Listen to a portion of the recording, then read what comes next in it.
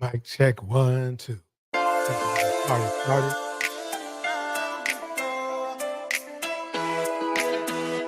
Let me get loaded up here. Let me get loaded up. Welcome, Char Willie. Welcome. Why is speaking knowledge?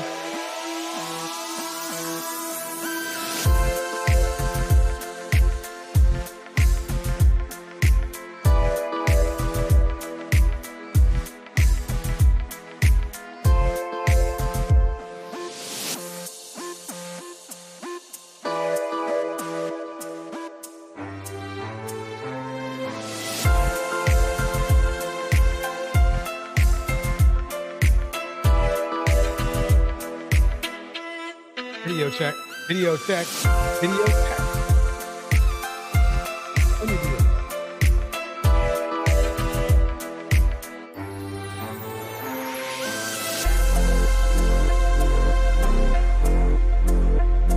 All right, everybody getting warmed up.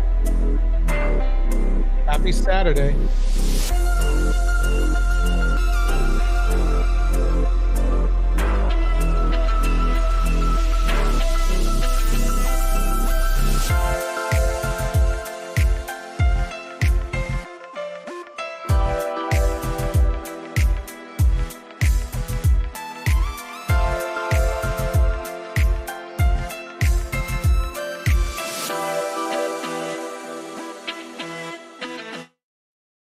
All right, everybody. Mic check 1, 2. If you can hear me in the chat, put a 1 in the chat. Let me make sure my volume is right.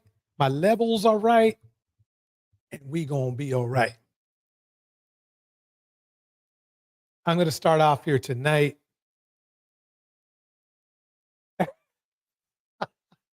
I'm gonna start off here tonight with Ice Cube. $1 says, oh my goodness, not this cockeyed cockroach again. What is he saying now? Oh man, let me tell you, I swear, I mean, this is going to be hilarious. This is going to be serious. This is going to be crazy tonight. I'm telling you, there's a lot going on tonight up in here. Thank you, everybody. Rena West in the house. Char Willie in the house. Why Sick of Knowledge in the house. People up in the clouds. We about to get down up in here. We're about to get down up in here. Okay. Here we go. You think he's being targeted, or some of the stuff he's got, you know, there's credibility on what they're coming after him with? Okay, who he's talking about is Diddy. Just so you know for sure, just in case you don't. This man, they're wondering if Diddy has been set up. Let's see what tapes and the feds and raiding his Miami home, his LA home. I believe he's being targeted. You believe he's being targeted? Yeah. Okay, let me stop it right there for a minute. So Ice Cube believes that Diddy is being targeted.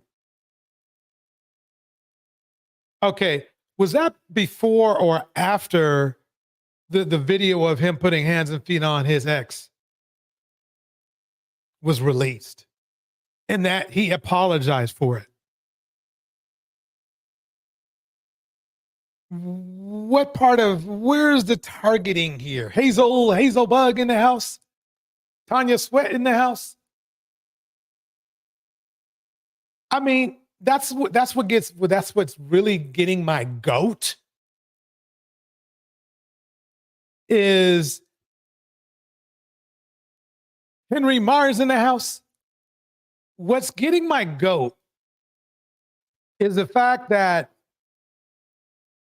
Ice Cube is defending a well-renowned monster. He is. Diddy is a monster. I mean, it's just not like there's a debate. Now I heard Diddy is even being looked into or even implicated in Tupac's deletion. That's monster level-ish right there. I'm going to try to make this PG tonight, get this up in the algorithm. So I used to, I will say this. I used to love the 90s hip hop. But after seeing the kind of damage it did to the community and it's doing to the community, nah. I mean, I love the beat. I love the production, but the content, the lyrics laid waste to our community. It's not just music. It's a lifestyle. It's a mentality that a lot of men in our community inherited.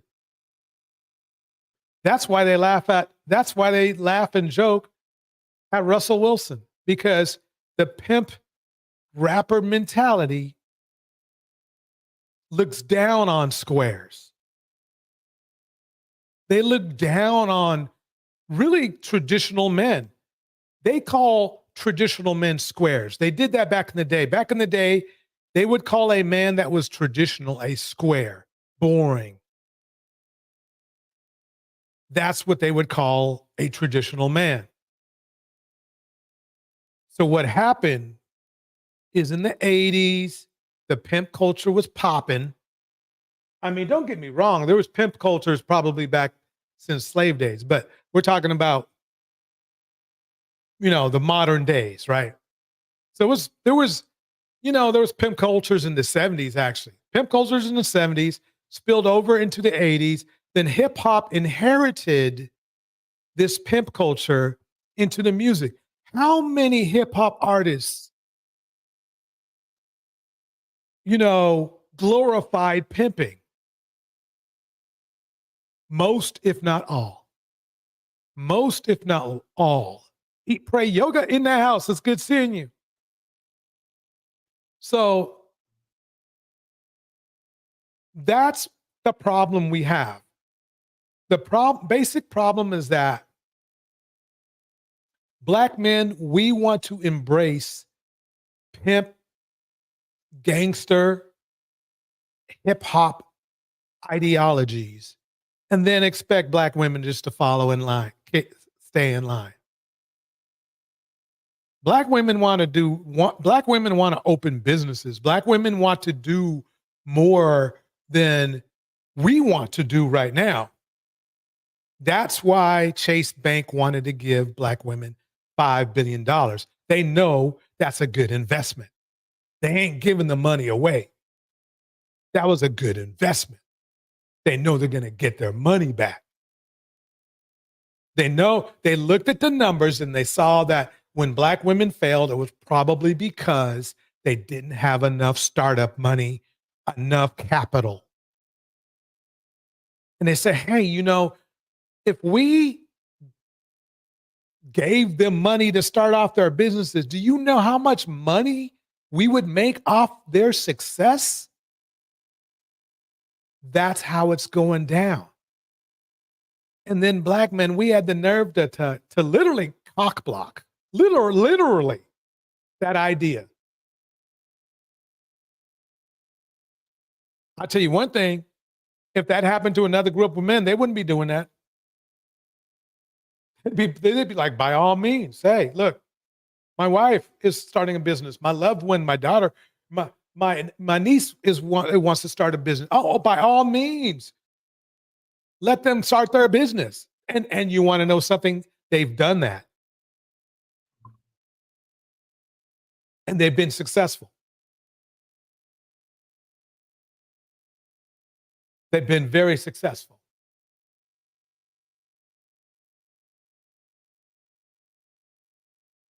Elder Blood says this: no one on earth is more, nor can be more pro-white and white man first than the millions of Black women carrying a white man in their stomachs. What the heck is this? Let me look over this comment a little bit more here. Let me kind of give this comment a little bit of a, breakdown. So I guess what? No one on earth is more nor can be more pro-white and white man first than millions of black women carrying white men in their stomachs. Elder, did you know that basically black men date out twice as much as black women do? So let's break this down, everybody. Let me break this down. So Elder is saying that he believes there are millions of black women carrying white men in their stomachs, or I guess, mixed male babies, right? This is really something something I got to drop just in case. I'm going to drop the link, but this there's a lot going on here. Let's study it and break it down. First of all, the women that are the most loyal to their detriment to their men is black women.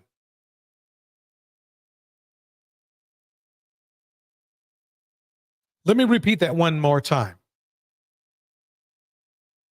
The race of women that are the most loyal to their men, as far as not dating out, is black women to their detriment. The reason why I say that is this. Number one, black men, there just aren't nearly as many other options. There's not that many, you would say, let's say, logical options of black men compared to men in general. Black men are like, what, 7% of the population in the United States of men? We can play around with the numbers a little bit, but we're talking about around there. I mean, just out of pure luck, black women have not dated out. I don't know how that doesn't happen, because the odds are against you when you date in your race. You're the only race of women that when you date and strictly date within your own race, the odds are already automatically against you. It's numbers. It's just a numbers thing. It's a number. We haven't even got to anything else. It's just a numbers thing.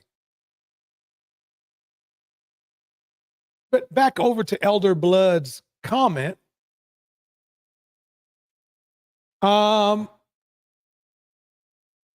I'm going to have to say that's not true.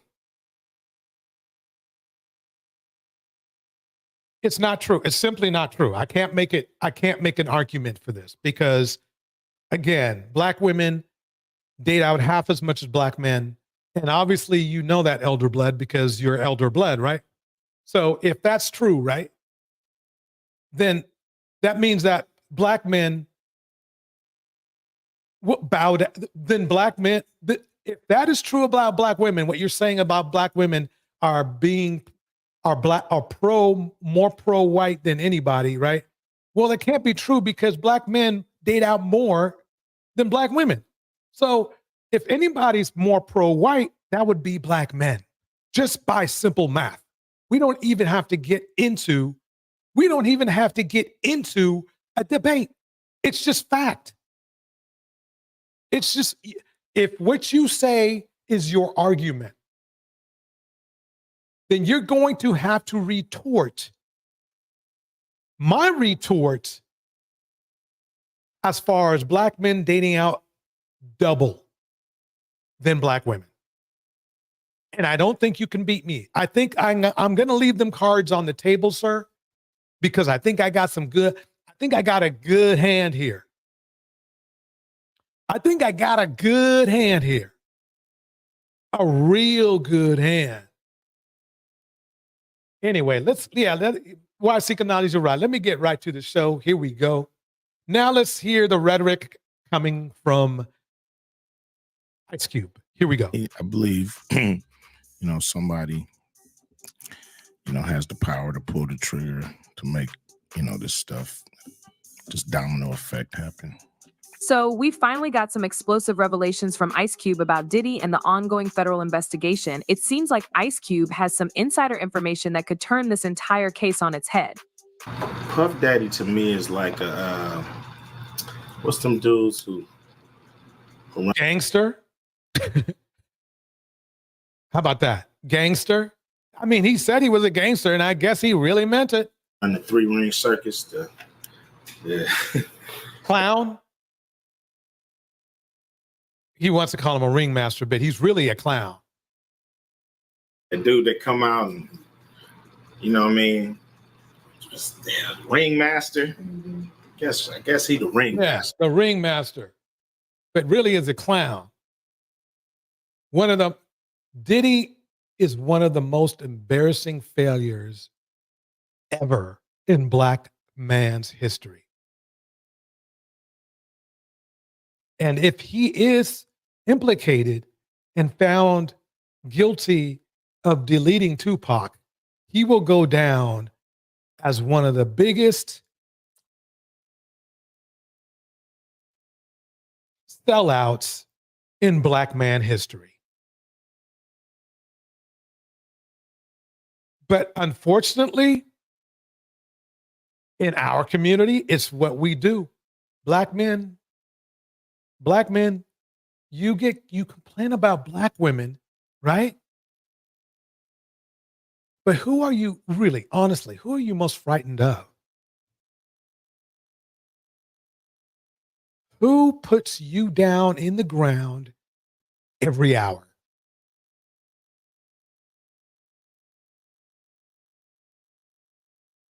You guessed it, us. More of us. Then Black women trying to stay out of these beefs and everything, and we still bring them in every 5 hours, 5 times a day. Then you're wondering why Black women don't trust you. We don't trust each other. Why Seeking Knowledge breaks it down like this. These butthurt dusties want to ride the YT man's patriarchy, thinking they can score man points for free without putting in any work. Staying the same dusties. This is such a show of idiotic nature. Why Seeking Knowledge always drops gems. Eat Pray Yoga says these guys love to shift everything to women. Yeah. Yep. Let me keep playing some Ice Cube. Here we go. Because he do it big and he always put on a show. So Puffy is the ringmaster to hip hop. If you've been following this story, you know that Diddy has been under a lot of troubles. Since last November, he has been caught in legal problems. It all started with legal problems. That's putting it lightly. Cassie made their situation public, leading to a series of serious allegations against him. In the months following, Diddy's properties were raided by Homeland Security. These raids weren't just isolated incidents, they were part of a federal investigation into his activities. But it doesn't stop there. The feds have been relentless, and there's even talk of a potential grand jury indictment. This would be a major escalation, signaling... And the thing is how are you going to... You saw the video. You saw the video and you saw him up. He should be in jail just for what was on that video about him beating down that woman. So for me to hear, Ice Cube say this and try to defend this dude, man, no respect anymore. That the authorities believe they have enough evidence to bring formal charges against Diddy. With so much at stake, it's no wonder that rumors and theories are flying around, including some interesting claims from Ice Cube himself. See, the funny thing is that Diddy made a lot of people a lot of money. I don't want to see him go, but he did too much shit. And now it's out. And now everybody else who's associated with him looks real bad. So they're basically saying, well, truck him. And, I'm not the partying type. I ain't never been to a Diddy party. Ain't never really wanted to go, but I don't go to a lot of people parties. You know, that just ain't what I'm in it for. You know, you've been the one, you've been to them all. Wait a minute. Okay, I'm going over this real quick because this is funny. Elder Blood says, who has more mixed race babies, black men or black women? Black men. I could tell you right now, black men. Black men. If you really want to know, black men have more mixed race babies. Black men have more babies, period. Black women can't have 14, 15, 30 babies. Black men can. You know, you've heard that Papa is a rolling stone.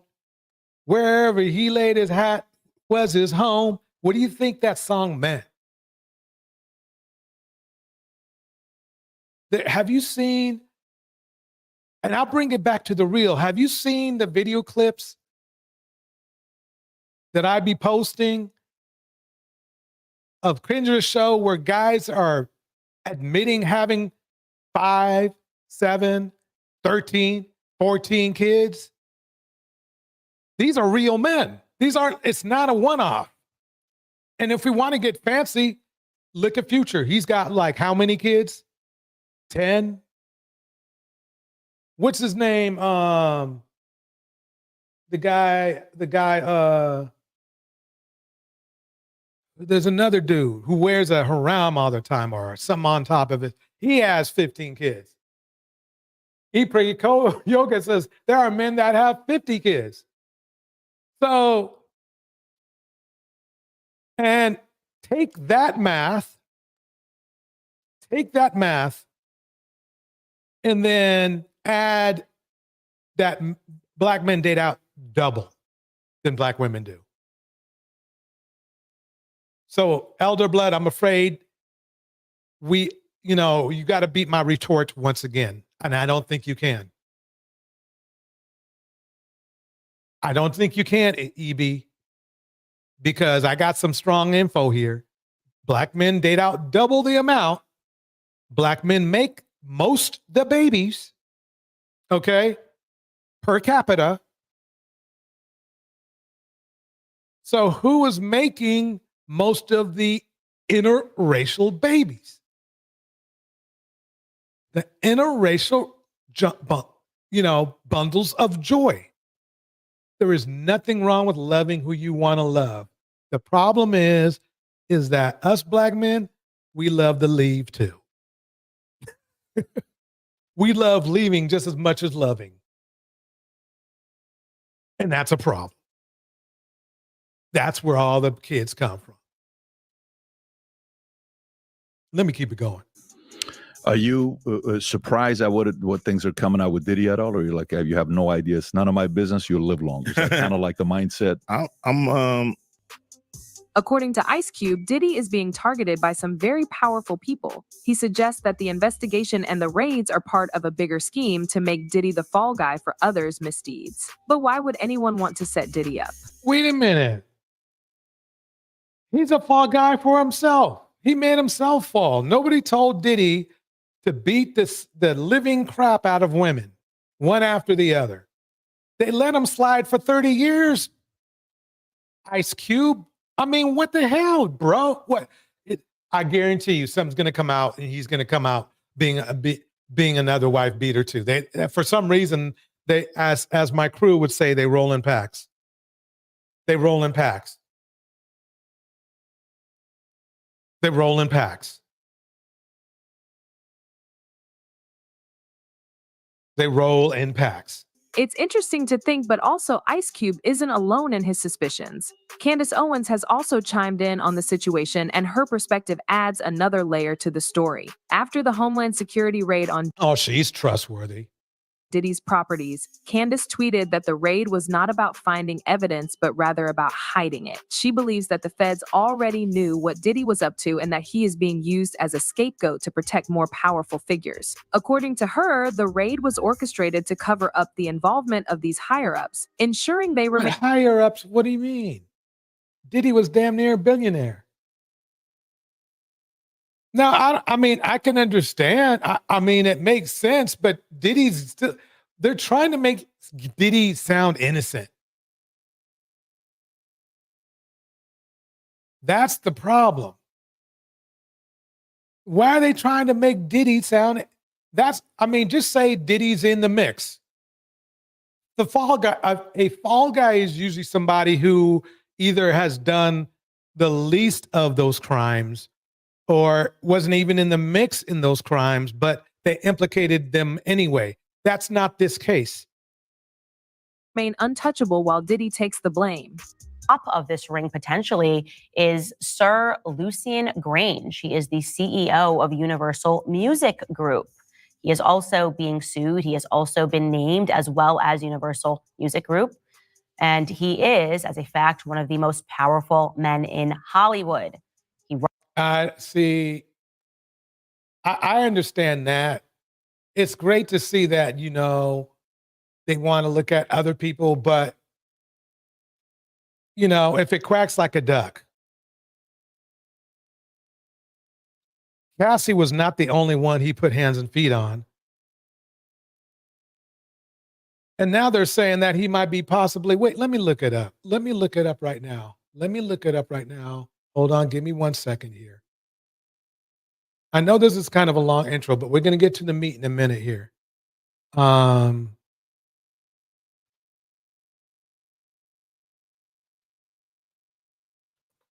see what comes up. Yeah, check this out right here. And we begin with that breaking news at the top of this hour. New court documents show that Dwayne "Keefy D" Davis accused hip-hop mogul Sean Diddy Combs of paying $1 million for the killing of rap icon Tupac Shakur. According to the court documents, Davis claims Combs paid Eric Von Martin the money. He also says that Combs offered to set up a phone call with Terrence Brown, who was the driver of the car that rolled up next to Shakur and Suge Knight on September 7th, 1996, near the Strip. Now, Davis says that he was telling on himself and not trying to provide evidence against anyone else. He's accused of orchestrating the plot to kill Shakur. A trial date has been set now for sometime in November. There it is. There's their hero, Diddy. And it makes sense because they were competition.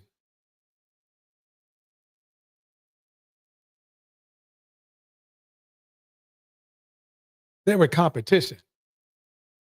Eat, Pray, Yoga is dropping gems. Eat, Pray, Yoga, we might need to have another, baby daddy video, you know what I mean?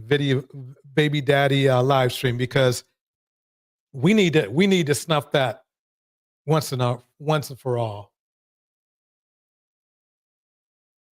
This is what Cat Williams said about what Ice Cube said about defending. Are you surprised at what things are coming out with Diddy at all, or you have no idea? It's none of my business. You'll live long. I believe he's being targeted.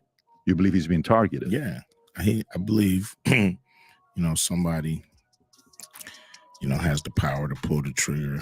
Cat Williams just dragged Ice Cube's trifling self through the pits of hell after Ice Cube came out to defend Diddy. Ice claims that Diddy didn't actually commit any of the crimes he's being accused of. What the hell? Now, I understand him saying he's a fall guy for other guys that might have done just as much or more. But to say that he didn't do what we all saw on camera is freaking ridiculous. And that the SA lawsuits and allegations against him are all part of a plot by Hollywood executives to destroy hip-hop. A lot of people were... Indiana Mom, Eat, Pray, Yoga, Why Seek Knowledge, Jizzy B, and Henry Mars and Elder Blood. Let's keep it going. Here we go. Very disappointed when they saw Ice running his mouth about this, but they weren't surprised because unlike what some of y'all think, Ice Cube is far from the unproblematic celebrity that y'all think he is. Earlier this year, he got into it with Cat Williams after Cat accused him and the producers of the film Friday After Next of trying to blackball him for refusing to do some scenes in the movie that glorified SA.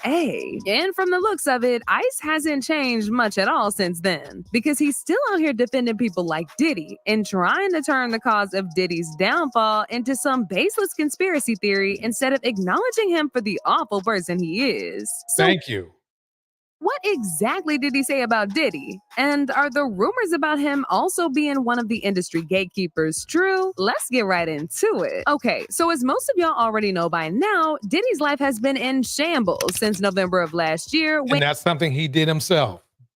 Cassie came out with an explosive lawsuit detailing the mistreatment and repeated SA that she went through while she was with him. Since then, he's been sued by several other people, including a male music producer who accused him of SA too. Both of his sons, Christian and Justin, have also been incriminated, with Christian even fighting his own SA lawsuit. So it looked like the Yeah, I mean, like father, like son, they rolled them packs all in one, folks. apple didn't fall too far from the tree. Diddy's houses were raided by Homeland Security, and in the footage is leaked by paparazzi, the feds were seen leaving his properties with several boxes, which people believe contained evidence of Diddy's crimes. And on top of that, CNN did their big one when they pulled a couple strings and leaked a disturbing video of Diddy putting his hands on Cassie in a hotel after one of their Yeah, and remember, he vehemently denied that.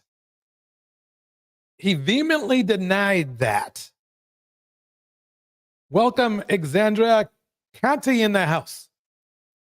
He vehemently denied that. He literally lied to America's face.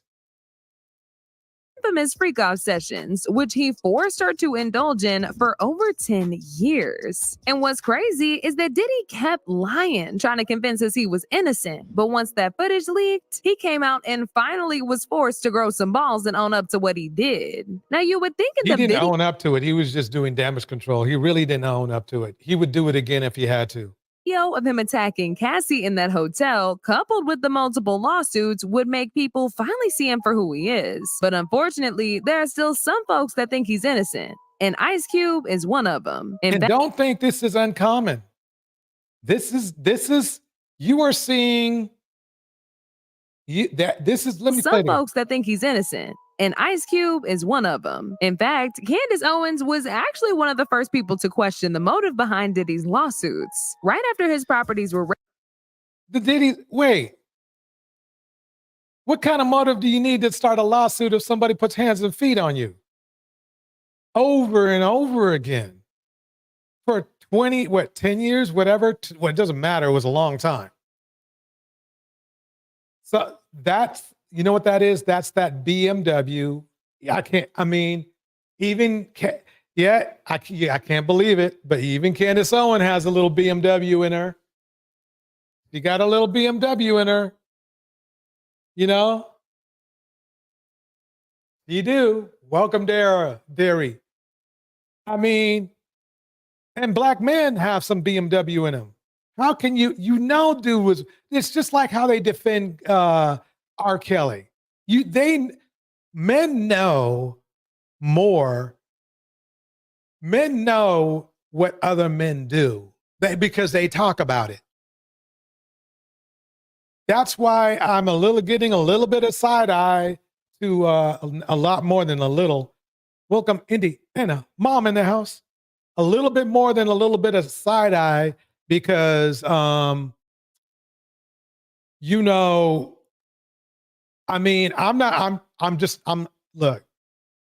a monster's a monster. Let me keep it. raided, she put up this tweet that read, "The feds are currently raiding Diddy's house. They already knew what he was up to, but he's gonna be the fall guy so that they can protect the people at the top of the ring." Who cares?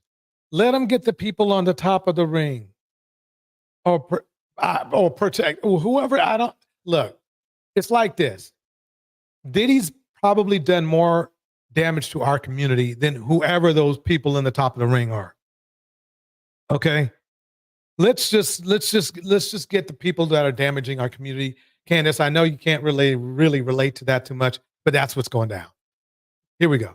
They're raiding his home to hide evidence, not to find it. That's how this works. Now, even though there might be some truth to what she said, she making it look like Diddy's victims are lying and that they just some sort of accessory in a big house. So wait, okay, so that video shot was fake. And it's funny because that video shot collaborates a lot with what Cassie was saying.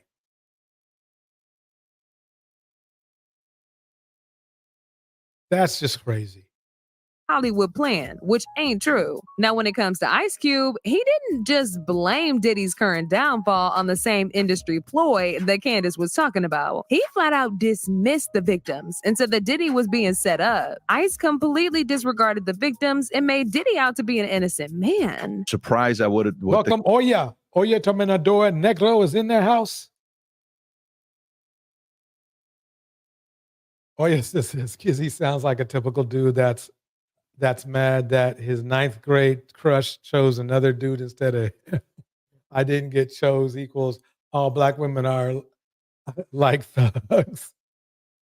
Now, which isn't true because I watched an episode of Pop the Balloons, and several of those young ladies have made a point to avoid it. Deontay's in the house. The treason is in the house. It's good seeing you. Okay, so let's get to what Cat Williams is saying because they're talking about the Diddy stuff a lot. Okay, here we go, right here. An actor, and he didn't want to create the wrong impression about him being too demanding. The Money Mike in the original script got in the bathroom, and that's what Ricky Smiley was okay with. Cat Williams had to take the risk in front of the studio and the cast and our powers that be in his very first movie and say respectfully, humbly, guys, if we're talking about anything else, I have no credibility and I have no pull. But we're talking about comedy, right, where I have all the credibility and all the pull. The problem with Friday After Next is we're trying to make a classic comedy.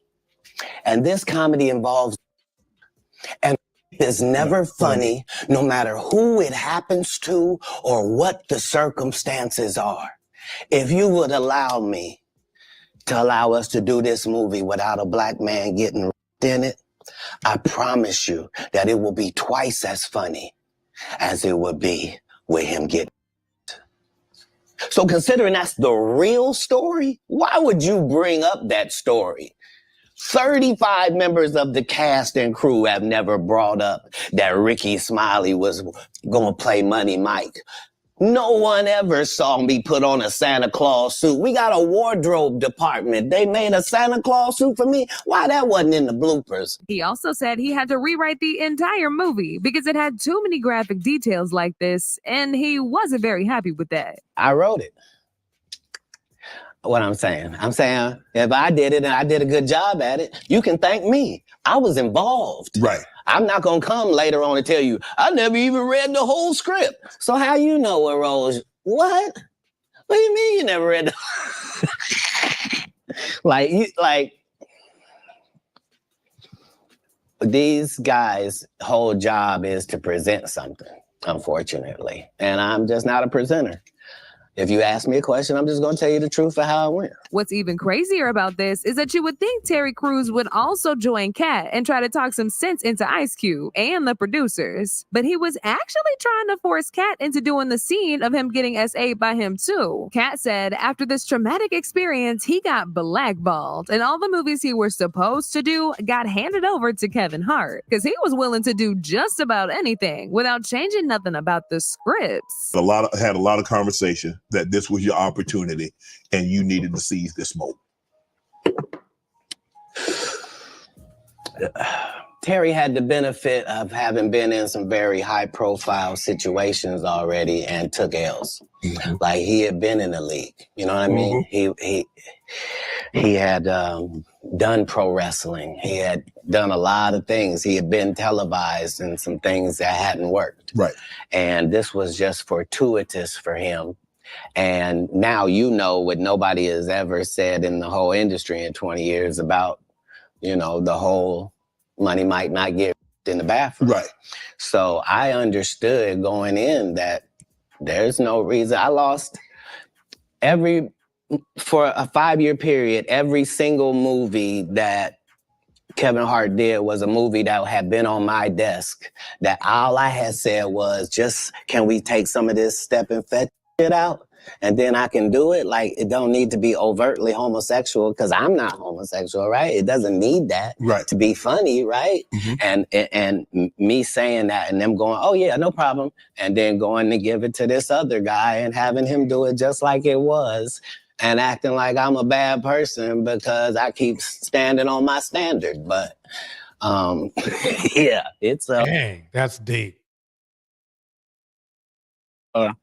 it's interesting, but I wouldn't change it for the world. Now, after this, people started going off on Ice Cube, and the heat got so bad that he ended up posting an entire 9-minute long video in response to Cat. He accused Cat of lying about rewriting the entire movie and claimed that Cat was only allowed to make a few minor changes to help the script better. We shoot the script, but once we get what we need from the script, we let the comedians ad-lib, riff, play with the words, do their thing. We give them a take where they can, or 2, 3 takes where they can go off and do what they feel. Sometimes it makes the movie, sometimes it don't. When somebody gives you jewels, you want to try to make sure that makes the movie. But Ice wasn't done just yet. He also denied there ever being any scene of Cat getting SA'd and surprisingly suggested that Cat made it up in his head. He said he had no recollection of that part ever being in the film and that Cat probably remembers everything wrong. Second thing I want to clear up, I would never shoot a scene in a movie, especially like Friday, where you actually see this happening on camera. That ain't my style. If you check out any of my movies, they're not raunchy. I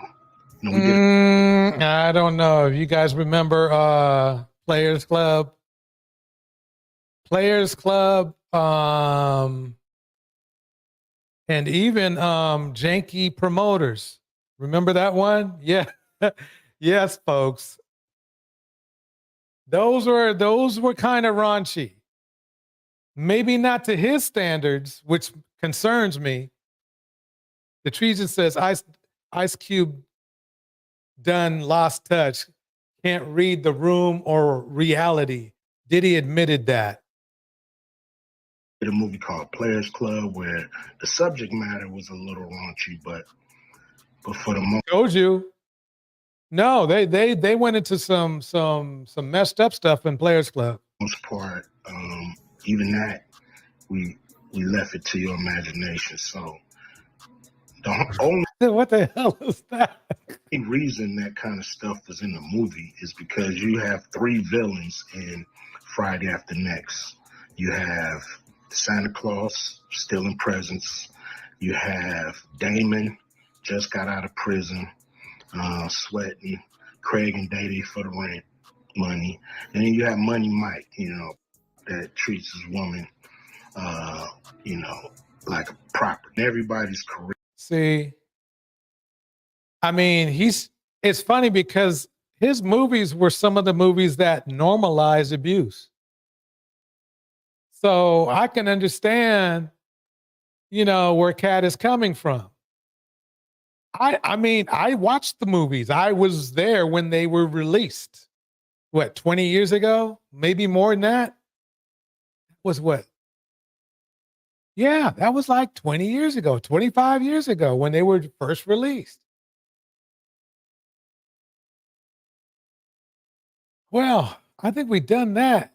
I mean, let's remember the German lady. Here we go. The German lady, remember her? Okay, we're back now. Lord. All right, yes, this. Henry Mars brought this to my attention, I believe. Let me get this going. Here we go. I want to briefly touch on the emergency that happened in the last live. I'm so sorry, and I thank everybody who was concerned. Okay, this is by Paris Milan, so remember to like and subscribe her stuff. Let's go fast. I'm going to fast forward past her video. We are only going to play part of it. You have to go to her channel to see the whole thing. Here we go. You with ex-NBA player, Laker, Josh Powell. The reason why we did an interview, because I have criticized Josh's ridiculous, ignorant, foolish comments that he has made on numerous platforms. Okay. So he got notice about my commentary. He claims his mother is the one that sent him my videos. Why the heck would his mother be watching me? I don't know her. Okay. She does not fall into my demographic of typical viewers. There is nothing on my page that's of interest to her. I don't know why this woman is watching me. And as far as I'm concerned, Miss Powell, if you want to have a conversation, let me know. Because if I got to go through the whole bloodline at this point to have a conversation, I am more than willing to do it if need be. Okay. So let me just show y'all this, because he reached out to me on June 12th. And that's where all of this stems from, is that he wanted to have a conversation with me regarding what I said about him on my breakdown. Okay. So we did the interview. That was a disaster. Well, one of his children's mothers, his baby mom's, Lorena.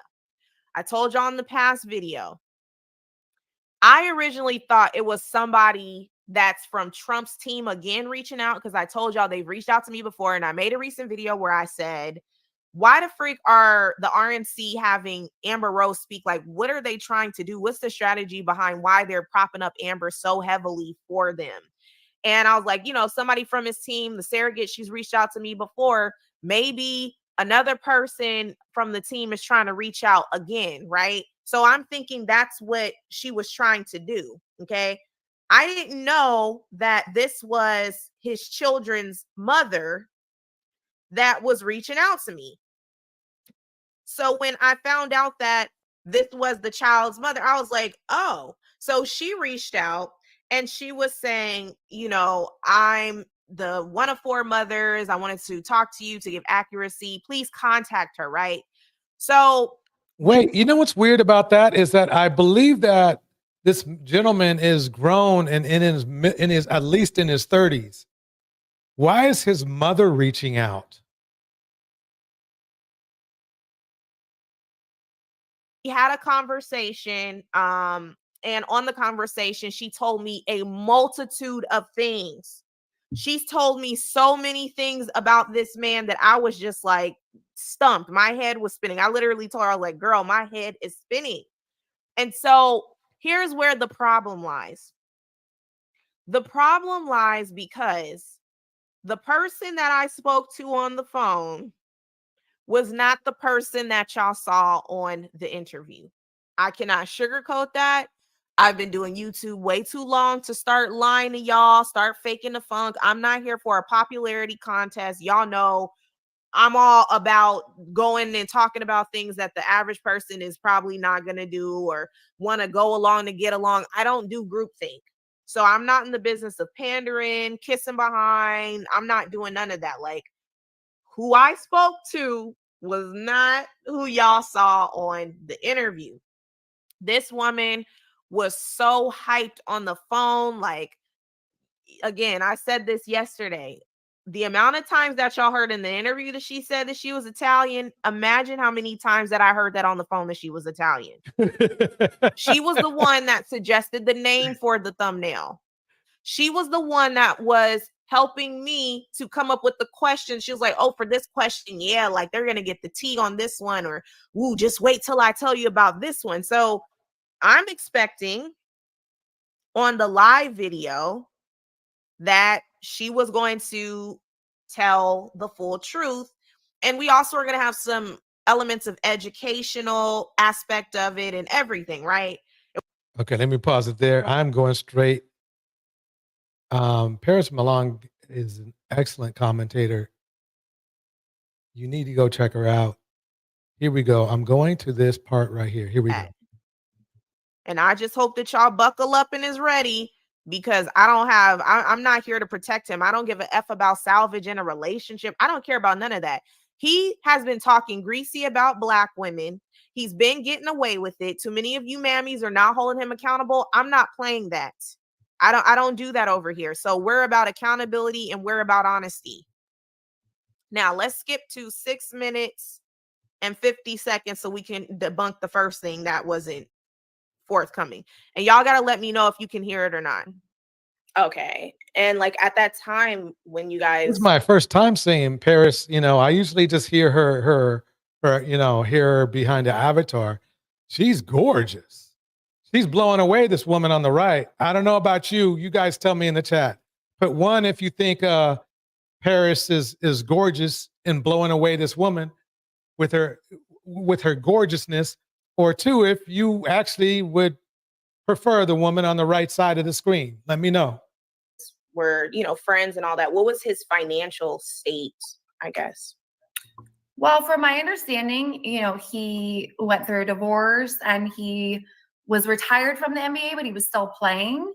So, I don't know what his bank account was, but Cap. Okay, let's stop there. And see, that's the part I think for me was the fact that her not being forthcoming is making me look crazy. And just look at my face.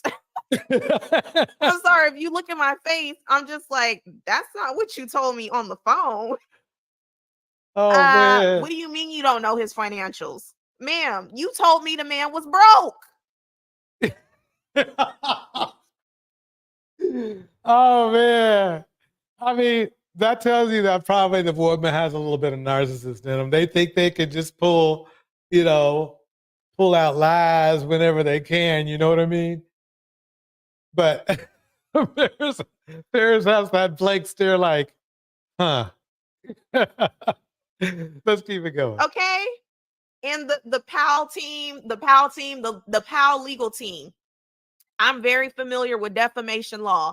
I'm telling you what she told me. I'm not just coming up with this out of thin air. She told me the mother effer was broke, living on her couch. Now, when I asked her this through text about living on her couch, she switched it up and said, well, he wasn't living on my couch, but his wife took more than half of his income in the divorce. So she getting all this money in alimony and child support. So he's broke.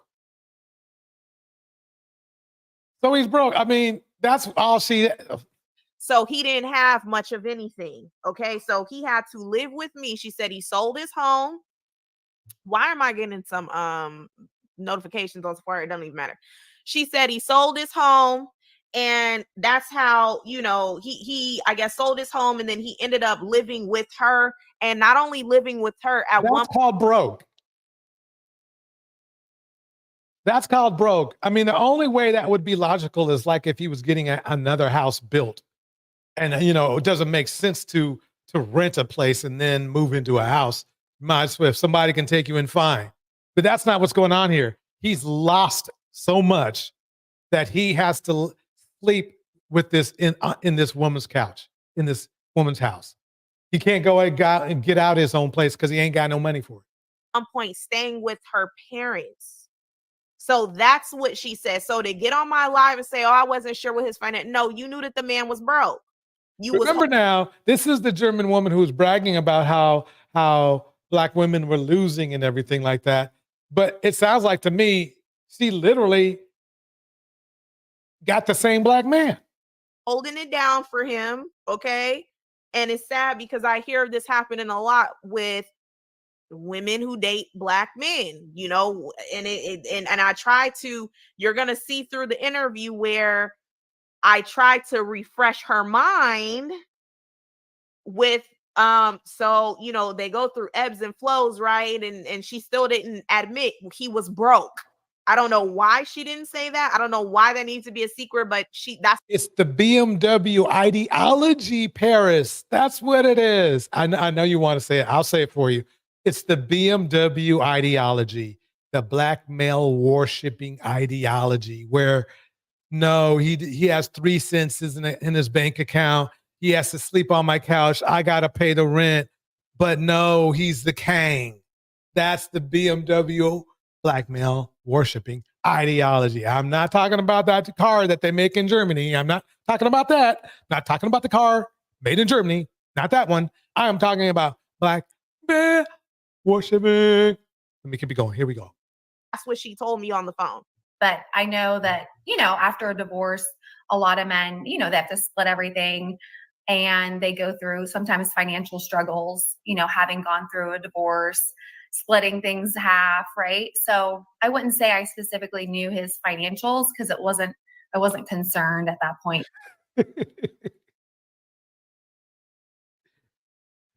Oh man. Oh man. This is funny to me. I'll tell you why later. But I just knew. Ma'am, See, I'm sorry, but it was funny to Paris, she picked up on it too.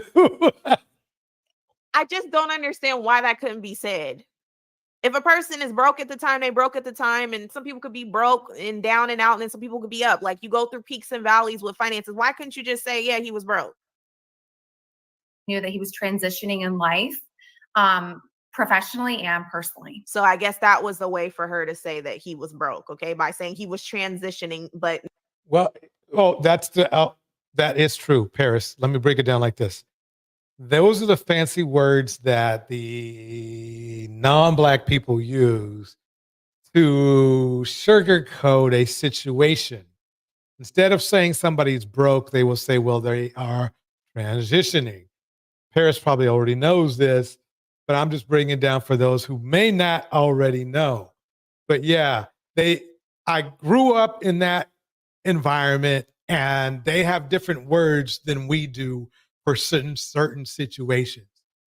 You know, like they use the word wealthy, we might use the word balling. Okay. And they're essentially the same thing, but it just sounds different. no. On the phone with that thick accent, it was like, he was broke. He was staying on my couch. I was like, wow, I didn't know that he went through funny. Yeah, because his wife took a big chunk of the alimony money, so he didn't have nothing. And then he was also paying child support. I was like, oh, I didn't know that. She said that, not me. Okay. So it's kind of, retiring, divorce. And because, oftentimes we think of like NBA players, we always think they have money, even when they retire, they're rich. And sometimes it goes like with ebbs and flows, right? Like they can have highs and they can also have lows. Yeah. And that was me trying to alley-oop to her, tell them that he's broke at this time. Are you going to tell him he didn't have ish? Or are you just like, are we going to mention that? And she just didn't say it. So I was like, okay. Absolutely. I think that there's a lot of headlines about, athletes that, are at the top during their career. And then afterwards, they fall and have to restart over and rebrand and reinvent themselves. Right. So, and that's also with most of them don't, to be honest with you. Most of them don't. You can Google ex, pro players in any, in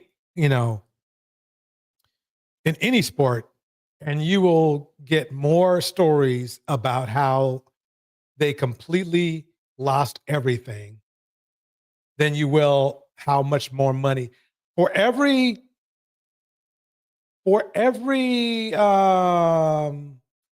LeBron, there are thousands of men who lost everything. Okay. For every Michael Jordan, there are thousands of former athletes that lost everything. It's just how it is.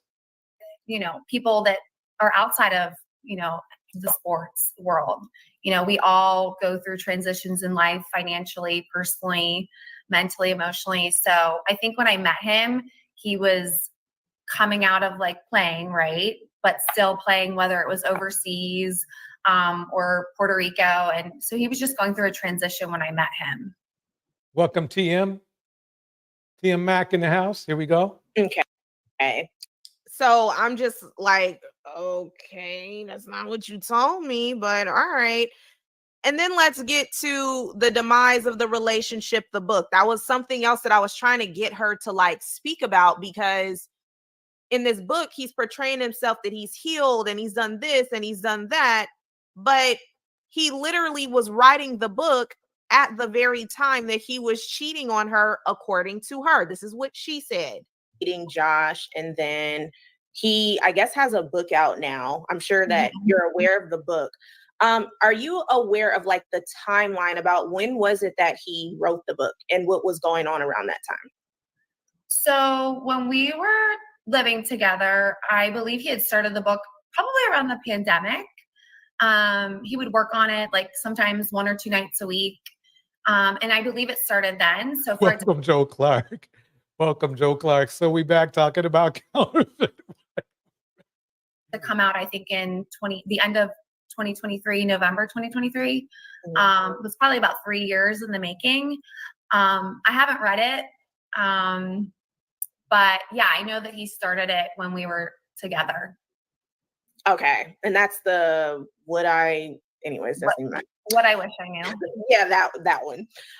So everything seemed to be growing fine, and then the relationship ended. So what caused the relationship to end?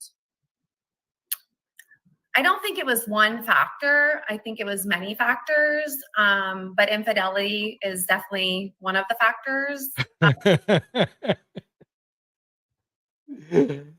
Oh man, it always is one of the factors. But my intuition before finding out about the infidelity just told me that something wasn't right, but I would say infidelity was when it ended.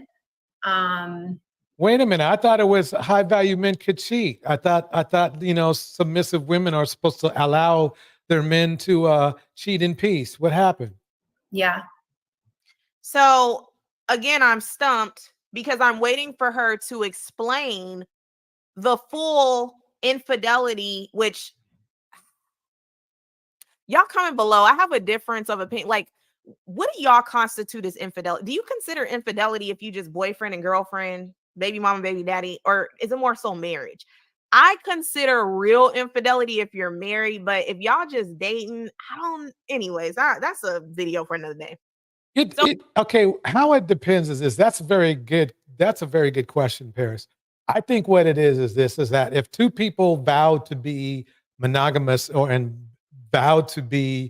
if they made an emotional vow that, one-on-one, you don't have to be married, because basically really marriage is only supposed to be the result of loyalty. It is supposed to be how you put the icing on the cake. It's like, yes, I mean, you're supposed to be boyfriend and girlfriend, but if you guys have made vows to each other, spiritual vows to be loyal to each other, even without being married, then you can still practice infidelity without a ring. Now, I clearly see Paris's point of view, because really that's the well-defined legal demarcation line for infidelity, because when you make a vow of marriage, you are supposed to be a one-person person. That. There's no gray area, because really when you're a boyfriend and girlfriend, I do agree in 90% of the instances that basically that means you guys aren't committed to each other, because why would you? But you have to start somewhere. The loyalty and the monogamy is supposed to start before you get married, not after. It's supposed to be there. It's supposed to be why you get married. It's supposed to be why you get married is because you guys are so committed and love each other so much that nobody else can enter your circle.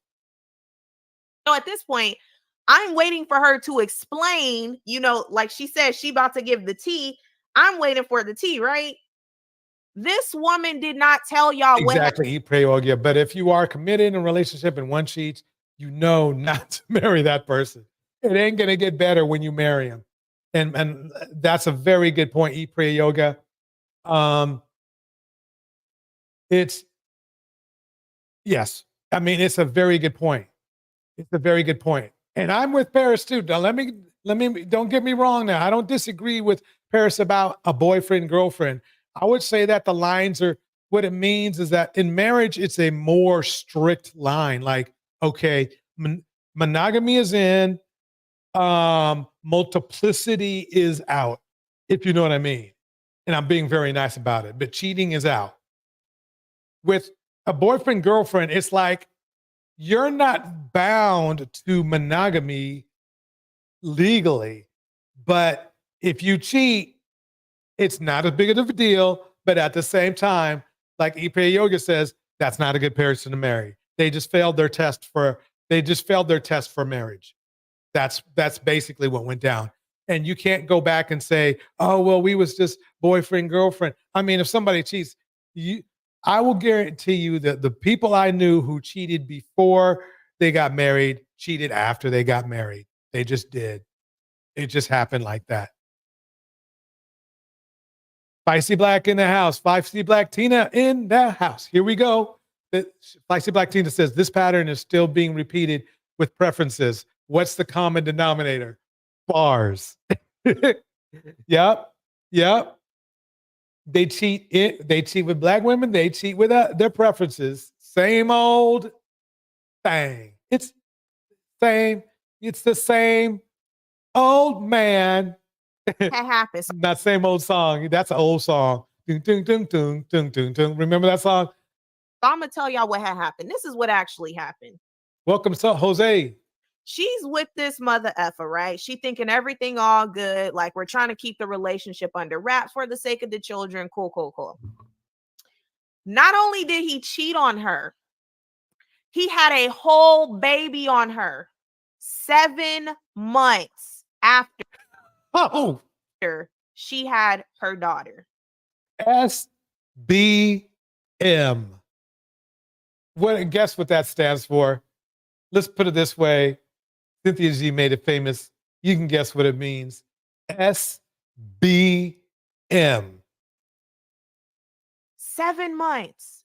Not only did he have this baby on her, he went on to marry the woman that he had the baby on her with. They're currently married to this day.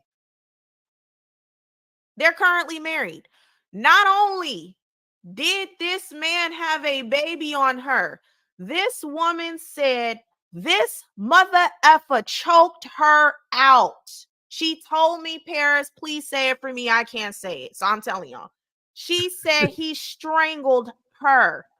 What? This is what she told me. I'm not saying alleged because I got the voice notes of her saying this.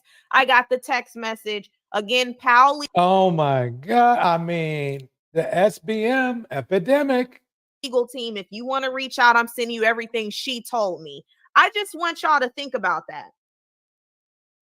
A man that is 6'9", as big as that's literally like a giant. A giant being that massive, putting their hands on you. She didn't mention that though. And again, I have grace because it's hard to talk about that. Nobody wants to relive that. Nobody wants to keep on thinking about that. These videos are forever, okay? So straight up, they sure are. Spicy Black Tina breaks it down. I've noticed more and more Black women coming into Black women-centered spaces in the last 5 years, humbled and now single moms of biracial children. Same Black man. Fellas, we got to do better. Strap it up, wrap it up, whatever you got to do. It's funny because we're out here shaming Black women, saying, oh, look, you Black baby mama, blah, blah, blah, blah. When really, in reality, it's our shame. That's our shame. Because I don't see anybody else saying that. How do you think them women got pregnant? Exactly. You don't want to have to relive your trauma over and over and over and over. I get it. And if you weren't comfortable saying it, you want me to say, okay, cool, I'll let them know. But you're not going to. Welcome, Trizzle. Welcome. It's good to see you. Trizzle in the house, y'all. Get up and see, I told y'all was something about him with that passive aggressiveness. I told y'all at the end of that video, y'all need to be careful with that. Because a man that's like that, they will put their hands on you. Now, I didn't say he did because I didn't have any proof. that he did. But I'm telling you to be careful with men that get so moody like that and real irritated very quickly and cantankerous like that. You got to watch out for that.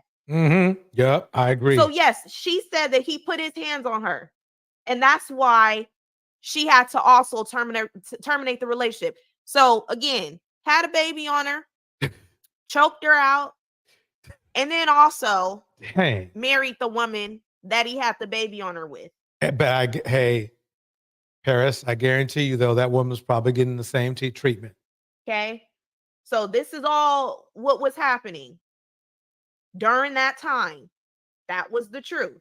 Now let's go to the other time stamps. Let's get to the mom enabling behavior, child, because that's another one that kind of irritated me. That I'll tell you why it irritated me, but I'll stop in different parts for me to elaborate on what she actually said on the phone. Fidelity, okie dokie. Man, this is deep. Henry Mars brought this to my attention, and this is extremely deep. And Paris did a great job picking her apart. She didn't mean to. It's just, you can't help it. You know, it's like, come on, why are you changing your story for the video? You know she's got tape on you. Why are you changing this? I don't get it. I don't understand why people do that. They put stuff on tape and then they expect to go somewhere else and use it and come up with another lie and expect it to fly. So in terms of Josh, something that going back to his book that I read was him talking about his upbringing and how his parents were originally married, but then they got divorced. And he was saying how he had to leave his mother's home at that time because it was not conducive to him. Like he just knew things were going to end up going badly. So what was your relationship like with Josh's mother? So initially, when I first met Josh, him and his mom weren't communicating. Let me get this right. This is that woman that was bragging about how Black women were losing the competition, right? And she went through all this and still had the nerve to say that? That's crazy. At all, to my understanding. And I unfortunately lost my mother to blood cancer. And so it was very important to me that whatever man I was talking to had a good relationship with their mother. And they trying to take hip hop. They always say how a man treats his mother is how he'll treat you too. And so I encouraged that relationship. And I see Black Tina says, Black women, you have been vindicated. Time has revealed. Up meeting her early on in the beginning. And I think that as I met her, they were rebuilding and reestablishing a relationship and sort of working through the motions of whatever they had gone through previously, you know, that I may not be aware of or that he didn't share. Don't forget to hit the like button, everybody. It's free. You don't have to worry about it. Doesn't cost you anything. Just hit the like button. Be appreciated. Here we go. But I'm not telling you guys anything you don't know or that he didn't write in the book, right? So my relationship with her was good. You know, she lived with us at times. She'd stay with us. She'd come and watch the kids and help me watch the kids. And to this day, you know, she will watch my daughter at times when Josh has her. We don't talk like we used to, and it's really sad. I think that there was just a line drawn in the sand very early when things had happened and transpired. And I seeked and looked to her to be a mother figure. And, you know, I just really wasn't received well through that transition. And at the end of the day, you know, they always say a mother's going to support her son, right? They can sometimes do no wrong. But in that moment, when I was going through that, having a young baby, I just wanted sort of some motherly advice.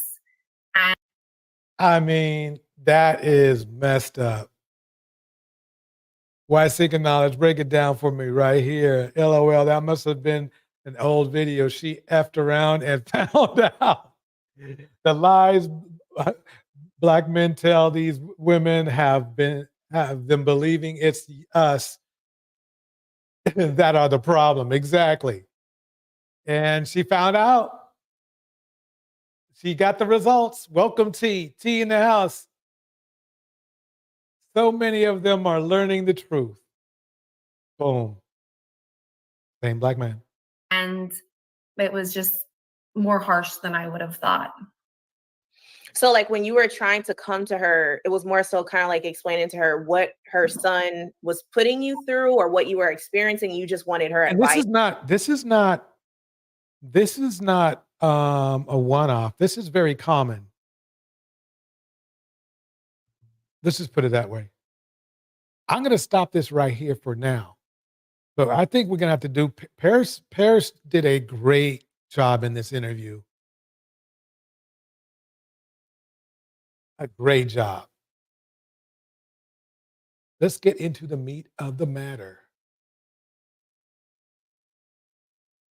First, let's start with Dr. Umar.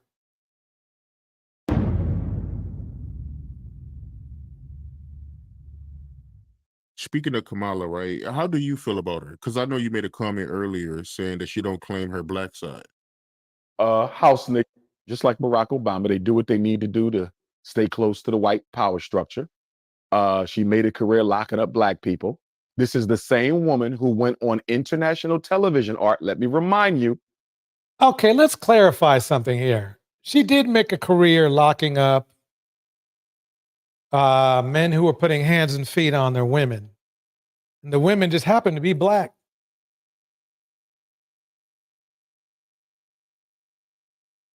And I need to play this over again because I'm going to make a strong point that's going to look very interesting to you. So I'm going to play it over again. T in the house. Speaking of Kamala, right? How do you feel about her? Because I know you made a comment earlier saying that she don't claim her black side. House nigga, just like Barack Obama, they do what they need. Okay, so basically, I guess he's saying that Barack was a house person and she is a house person. But you know what's really strange and different is that they didn't leave anybody out of wedlock. He did.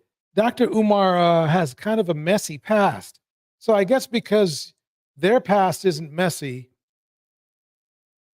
and they are able to get, this is the funny part. Look, I'm not going to say I'm a Kamala fan. I know not a whole lot about her, but I do know, and I did some research, that she put some evil men away. She put some, I tell you what, you know the men that we go over on Sundays here, on Crime Sundays? Those are the type of men she was putting away.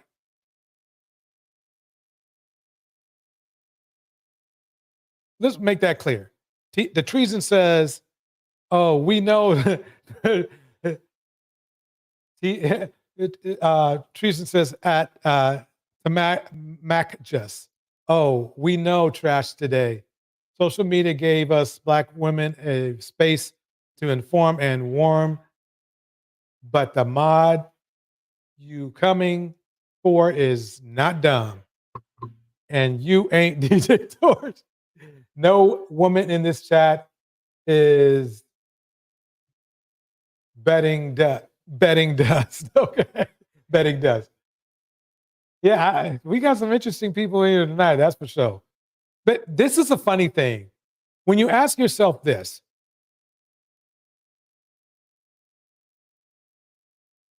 this is the interesting thing.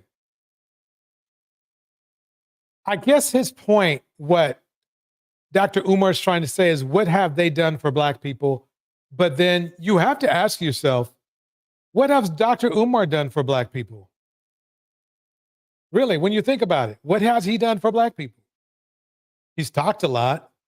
Some of the things I agree with that he says.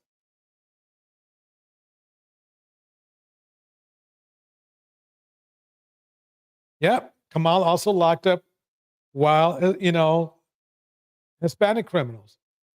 The thing is that the problem that we had was that there was a lot of us committing crimes back then. And what you supposed to do? Well, no, I got a quota. I got a cap on how many black men I can put in jail to keep my black card. Is that what she's supposed to say? Now this essay guy can go, this deletion guy can go because they're black. No. Back then, if you don't remember, when she was doing all of that, we were in the epidemic of drugs and gangs. That was the drug gang epidemic. We kind of made it easy for her and other prosecutors when you think about it.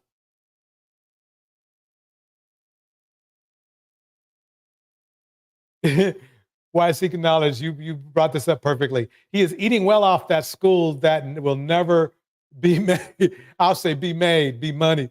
Pretty impressive D cups. And those are definitely childbearing hips. Why is he gonna make me want some greens with looking at them? Why is thinking dollars not how to bring it down? Yeah. What he has, really, quite honestly, please give me a list of things that he's done for black people over Barack or even Kamala. Let me know. I'm listening. Let me know what Umar has done more for black Americans than Barack Obama and Umar and Kamala. Let me know. I'm waiting. Put it in the chat. Put it in the chat. I hear him talk a lot. Let's listen a little bit more. But I got another clip I got to play real quick because we still got to get to the meat of the matter. Charleston White. Here we go. Need to do to stay close to the white power structure. She made a career locking up black people. This is the same woman who went on international television, Art, let me remind you, about a year or two ago and said America is not a racist country. You want me to go vote for a so-called black woman who went on international television and told the world that America is not a racist country? She spit in the face of the family of Trayvon Martin. Let me pause that for 1 minute. Did she say that? Let me see. Okay.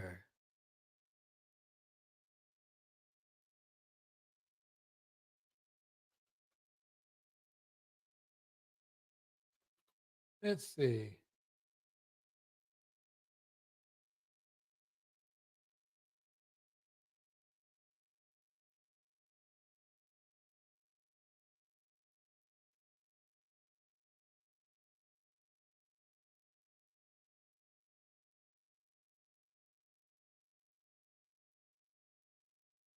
Okay. Here we go. Hold on 1 second, everybody. I'm going to bring it up. This is the Hill. Yep, she says, okay, so she says, Kamala Harris agrees with Senator Tom Scott that America is not a racist country. However, I knew there was a however in here. However, that domestic terrorism manifested by white supremacists is one of the greatest threats in our national security. Which is true. Do I agree with her, even in the basis of this racist country? Yeah, I think it was built on it. But at the same time, it's a debate that can be made. So let me keep going here because what is the difference between he wants to be chauvinistic, and as you know, he's a chauvinist. You've heard him be misogynistic, wanting to allow black women to throw themselves to the wolves to bring up her brother, right? Oh, Henry says it was Nikki Haley who said it, not Kamala. Okay. Oh, that was Nikki Haley. Okay. There wasn't. So why is it? Then why is dude saying that was Kamala? Okay, maybe he misspoke. Let's be nice for now. Here we go. She spit in the face of the family of Breonna Taylor. She spit in the face of the family of Michael Brown, Alton Sterling. Wait a minute. You just told black women to accept to be DV by men. How about you spitting in the face of black women, bro? Again, I mean, the thing is this. He has no, when you think about it, he has no track record of doing anything substantial for black people in America. Dr. Umar, nothing. He talks a lot. He inspires a lot. Some of the things I agree with. But for the most part, nah. So you're calling other people house inwards, right? But you ain't done shit. You ain't done shit. At least Barack got us some health insurance we can afford, depending on how much we make. We can afford. What have you done, bro? Oh, let's go to your freaking school. Let's go to your freaking school. Oh, man. So, who we have on the screen? Let me pause here. I want to make sure if they play music, I want to stay away. Let's see what's going on with old Omar. Okay, there we go. Crazy. I be seeing y'all whenever I cover Dr. Umar Johnson content or topic, y'all be like, okay, let's see. I want to hear Umar one up, the former president and a possible future president. I want to see how he one up them with his school. Let's see what happens here. Always getting on everybody else, but where's the school? Where's the school? Where's the school? Now, within this conversation, we seen some. It's a lot of things been going on. And this person right here says, Dr. Umar, while well-meaning, has been a net negative on our community. Lots of hot air and very little action done considering his large platform and following. All right. Told you he ain't done shit. Umar has not done shit. Welcome, the last shall be first.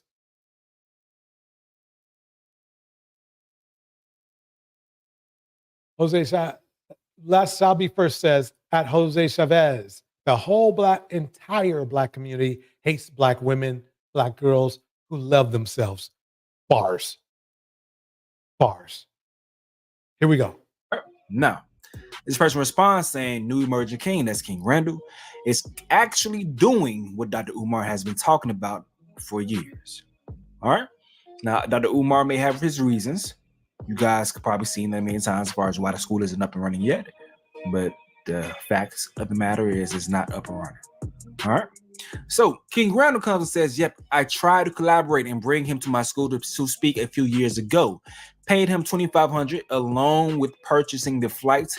He canceled the day before and never gave us a refund. Did you hear that? The righteous man who's insinuating the former president and a possible future president are house inwards. He just scammed somebody. He literally scammed. I mean, this is a scam. Listen closely. Along with purchasing the flight. All right. So King Randall comes and says, yep, I tried to collaborate and bring him to my school to speak a few years ago. Right here. Paid him $2,500 along with purchasing the flights. He canceled the day before and never gave us a refund. I charged it to the game and he canceled. So Dr. Umar canceled his meeting that he got paid for in advance. That's very professional. He got paid in advance. He canceled the day before and never gave the brother his money back. Welcome, Bridget.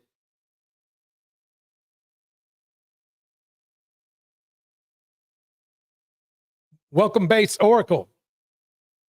So let me repeat that one more time. This is what's going down. I'm not going to even put names on it. A man who married 2 women, had a history of infidelity and putting babies in women. Okay. Criticizes a monogamous man and a monogamous woman, calling them house inwards. He then has a history of scamming people. The same person who was instigating house inwardism.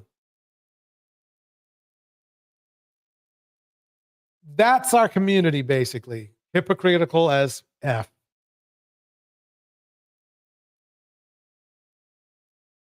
Here we go. Kept it moving. This person says, "What the fuck?" He says, "You were there." LOL. I think I told you this. You remember everybody was asking where he was? He says, "I do remember him not showing up, but I had no idea he refused to pay you." So he then says, "LOL, I ain't got no time to be lying on nobody. Mind you, I used to defend this man with my whole chest. Thought it would be a great idea for him to come to my school and speak, as he has a school also. Took the money, canceled the day before, ghosted me, and got mad because I said something." So let's go through these text messages, man. Let's see what's going on. You telling the truth about my boy Randall? Are you telling the truth about my boy Umar? So Umar says, "Good afternoon. I'm going to have to cancel my participation in this weekend's conference. Please send your PayPal email address for return of deposit. Thank you." So he sends it. Okay. Then it says, "Did something happen?" No response. So it says $3,246.70 would be the full total, including the flight. Let me know when we can expect the return. Thanks so much. No response. So a week passes. May 2nd comes. "Good morning. Was checking in to see when we should expect the payment back." No response. A full month passes. Okay. "Good afternoon, Dr. Umar. Will you not be sending us our funds back for the event?" Question mark. He says, "Good afternoon. I'm still awaiting the refund from Delta Airlines due to the disrespectful remarks you made online regarding my withdrawal from your conference. 50% of the deposit will be returned along with the full cost of the flight once it has been refunded." Told you he was a scammer. Tried to tell you. Alexandra Canty breaks it down like this. No, he does this often. I guess he's talking about scamming people. He always misspeaks. Oh, that's about when he lied about Kamala. A lot of his info inaccurate. Don't know why people follow him at DJ Torch and Friends. Well, thank you, Alexandria, for breaking that down. Exactly. We must love ourselves. Why Seeking Out is breaking down about Black women and Black girls. Our survival depends on it, and these Desies don't know it, but theirs does too. Bars.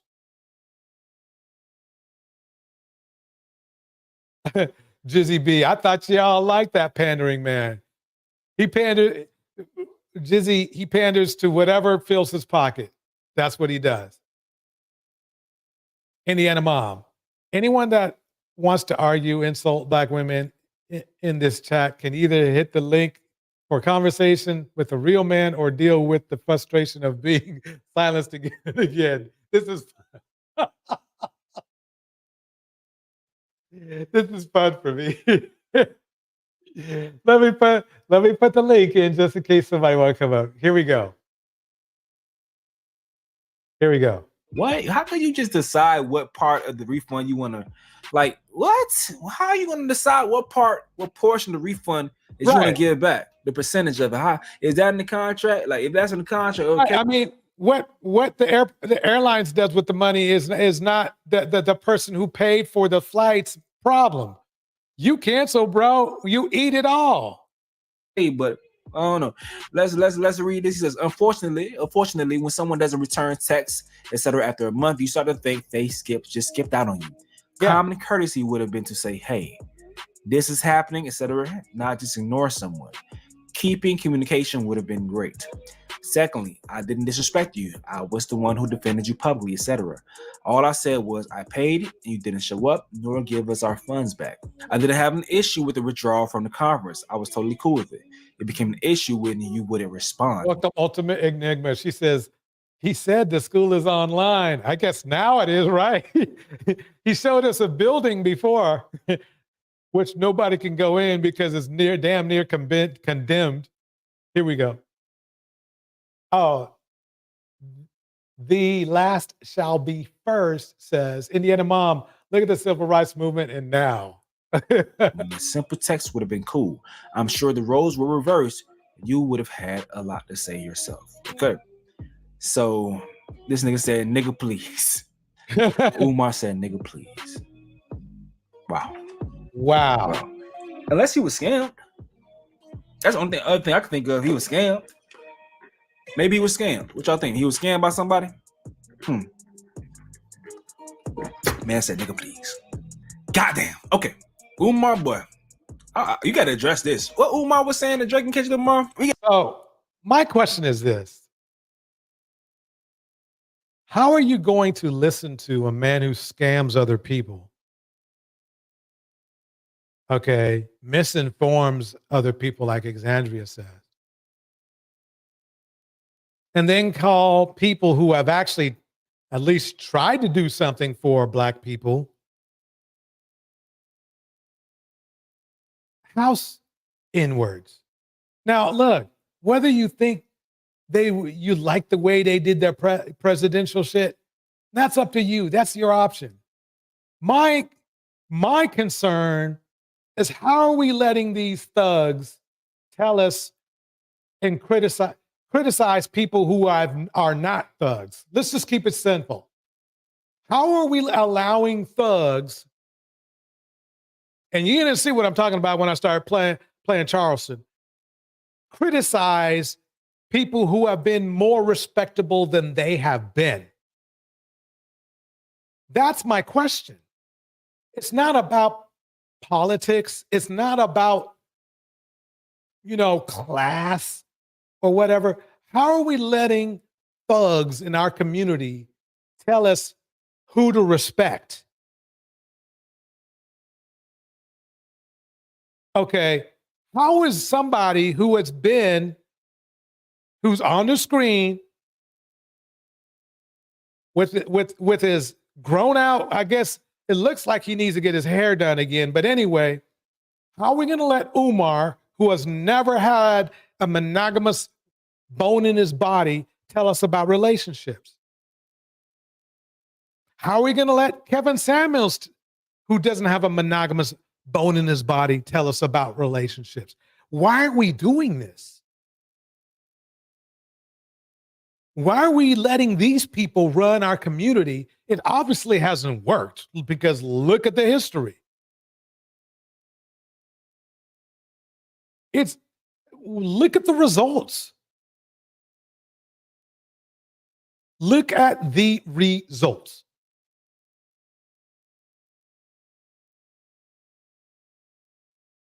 I mean, you tell me. I'm looking for the debate. If anybody wants to come up, let me drop the link one more time. Let me just keep dropping the link, because I don't want people to say, "Oh yeah, George was talking some shit, and he wouldn't let me go up." Nope, you can come on up. Come on up, because this is the issue I have. It's like, how are we going to let thugs criticize people who at least gave it a try? We came out of it. What do we get from Barack? What did Barack do for us? The healthcare thing is a lot. Black people, our health is not the best. The one thing he did do is establish affordable healthcare for everybody. That shit works. That means that more Black folks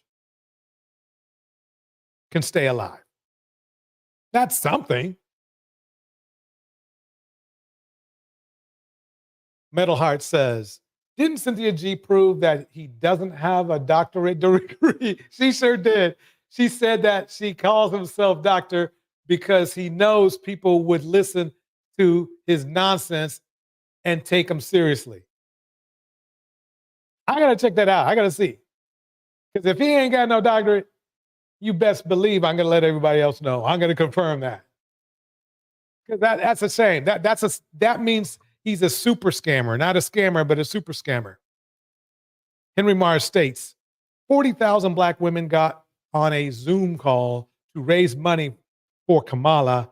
Black women are going places and making this happen. Black men are just complaining. Bars.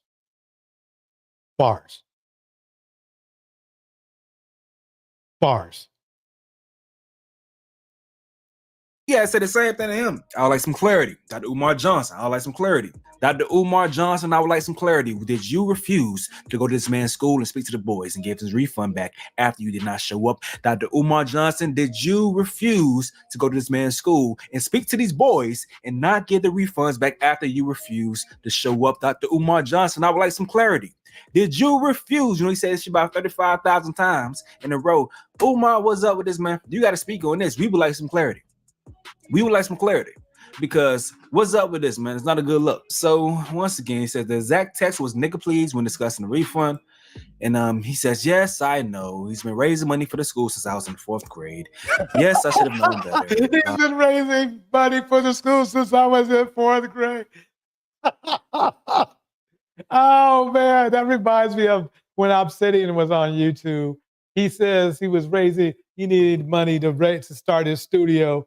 And that thing, then he had been doing that for 10 years. Blah. All right. So I understand why his father feel like, damn, I gotta go ahead and make up for my son fucking up. Let me go ahead and stand with this man. I'm a person that I'm very entertained by Umar. I think he has a lot of good points. I think we said enough about Umar, right? I'm going to skip. I have Wiz Khalifa. By everybody, Wiz Khalifa's in jail again. Just so you know. It was over weed, I think. Okay. Here we go. We pause this. This is coming from Say Cheese. Gonna fast forward to, oh no, he starts right off. Let's get into it. So this is who everybody's listening to about Kamala Harris. Shit. They Black women think. Wait. You're going to love it. You're going to love what he says, folks. You're going to love it. Let me start it from the beginning. I want to make sure you hear every word. Every word. I need to get a different mouse. Okay, here we go.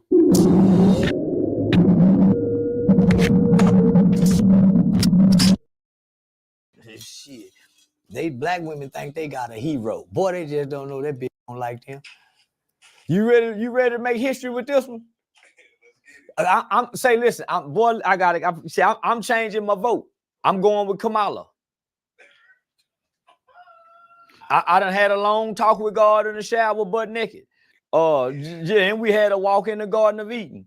And yeah, he showed me where Kamala followed a little bit more instruction than the average Black woman. She got a white man. Well, I wouldn't dare vote for a Black woman, but she ain't a Black woman. So I ain't doing nothing wrong voting for her. Black women don't know how to mind. Did you just hear what he said? Did you just hear what he said? Let me play it one more time. And yeah, he showed me where Kamala followed a little bit more instruction than the average Black woman. She got a white man. Well, I wouldn't dare vote for a Black woman, but she ain't a Black woman. So I ain't doing nothing wrong voting for. So he just said he would not vote. He would not vote for a Black woman, but she's not a Black woman. So he's saying he's not doing anything wrong. For Black women don't know how to mind, and they don't know how to follow instructions. And Black women don't know how to mind. Black women don't know how to follow instructions. That's what he just said. They don't know how to sit down and be corrected. As a president, you got to be corrected. Black women can't be corrected. Last I checked, 30% of Black men are incarcerated, and it's like 4% of black women are incarcerated. And you, sir, would you mind explaining how who's not minding the law? Here we go. Correct it. The preacher can't even correct them. God can't even correct them. You really got to beat black women. You heard it. You heard him. He said, you really got to beat black women. That's what he said. You got this on camera? Yeah. Ben, please, because you really got to beat black women. Every nigga I know got to damn near whoop his hoe for a black woman to listen. You can't say, shut up. God. You let me just let it keep going. God damn. She come out the room, won't know who you calling her. Man, the mother girl, shut up. So wait, how do you change that 24 hours later? Because it's like, oh, because I prayed and meditated. Don't you pray and meditate and ask for God to give you an answer? yeah. Man, I just come out the shower. I was praying and meditating with the Lord. And God showed me, because I was basing my decisions off black women with no man. I ain't never seen them. You see what I'm saying? I've been looking at all these black women who can't keep a man, don't have a man, and they have a hard time listening to a man. Well, that's amazing. This is also, let me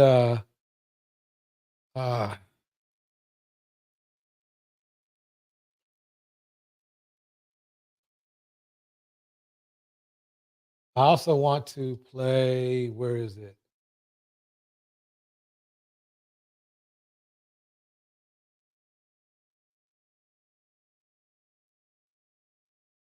I want to play another Charleston White clip real quick. I think it's perfect right now.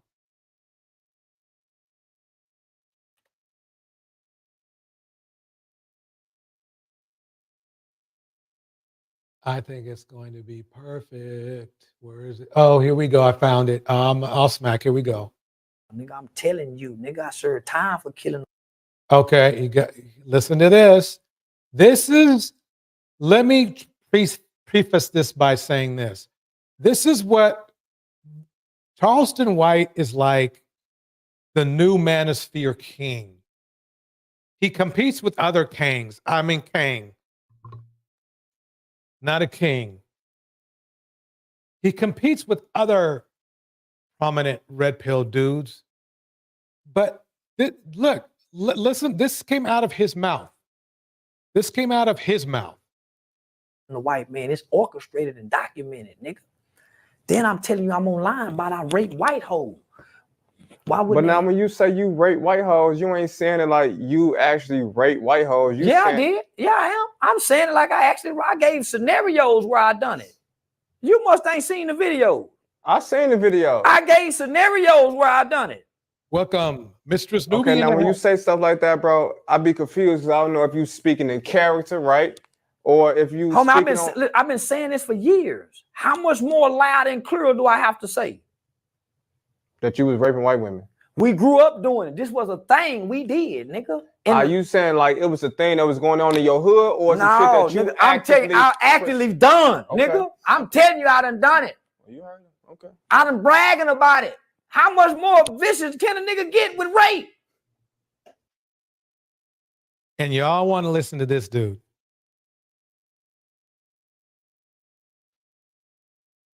Fellas, you must be out of your mind. And you're going to listen to this guy about who we should vote for?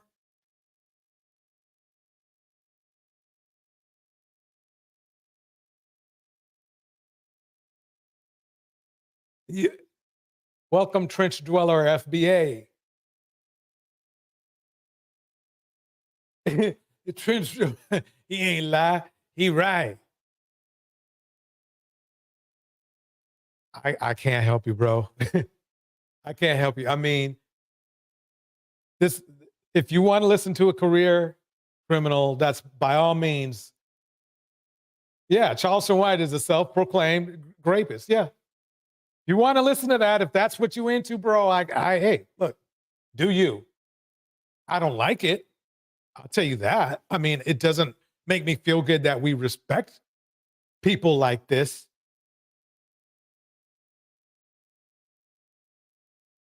you know, but oh well. You know, this is why our community is the way it is. Because these are the men that get respected. Diddy was one too. This is, I mean, it's just because they're good at a talent doesn't make them not trash. He a rat, he ain't a criminal. He a criminal.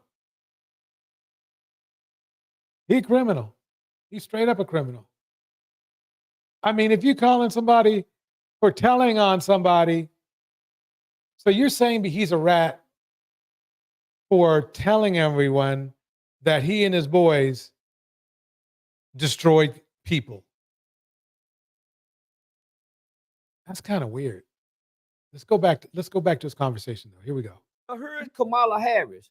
Kamala Harris ain't no black woman. Her daddy is Indian and her mama Asian. She ain't got a nigga in her. He can't even read. She made it clear her father was black and her mother was East Indian. He can't even get his facts straight. Now he might change as soon as he sees this video. He might change his mind again. I'm not going to vote for her because her daddy is black. That makes her black. Watch, he's going to come out with some crap like that. Man, why do we do this to ourselves, fellas? Why do we respect thugs?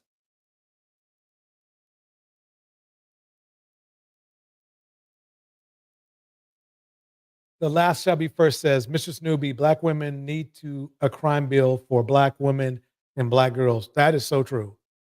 There should be a crime bill that makes it like, it's like as soon as you touch a black woman's hair the wrong way, you're going to prison. That's the only way this is only going to stop.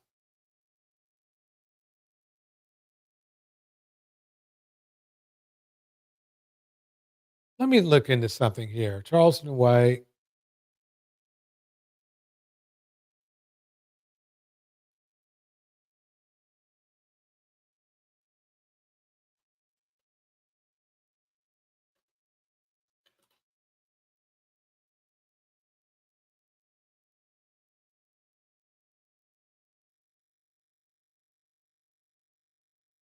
What's this one? Is this the one?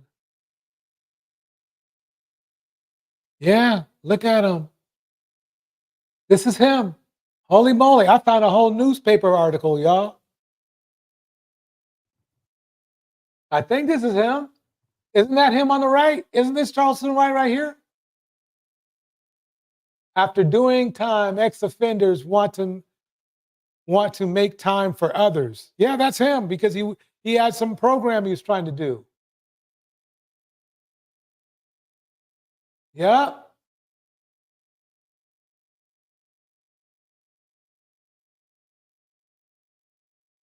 All were arrested as teenagers for crimes that involved the M word, deletion, I should say, sending people to the upper room, I should say, and 4 of them got to know each other when they were served youth. Wow. I'm sorry, folks. He's not just a snitch. Hate to say it, folks. Charleston White is not just a snitch. I hate to break it to you. I hate to break it to you. I hate to break it to you.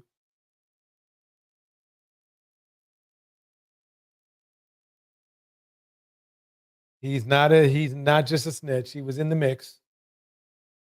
I don't know why we defend these guys.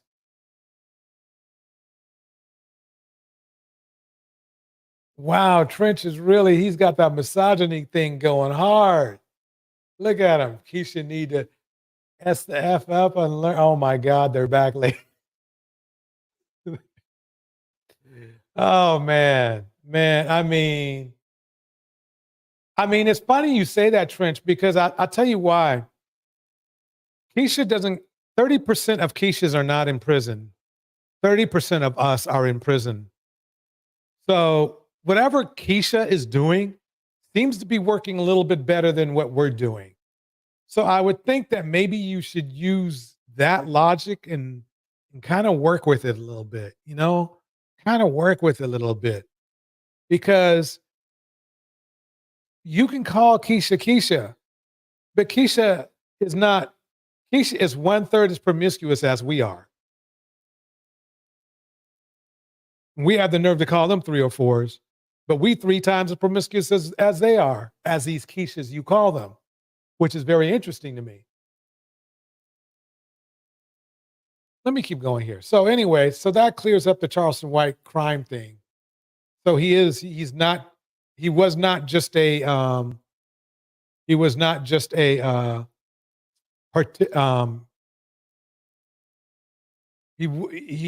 wasn't a snitch. He was in the snitch. He might have snitched, but he snitched because he did something too. You see what I'm saying? So she got a white man. Now, one thing I know about any colored woman, whether she's Mexican, black, yellow, light brown, dark brown, pitch black, or Kodak black. One thing I know about the colored woman is one man she listened to, and that's a white boss. Mm. Wow. Maybe he might be the 2024 version of Step and Fetch It. Obviously a misogynist version of it, but yeah, Dwayne, I would agree. I think he says things for shock value. The problem is I think a lot of it is true as well. Dwayne says this, I think Charleston does and says things for shock value. And he's just making a way for himself and his family out here. But some of his shit do make sense. The problem is a lot of it doesn't. And I just showed you an article that says that he did go to prison for being an accessory to sending people to the upper room. So I don't get it. Y'all can try to do some, argue all you want, but see, ladies, do you see how these men are defending Diddy's, defending Umar's, defending Charleston White? These guys are straight up crims. Fellas, these men are straight up crims. Chris Brown, you guys support him. He's a straight up crim. What the hell's going on? What is wrong with you? And you expect our community to get better, but you're respecting the same men who put it into the condition that it's in now.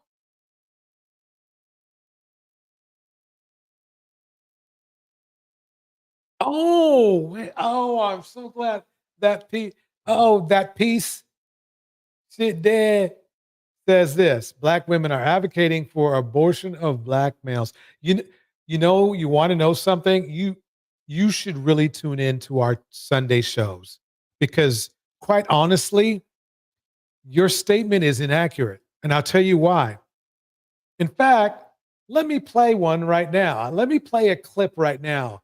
Ladies and gentlemen, please excuse me sidetracking for 1 second, but let me play what happens when a black male gets even his preference pregnant. I'm pregnant. No, but that's what I'm saying. The pill, they just give it to you from a doctor and then you're good. I am pregnant. I can't pretending like nothing happened. I can't. In my religion, we don't kill. You're not killing. Okay. I want to keep the baby. Okay. Well, like I said, I just don't want any kids. You know? Okay, so what you gonna do?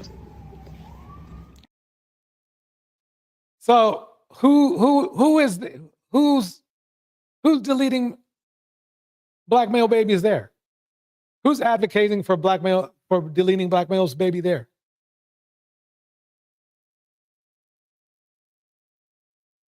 Who? Black males. You know who deletes black males the most? black males. One every hour.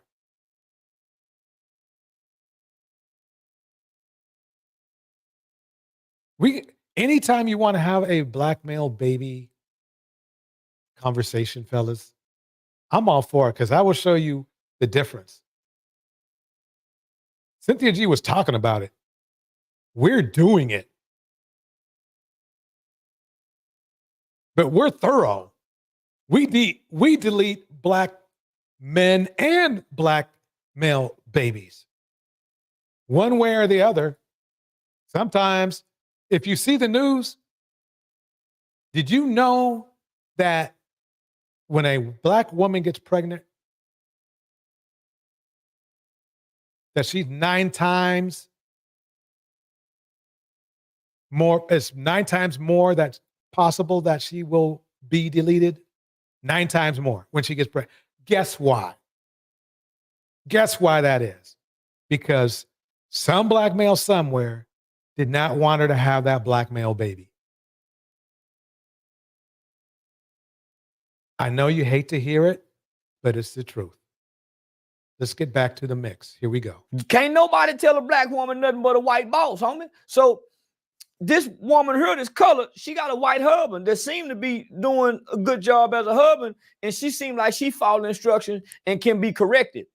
You can't correct black women in America. You got to beat them. I mean, since yesterday, over $75 million has been raised. Oh, that's from the gay community. Don't even worry about it. Gay community got unlimited money. Just know. Oh, yeah, like Charleston White is just such the expert. He's just such the expert. Let me see his credentials. King Jess says this: we aren't being honest about the hate black women are spewing online. King Jess, I'm glad you brought that up. I'm so glad you brought that up. Did you know that when it comes to online disparagement, there are 200, not 100, 200 red pill channels versus one BWE channel? If you look online and you look under BWE, it's the community is very small. Meanwhile, red pill, that's black red pill, chocolate red pill, which is now bigger than even Caucasian red pill, their primary motivation is disrespecting black women. So when you talk about your comment about we aren't being honest about the hate black women are spewing online, you must be out your mind if you are trying to make it seem like there are more black women dissing black men than there are black men dissing black women. King Jazz, I will be happy to have a debate with you about that if you would like. If you don't, it's okay. But if you look at the specifications, tell me, Cynthia G had what, maybe 300,000, 400,000 when she was on YouTube? Kevin Samuels had 1.5 million. So did MTR. So did Poor Man's Podcast. And all the other brain dead channels. Like who I call Section 8 because he reloaded off his woman he made pregnant 3 times on her Section 8 by living with her. That would be Angry Man. Red pill channels outnumber BWE channels by at least 200. 200 to 1. You would literally have to go look for a BWE channel.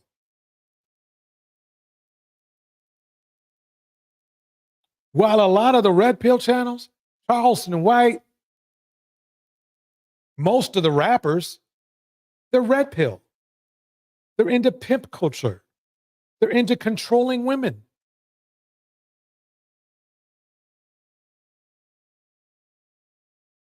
It's crazy.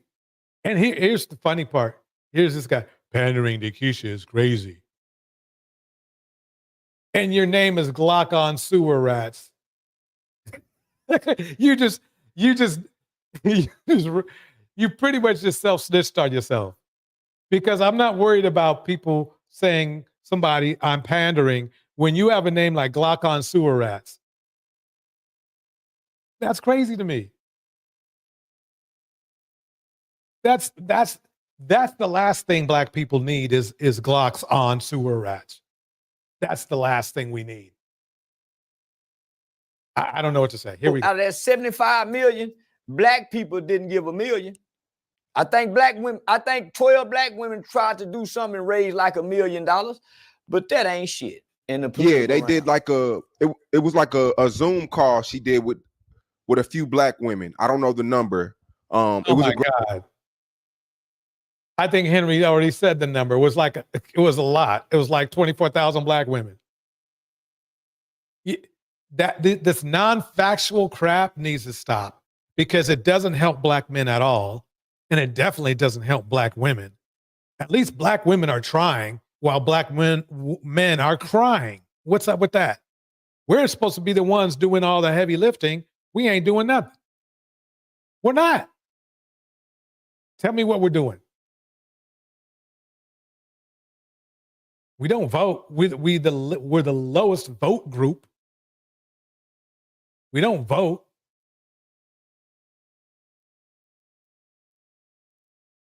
Like Pretty Black Magic says, we don't build. We don't do anything. They're right, fellas. If you really disagree with black women are saying, the few that are saying that, why don't you just prove them wrong by doing something positive? How about that? Good point, Dwayne. Everybody is just capitalizing off our detriment. But the problem is that we're making that detriment happen.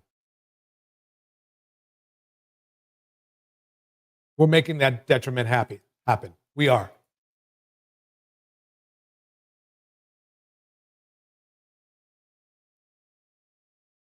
We are. Orla Horton says, so Cynthia G is right? Orla, I'm afraid so. And I'm not saying that I disagree with her. What I'm saying when I say afraid so is that it's a shame that she is right. That she is right. She's 100% right. She's right. Tell me where she's wrong. Every time I say that, nobody comes up. I'll drop the link again. Cynthia G was correct. You guys can get mad and leave, or you can debate, or you can listen to why she was right. Nope. You have to come in Sunday and see why she was right. You'll see Sunday why she was right. We have a live stream of how men are destroying the community. We have a live stream every Sunday about how men are destroying our community. So yeah, she's right. All you have to do, if you want her to be wrong, best thing you can do is prove her wrong. The best way you can prove her wrong is by doing right. But unfortunately, welcome Susie Bear. Welcome Femi from the chat. Welcome Tevin. Unfortunately, look, I'm just being real with you. I'm just being real. Tell me where she's wrong. Tell me where she's wrong. She mentions deletions of black babies while we are doing it. We are literally deleting black babies. We are literally doing it, fellas. And on top of that, we're also deleting each other. Now, how does that work? Why are you getting mad at her? You should be mad. We should be mad at each other. We should be pissed. We should be furious at each other. Like, man, you need to listen to some of that old Marvin Gaye, brother, brother, brother, why are we always dying? That kind of stuff, right? Mother, mother, mother. Why are you always crying because we dying? What are we doing? What's going on? What's going on? You guys aren't, all the messages are out there. Even black men, we know it. We know it. We're just in this weird funk about this denial that something else is going to help fix everything for us when it's us. I'm going to drop the link one more time. Here we go. Because I do want an input. Because what's going on here? Look at the stats. You guys have to do this. It's like, what was that saying? Change my mind. Okay, how is Cynthia G wrong? How is she wrong if we're deleting each other, fellas, every hour, and black women every 5 hours or 5 times a day? How is she wrong? How is she wrong? That's a lot of work. We putting in a lot of the wrong work. So how is she wrong? Yes, you should be mad. Yes, you should be cussing me out. But then you should be looking, after you calm down, you should be looking for an answer.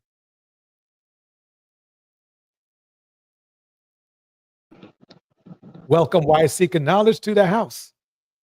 Hello, hello. I can hear you perfectly loud and clear. I don't know what to say to these fellas. It's like this. If my bank account goes to zero, I'm not going to get mad at the bank for telling me it went to zero. I'm going to fix the problem by putting money in an account or working and getting more money in an account. You see what I'm saying? I'm going to sell something, put money in an account.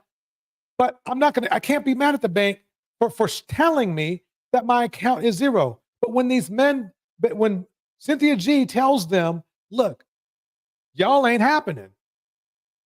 And then the stats say the same thing, that we ain't happening. Why get mad at her? It's a very complex situation. And I kind of don't know where to start. It's a generational thing. This problem has been going on for so long, and it's rooted in the patriarchy, and it's rooted in so many different situations. The black man has been associated with, he's a victim of patriarchy and racism, and that duality of these things kind of makes his situation a little more hard hitting for him. So he's in the floor. He doesn't know what to do, and he's handling this totally wrong. And he could really rectify this situation and really rise up out of it. But instead, he wants to prove that he has somebody under his foot like everybody else. Okay, and him doing that is only compounding the problem and making it worse. Okay. He could stand up and be a man, but instead he wants to be weak. He doesn't want to put the work in. He still wants to be lazy. And since he wants to be lazy, this problem is going to keep being worse. If he wanted to, okay, I got to be a man. I can't cheat. Listen, I got to maintain a home, keep my woman, make her happy, raise my child. That's work. They're lazy. So they want to scream, holler, and beat you and still be a man. See, they want to do the lazy side of things, and they don't want to knuckle up and really be this man. And since they want to be lazy, they're never going to get the results, the respect, and the things like that generally that men get. And since they want to take the lazy way out, this thing is going to continue to crumble. That's why. Okay? It is so deep rooted. See, every other man is the white man is his result of patriarchy, saying man is the ruler, the boss, and things like that. They associate that with being white. Even though white man can take a bum white man, hasn't built anything, but he can look around like this whole world was built by white men. You know, he can look around the tallest, you know, building and everything, the streets and everything is like he can associate himself like this is what we've done. This is what we've done. I'm a man. We build. You even hear them talk to stuff on the red pill sites. They haven't done anything. If they did, it was while they was cracking a whip over their back. Okay, so they haven't done any of this. They own none of this anything. But the white man, even if he supports women, can associate like this is the type of stuff we do as a man. I'm a man. So the black man and his failing, you know, his flailings for what manhood is, you know, he tries to associate his manhood in other ways, like, okay, I'm a man, because I'm tough, like I got muscles, yeah, you know, and I got a woman. See, I can screw her and screw her. I put notches on his belt. You know, and it uses what it say. I got sexual prowess. Yeah. So, yeah, that makes me a man. And you know, then if she talks to me crazy, I can just beat her up. So, see, I'm strong. You know, see all these toxic masculine traits. And those are very primitive. These are primitive things. He can't say, I built this school. And see, like other men are doing. Other men do that. I secure a home, family, this and that. Yeah, these are my kids. This and that. We go to vacation in Italy. See, they're not doing those things that other men prove their manhood and masculinity with. They just give up. Well, I can't get a good job. Instead of them doing the basics, you know, and solidifying their home and family, they want to knuckle up and do it the tough way. And if you don't agree, they just want to beat the mess out of you. And then if you don't listen, they want to cheat with two, then they plant babies all over. And then they don't want the responsibility and take care of said babies. And then they want to throw it all back with deflection and say it's your fault. And they keep continuing this cycle. They're going nowhere with it. And they think if they scream and holler to the world and say it's her fault, it's her fault, it's her fault, then everybody's just going to believe them when the statistics are proving all this mess wrong. I'm sorry. Go ahead, DJ. Well said. Well said. Keisha, the German. Go ahead and what are your thoughts? Yeah. You know, this is my first time visiting your page. I can clearly see, you know, why you have these talking points. First of all, patriarchy, right? When we talk about the word patriarchy, right? Who created patriarchy? Let me finish my question first. Is that a white man's creation or is that a black man's creation? We have to use critical thinking here. I know it's hard for a lot of people, but who created patriarchy?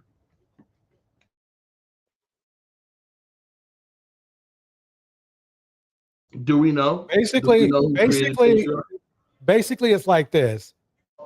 Patriarchy appears to be something that has been created by all men because they still had the same system of patriarchy like in places in Africa. So it might be called something else. It might have been not called patriarchy. They might have called it something else, but something like it happened because the man was the leader of the house in Africa. Do you agree? No, I don't agree with that. I don't agree with that per se. There are a lot of matriarchal societies in Africa and things like that, but there was it didn't mean with this solid iron fist. Okay. Even in the walls of the hieroglyphics, we still haven't. I mean, if anybody can name a female pharaoh to this day, they keep all that kind of stuff hidden. Okay, to this very day, women had just as much as respect as men. There was a respective person even back in those days, but you can't name a female pharaoh because the patriarchy hides these things from you because they want you to believe that the male is the ultimate figure and like he is God and he is and he's over you to subjugate you under him and things like that. I'm a woman, you're a man. That doesn't make you over me. And he has tricked men to believe that men are over them, over physical strength. Because if you're physically stronger does not make you better than me. You are a different creature than me. And you need to respect me as a equal. And men don't understand it. They think because it's a patriarchal, I'm a man, I'm over you, I dominate you, I control you. And you are able to control me like I'm some kind of subject under you. This is a problem. And if men don't understand that they need to respect a woman as a team, a partner, a player, somebody to combine with, to respect. We're going to join and we're going to go through life together. and I'm not just some kind of object that you inherit that you get to beat and cheat on and whatever. And you can get to subject me and play on me and do whatever you want because I'm an object that you own. That's where the problem. That's why we got division. That's why birth rates are dropping. That's why divorces. That's why I think because men don't understand this. You don't just inherit me, and you don't just get to own me, and you get to treat me like I'm under. And a lot of men think women are really a less class creature than them. Okay, and that's what we don't even have to talk about patriarchs or whatever. I mean, it's on a level. If you think just because you're physically, it's a primitive thought. The thing I'm a lesser class creature than you because you're physically stronger than me. That's primitive as ever. We might as well be watching National Geographic or something. We're not animals. We're people.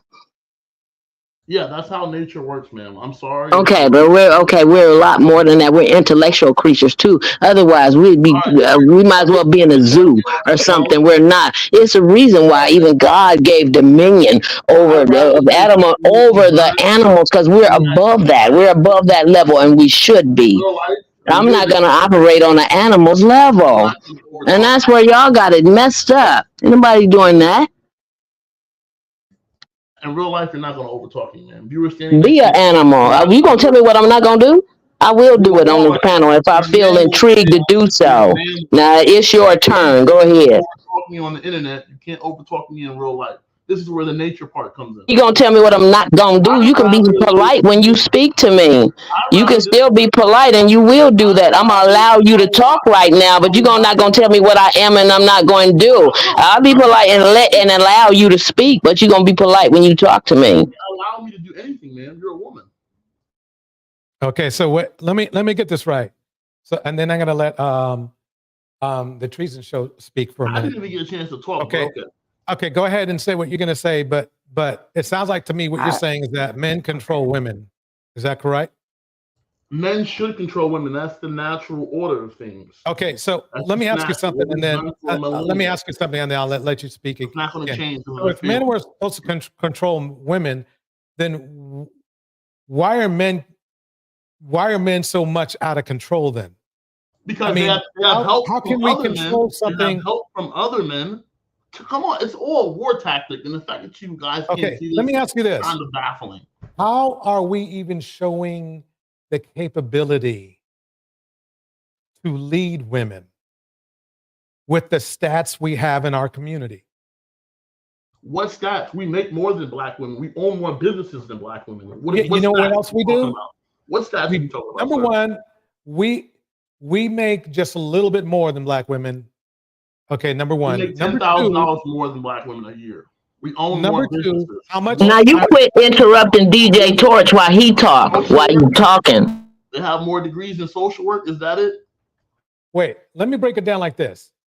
So you're saying we make a couple more thousand than black women, right? We make 10,000 more. We make more than Hispanic men. We make more than Native American men.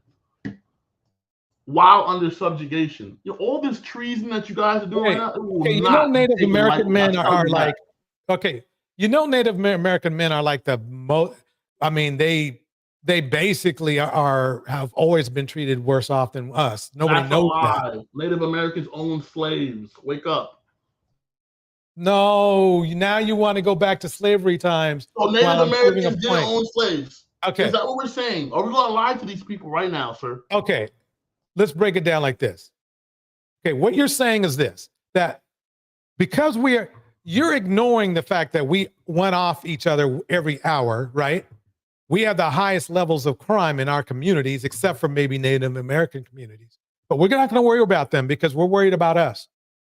No, so it's an important distinction to make. Wait, let me finish. When we are being compared to other men. No, he's being rude. He just got through saying I wouldn't talk over him, but look how he can't even sit on a panel and even maintain a discussion without jumping in over you to prove his point. I don't see why he's even getting allowed to talk. This is rude. Okay, so this is the thing. I'm gonna finish out because it's not working. But basically, it's like this: the community is not safe that we live in. And it's not safe because of us. It has nothing to do with black women. So before you can even start about talking about anything else, any other metric, Life is first. We end each other's lives one every hour. We end Black women's lives one every, 4 or 5 hours.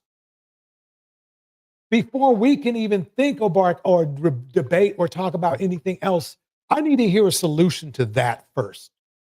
Then we can go on to the next thing.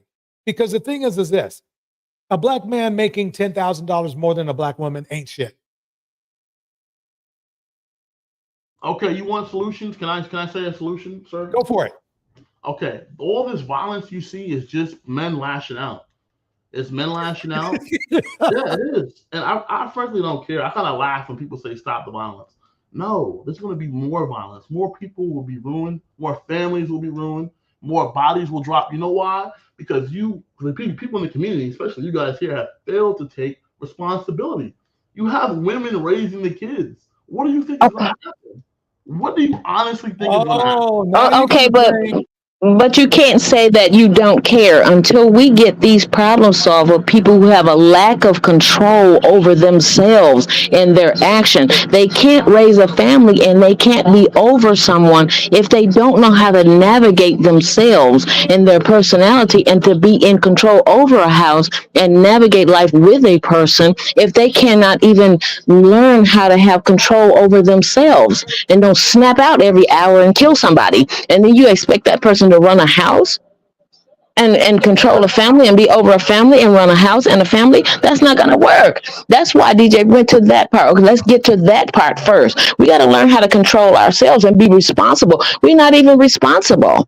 We got a bunch of people walking around in jail, wish they hadn't did it for 25 years over an impulse moment. Okay? We have to learn how to stop those things first. This is in the chemistry. This is in the mind. Okay? How are you going to get a lunatic mind and get somebody to be subservient to it when you're doing this every hour? You just run out. This is not a responsible mind that somebody should be subjugated to. Yeah, you guys are putting the cart before the horse here. No, that's the basis. That's the basis of the family. Life is hard before the horse. Can I get my thought out, please? I was quiet. I'll let you talk. Wait, everybody pause for 1 second. I need to get some announcements out real quick. Okay. Like to also welcome Urbanisa to the stage. Trizzle, your device is not quite connected. And also, I wanted to definitely still hear from the Rain Show. What was her name? She was just on here. Hold on 1 second. Because I want to make sure she gets her say. I'm going to drop the link so she can come back on. And then as soon as she comes on, I want her to speak. Dang, why is Econology? Remember her name? She was just on here. No, I don't. Sorry about that. Let me see if I can find it real quick. I really want her to speak. Where is it? Does anybody remember her name? It was a show. She has a show. Is it Feisty Black? Not her. No. Feisty. It was. Let me see where. Oh wait. Not her. Yeah, you were telling us to go check out her show. I remember that. Oh, I forgot. Maybe it was the treason that was on here. Yeah, she's still in the chat. Yeah, I would love her to come back up. But okay, but let me let the Urbanisa speak for a minute. Urbanisa, it's good seeing you. Hey, Torch, how are you? Hi, panel. I just had one question for this young man. He mentioned that Black men make $10,000 more than Black women and that they have more businesses. So what I'm curious about is why is it, if that's the case, since Black men are doing so much better than Black women, why don't they want to pay their child support? What's the issue with child support? Boom. We had a whole panel of Black men that had time with a presidential nominee, right? And they literally spent their whole time complaining about child support. So if they're making so much money, what's the issue with child support, sir? Yeah, can I respond? Go for it. Out of all the problems that plague the black community. Question pointed at me. Can I respond? Yes or no? Yes, go ahead. Thank Go you. ahead. Let's let him respond. Majority of black men, especially younger black men, through the ages of 17, I think, all the way up to 49. About half of them, not less than half of them, have kids. So That's actually not true. Statistically, I'm talking, ma'am. You're interrupting me. But you're saying I'm incorrectly. talking, ma'am. So and please, you're interrupting me. correct. Let me do a full out. You can't lie in a response. Don't lie in the response, and she won't interrupt you. I'm going to mute myself now since I can't. Okay, respond. so we'll all the rest of the panel will agree that he's not factual. So let's continue. Go ahead and continue, sir. It's very factual. Google it, please. From the ages of 17 to 49, less than 50% of black men have kids. So a lot of black men don't even have children. Not true. Look it up. Look up Judge research, Joe sir, Brown was because talking that's about not this. true. This is the lies they tell themselves in the red pill sites. A lot of the guys who are in the streets, the guys that these black women like, they're all having sex with the same guys. I think he said that one guy fathered one prisoner. This is the lies they tell themselves in them red pill sites. We all screwing 20% of men, and 80% ain't having no kids. Here we go with this crap. You're not showing me respect, man. One prisoner, one guy, when he got out for 6 months, he fathered 118 kids in Memphis, Tennessee. This shit is happening all over the country. A bunch of black women are sleeping. Y'all hoish. Y'all 30 women at one time. I'm happy to drop in the actual link to the data, right, in the chat. So I'm happy to do that because what the statistic really is, sir, is 80% of black men by the time they are 40 years old are fathers. 80%, sir. Drop it in the chat. Don't just talk.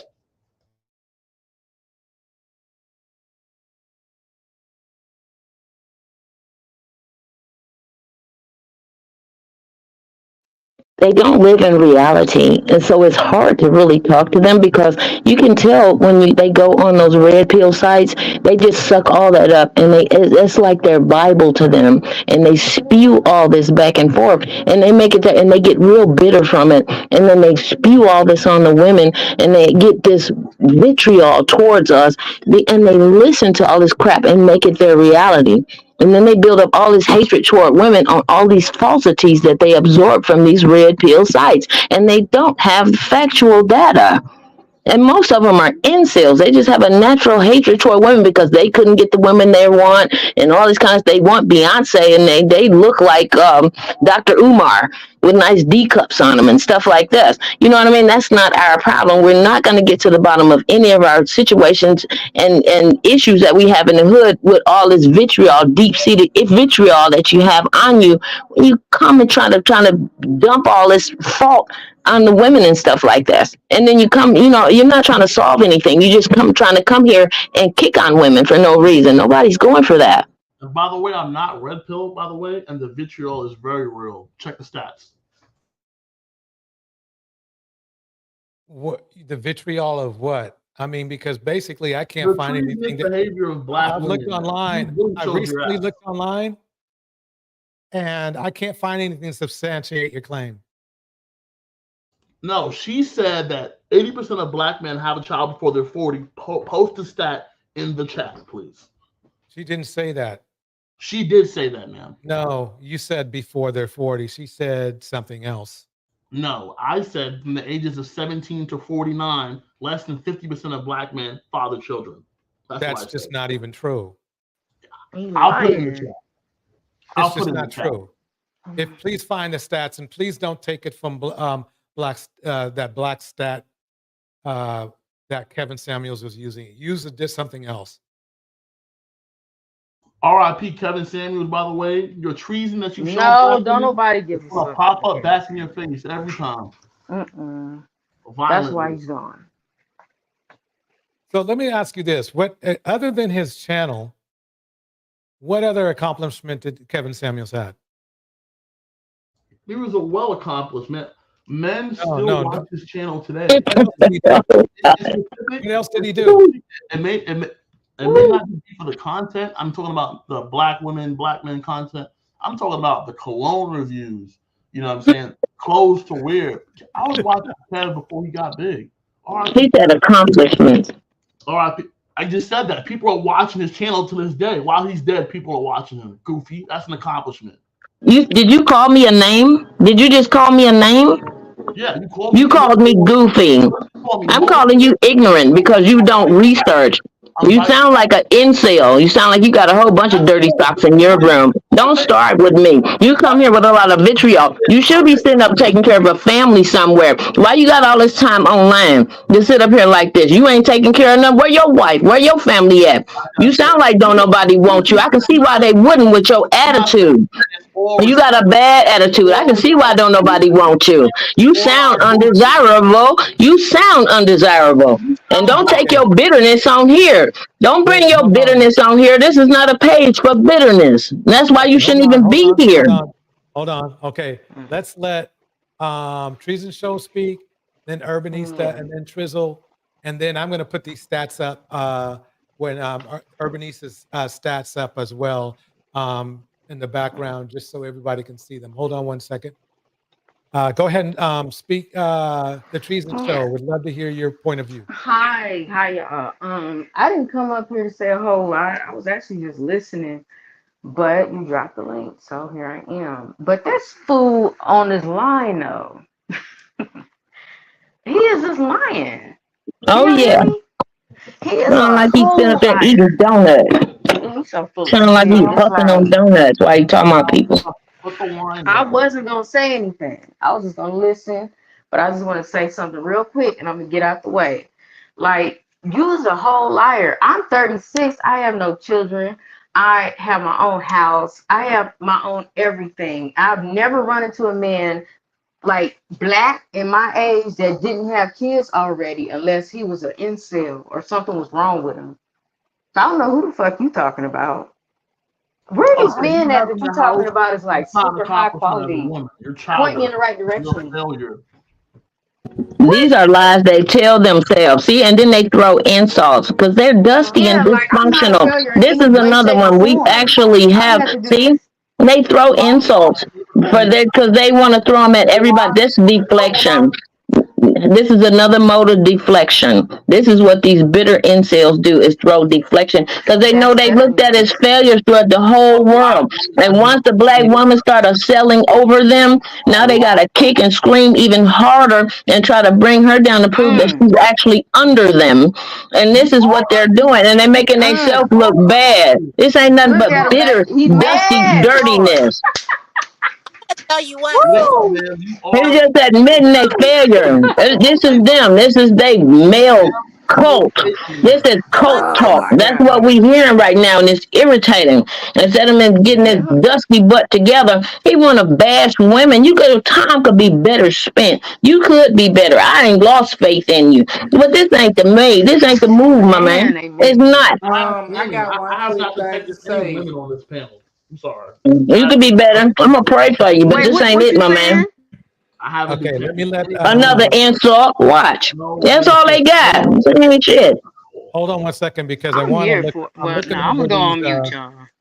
I'm looking over these stats that the Urbanista put on stage for us here. Urbanista, I see what you're talking about. By the time men were in their 40s, those disparities had narrowed. More than 83% of Hispanics were fathers. Around 80% of Black and Asian men were dads, and around 3/4 of white men were fathers. So that's a lot. He nailed it. Yes, because black men, they have to prove their masculinity and their manhood off of sexuality. And if you think about it, white people, they can go bungee jumping, they go to Paris, they have recreational activity. They was broken in the hood. What you gonna do? Play chess? You gonna play checkers? You gonna play dominoes? You gonna play spades? You gonna have sex? We didn't have recreation and stuff like they. Okay, you down in the hood. You weren't doing all those playing soccer and stuff like that. They were staying at home and they were in the bed. There was a lot of babies being made. Okay, so their masculinity, a lot of things, they didn't have all those things that other families and stuff did. So that was one of the avenues that they did to prove that they masculinity and make you, to subjugate you and make, submissive to them. You know what I mean? It is a very submissive thing to have a woman under you and this, that. They didn't have nothing. They don't have nothing to say that they're a man. So men like to subjugate women like that. And as a result, there's responsibility that come from it. So once they put a baby in, they ran. You know what I mean? Because then responsibility comes with it. So that's why they have baby after baby after baby, and they run. Anytime responsibility comes, they run off. So they got multiple babies and stuff everywhere. So that's why our community is a mess. Can you check out those stats that I dropped in the chat? The problem is they never bring No, up the fact Indiana that mom is Yeah, right. check out the stats. Patriarchy was for the A white woman doesn't need man. to tell me no. You're a fucking peon. You DJ Punk, are it's having one the thing I illusion of want to say. inclusion. You're not white. Delusional. You are the white man's German Shepherd. No, and it's not even about They praising them. they don't You're want to just claim selfish. You responsibility. don't even. Anything they got to do with responsibility, they don't want it. Now watch him bark. Right, here you go. Go ahead, It's bark. always gonna be a bunch of vomit. That's about it. Torch, I want to say this while I'm here. Okay. Black men never bring up the fact why they love saying black women are the most single mothers, which that's a lie. White women is the most single mothers. And another fact is 60% of black women are SA before they are 18. We never hear these black men talk about that. And they're the main ones causing the SA. Not all, but majority of them are SAing black women before they turn 18, but they never want to talk about that.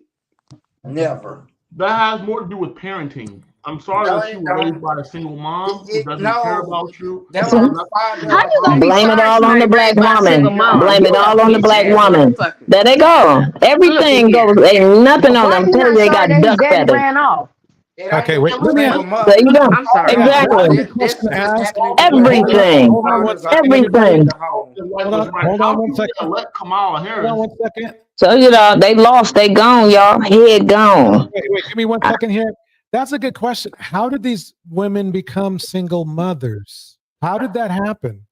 The men are like they don't want to be responsible for anything. They like to feel like men. Black men run from responsibility. They are in this form of toxic masculinity where they'll knuckle up and they want to conquer a woman physically. Yeah, I got access to her. Yeah. But the flip side of that is creating a life and a lot of responsibility. A white man, I can't tell you how many times I've watched Maury and he be black man, ain't none of mine, she a hoe. But a white man be on there, let me finish. A white man be on there and he be like, I wish it's mine and I pray to God it's mine and I want to see it. And even if it ain't his, he's still my kid. And he prides himself in having a kid and want to take care of his kid. Every time I see a white man, it's like that. I see a black man, he always holler about it ain't his and how he don't want it. Because other racial groups, they want the responsibility. A black man always runs from responsibility. He don't want accountability or responsibility. He never wants it because he's lazy. And when they used to say that, I used to get mad when white people used to say that. And now, man, it's full blown and it's out here and it's so rampant. And he dumping everything on the woman. I never hear another ethnic group say that the reason for any problem in his community is his woman. Ever. Only black men say that. I never hear white men say, yeah, our community messed up because of these women. I never hear Chinese say, yeah, women mess up our community. We got this problem. Nobody ever said that except for the black man. He's so weak that he has no control over his own community because he's weak. He is lazy, like the white man say. He must be, apparently, because he has no control in his own community. He must be everything the white man say. This is what y'all saying. This is what y'all saying. We supposed to be a matriarchal society because you can't run anything and then you still want somebody to be submissive. These things, the math is bad. That don't mix. Get out of here. Okay, everybody. Are you done now? Good Lord, wait, nobody. Let me let. I'm not done, but as black men, apparently y'all done. You need to get your stuff together. Done with you, bitches. Okay. You a bitch, fat bitch. I hear your throat over here. You sound like you had something down it this morning. Don't start. Hold on. I knew he was gonna do it. Wow. Okay. Let me go with Treason, then Trizzle, and then Kevin, and then I'm going to move forward to play the video, a little bit more of the video. That's You it want to for ignore me. my stats as well. Thank you. No, just do shut up. You done. Like I just wanted to get up and I wanted to get up and basically shut your bitch ass down because you're not nobody. You think you know something because you listen to Kevin Samuels. Kevin Samuels wound up the way he did, just like anybody that follows his bitch ass would. Why would you even listen to somebody like that? It's gonna tell you how to not get a woman. You's a whole damn fool. Nobody likes you. You up here just because you human. Other than that, ain't nobody giving you no motherfucking tokens. Says the least Where else desired. do you belong, sir? You're the least desired, man. You are a whole loser. I'm in a No big man ass will marry house. you. They will Child, fuck stop you. it. Just They'll stop fuck it. you. I'm over Will here they marry you? comfortable. I'm about to go out Will they marry and you? hell, I ain't picking no. What you talking about marriage? I'm not picking a husband from your group. Is that what you're asking me? Husbands pick you. Good Lord. I don't like your type. I used don't to say black men. Bro. People in the Yeah, chat know where I'm that's coming why from the with that. I sperm don't even count say is that no down more. in I'm black talking men. They about done your turned to type. bitches, and we listening to it right now. Y'all sperm count done dropped down right down there by Chinese men who had the least, and you can tell because they talk and act just like women.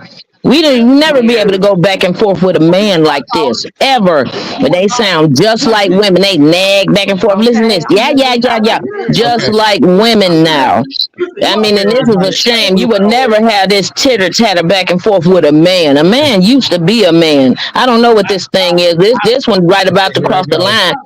Listen, yeah, you can tell. Yeah, he probably a little antsy. Yeah, he a little greasy back there. Go on and call your boyfriend. You a little greasy. You getting a little greasy back there, ain't you? You sound upset. Go on and call your friend, Mr. Deal. Let me move forward. Here we go. Why everybody on food stamps? I ain't know. You just got through eating off some. And their credit doing bad.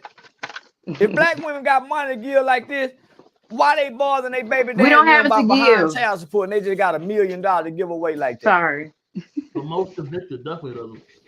That don't make no sense. So I swear up and down that's child support money.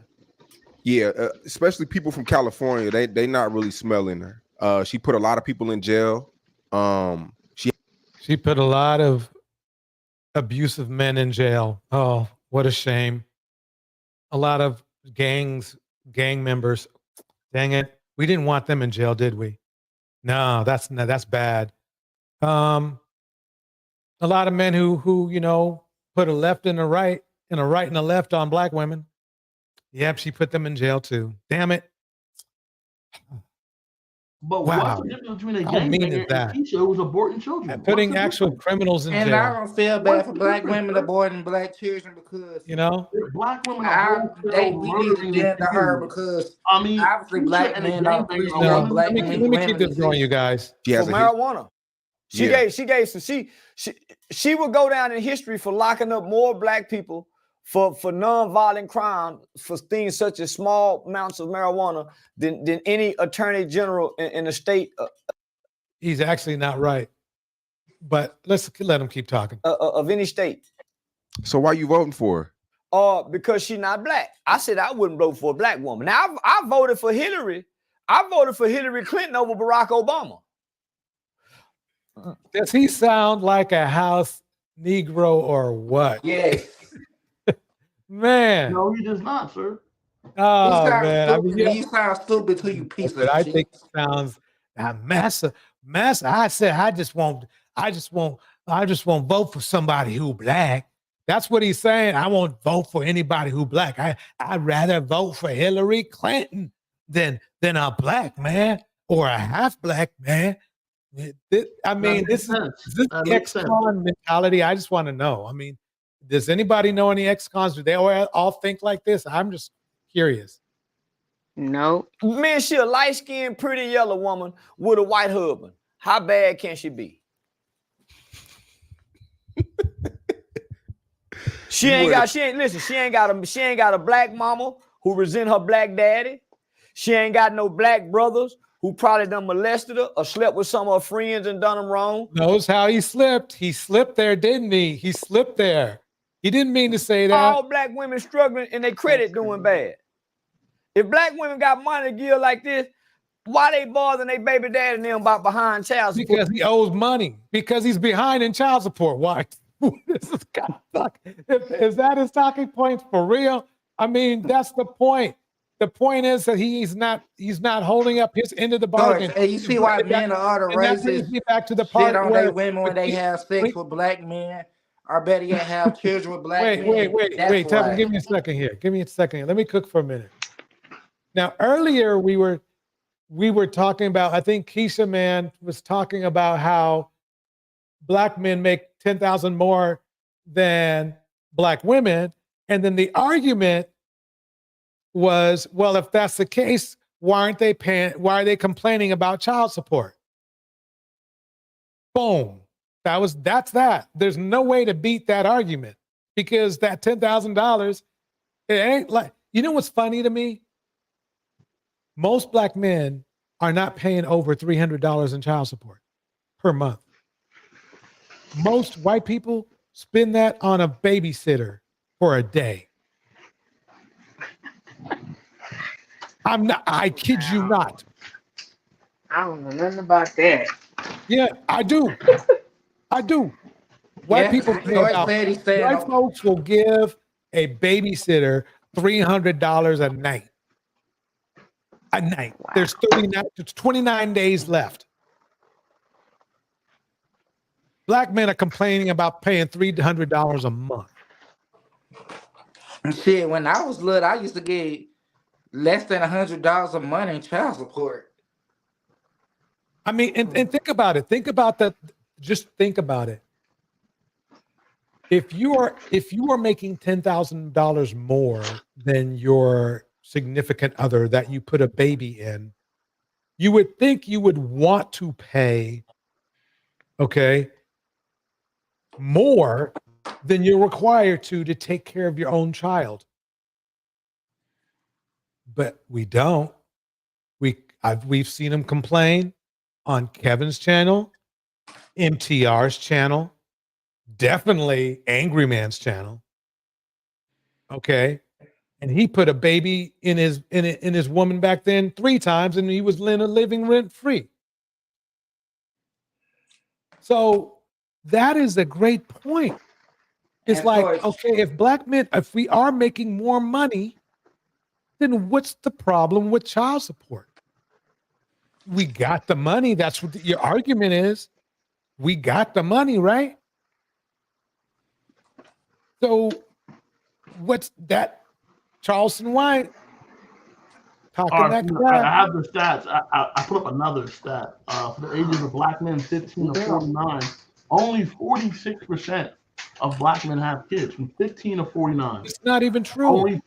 Check the stats. I'm giving you're ignoring my stats. I just saw the stats. Urbanista just had the stats up on here. You're ignoring my stats on purpose.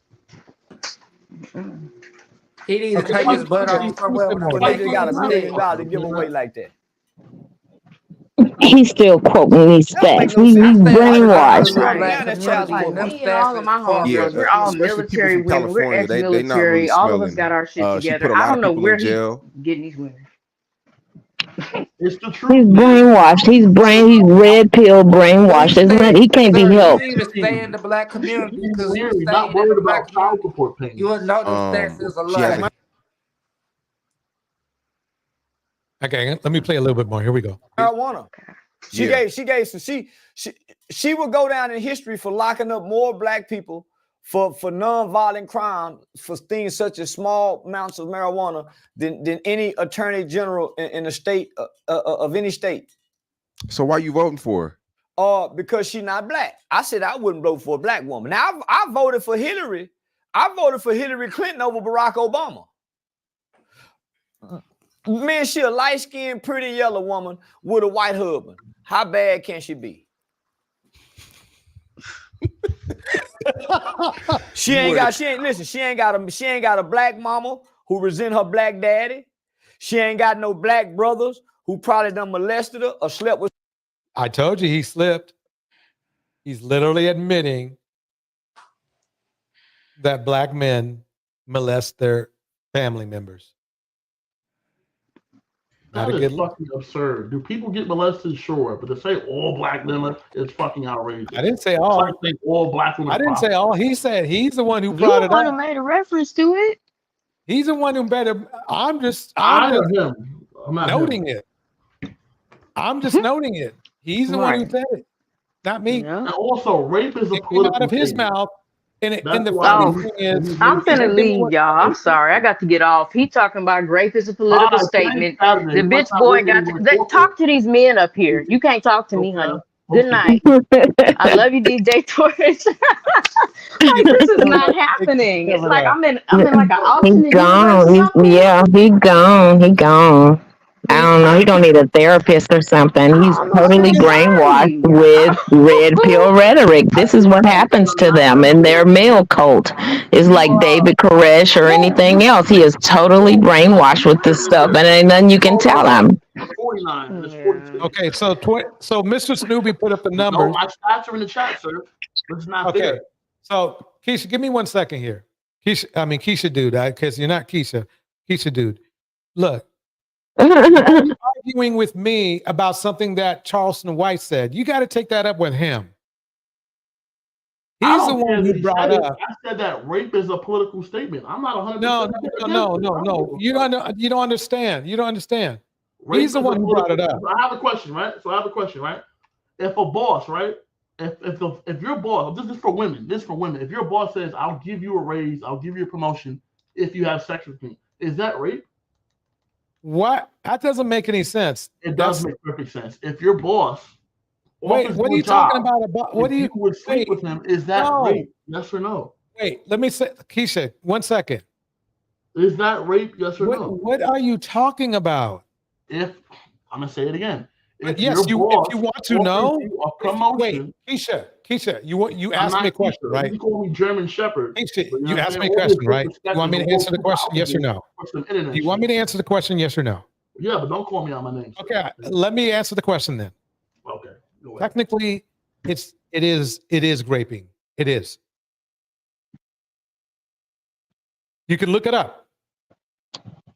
I already know. That's what I'm saying. Yeah. He had to change it into a hypothetical situation to try to turn it his way. I mean, they do this. It's deflection, another form of deflection to try to spin it and make it seem like it's something right and favorable on the end. I mean, this ain't nothing but wordplay. I mean, they just full of it when you get done. Nobody's saying that rape is okay. Nobody is saying that it's right. I just asked him a question. No, I want to know why you All this brought word salad, all this word salad for what? We just can't never have an honest answer, a yes or a no. It's always got to be word salad thrown all over the place for what?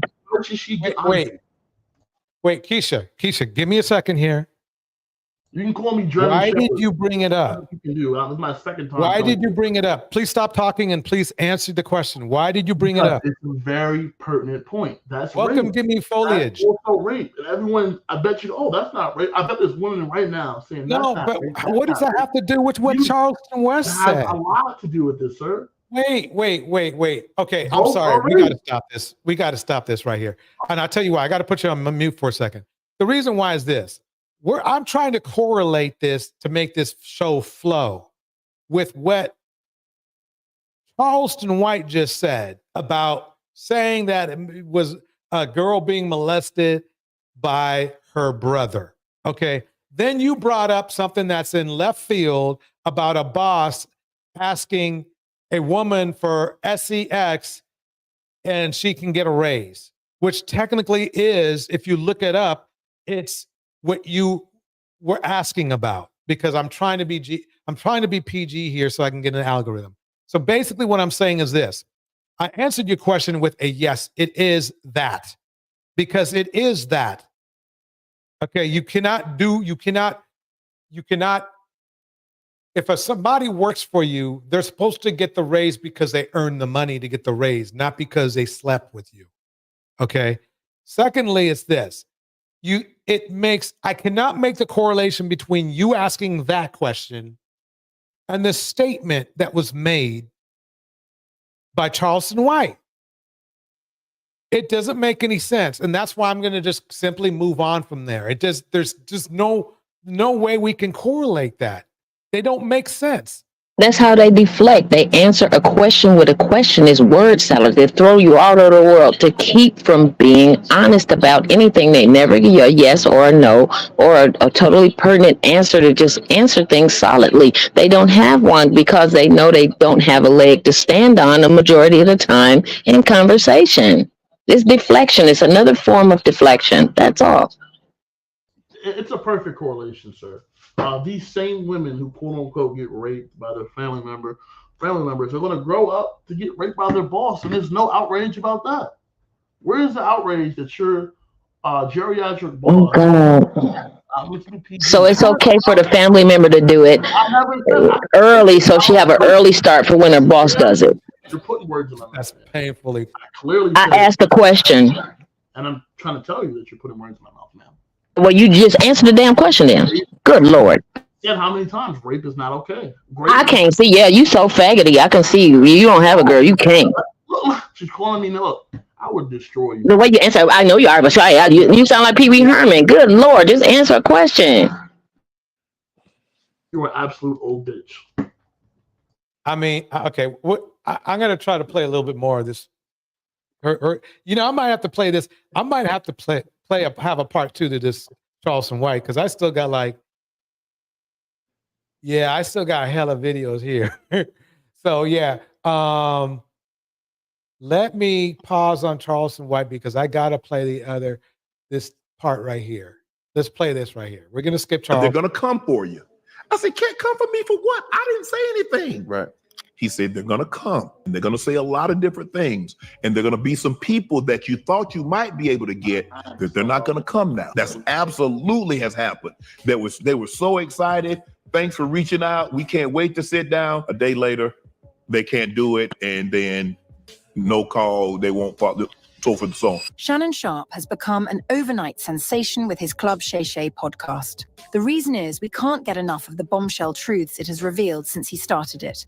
Make no mistake about it, Shannon Sharpe's interviews are scorching the earth with some of the secrets that have been revealed through his guests, including Monique and Cat Williams. The Cat Williams interview in particular has put Sharpe on the map ever since it was aired. However, the podcast, which has made Sharpe a brand, is now the reason for one of his current problems. You see, the dark secrets revealed in the interview have upset some of the bigwigs in Hollywood, and they are not having it. These powerful people are out for the blood of both Sharpe and Williams. But why are these people reacting so much because of an interview? We have all the juicy details here for you, so ensure you stick around. Well, the 52-year-old comedian made some intriguing allegations against certain powerful celebrities in Hollywood during his appearance on the show. While the podcast is now... Okay, so we're going over there. I want to get to the point where they talk. I don't want to hear her talk. Let's see if he lets her Whatever speak. you choose to do, that's your... I would be lying. Santa Claus. An outright lie. Okay, here we go. They play good women, and I believe that the best actor should be in the best role. So that's why, because when we released that clip and he said that, you responded because he said he was supposed to play Money Mike and you were supposed to play Santa Claus. An outright lie. So that he knows is a lie. So why would he say it? Because he's a liar. Nobody knows why liars lie. And that's why I had to come on the program. Cedric did the same thing. Cedric told you when you asked him, did you steal Cat Williams' joke? Yeah. He said it don't line up. But where did all these issues come from? What did Cat Williams say that started all these problems? The Cat Williams appearance on Shannon's Club Shay remains one of the biggest highlights of 2024 so far because it continues to send shockwaves across the entertainment industry and continues to generate comments to this day. Although the current feud is between Shannon and Tyler Perry, Cat Williams' expose on the podcast started the entire fiasco. The comedian began by making fun of Perry's acting when talking about Ricky Smiley, who said he wouldn't work again unless he played a character wearing a dress. Sharpe asked him why he put something like that in his contract. That's where he's a believable actor, he said. He and Tyler Perry can't play a man to save their life. They play good women, and I believe that the best actor should be in the best role. Perry, who has played the divisive comedy character Medea in 13 movies, including one animated feature, got a mention later in the interview. We put too much pressure on Tyler. Yeah, I mean, everybody knows Tyler Perry is G-A-Y, right? I mean, there's nothing wrong with it.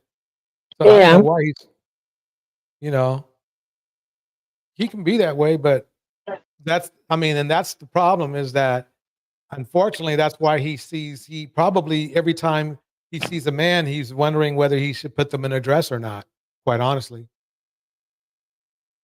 There's nothing wrong with it, but he's biased,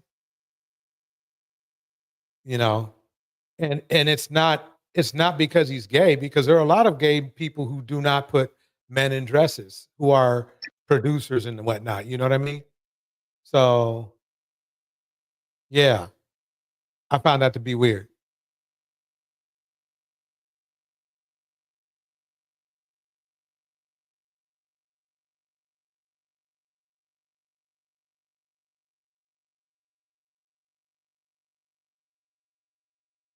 Okay, so I'm going to have a Charleston White part 2 because we've been on here for a long time. Any thoughts on Tyler Perry and Cat Williams being in a cat fight? Yeah, I mean, we all know Tyler Perry is a homosexual, like you said. As long as he decides to get his money and use it for black folks, I don't have an issue with the whole dress thing, right? If you're like what he did with he made he brought one of those old armories and turned it into a LGBT paradise. That's some bullshit right there. But if he was doing that and like creating a black business expo and something that's going to benefit black folks, I wouldn't have a problem. Cat Williams is not gay. The whole dress shit, I do have a problem with that. Yeah, but if you're gonna use that dress shit to make billions of fucking dollars and put on blacks, which he has not done, then I would feel a different way about that. Has Tyler Perry officially come out as gay, or has it kind of creeped out because we kind of he's not come out. assumed? Yeah, because Luther Vandross kind of got me when we just kind of over the years never realized he's ever had a girlfriend. I mean, it just kind of added up over the years, and we just kind of found out he was not hetero. And I think the same thing is kind of happening with Tyler Perry. It's like we never see an engagement or him out to dinner with a lady, and it's kind of adding up over the years that we're not seeing this hetero relationship around him or connected to him or anything at all over the years. Kind of the thing that's standing out with me most is this Monique thing. I think he tried to get her to succumb to the industry, and she kind of had a big issue with him, in these interviews that they speak of here, and he tried to get her to slow down and curtail herself, and she wouldn't do it. That's kind of the last I heard. And isn't he caught up in these Diddy things too? Yeah. So I hope he wasn't in there having a little fun with them. I mean, it's been quiet. It's been real quiet. I mean, if we getting ready to close it down, that is something I want to say too. And I've said this before in the chat. I hope they don't Epstein Diddy. He's been looking real hollow in the face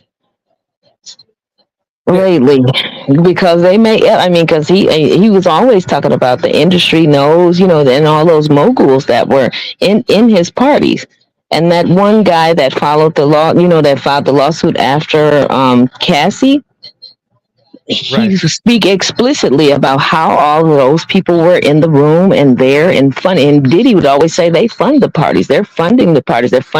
There's a definite connection to the higher ups in those record execs and all those stuff. So yeah, I mean, I have no problem.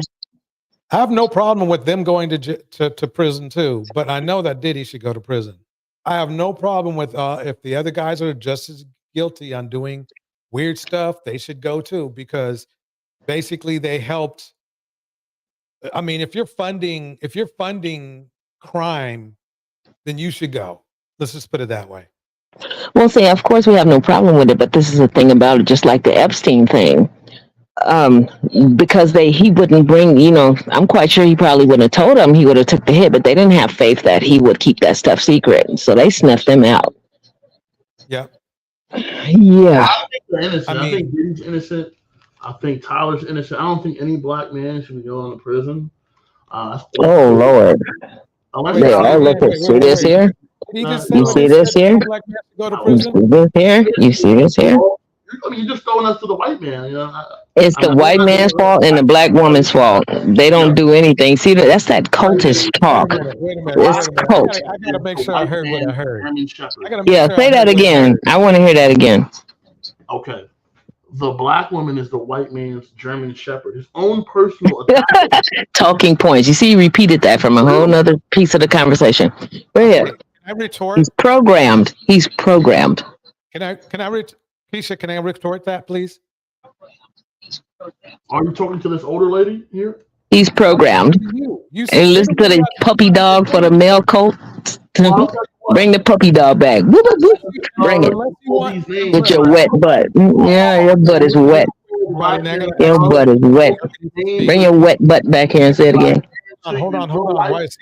Give me 1 second. And a wet butt. Bring your wet butt back here. Okay. Sir, if you don't want to be called Keisha, don't use Keisha as your call name. Keisha is a German Shepherd. Okay, look, that's your call name. So I called you Keisha and you had a problem with it. Yeah, after I told you. I'm gonna let the urbanist let's let her speak. You know, something respectable. Okay. Because in real life, I wouldn't take kindly to that. Okay, so this is the thing. So you said a black man should not go to jail. Is that correct? Oh shit. Hell fucking no. Jail, that's not where we belong. What did you say? Kings belong free, doing Wait, whatever we please. what did you say? What did you say?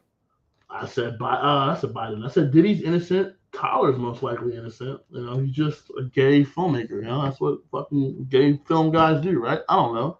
As long as they're not touching kids. No, I thought you said that a black man. As a general rule, is that black men shouldn't go to jail. There was no reports of Diddy touching kids or trafficking kids or anything of that nature. Okay, now he's centralizing it on two people. I want to seek knowledge. Are you I don't know what he's saying. I'm sorry, sir. I thought you said black men should not go to jail. He did say that. Yeah, of course. I believe in that wholeheartedly. Okay, so black men shouldn't go to jail, even though they commit all these crimes. I don't separate black men from black women like some of you mentally ill folks do. Wait, no. You just said black men. I'll say it again. Let me corner him for a second. Yeah, so, corner that animal. Let me corner him for a second. Keisha. 1 second. Keisha, you just said listen at it. Oh God, rabbit. It's rabbit.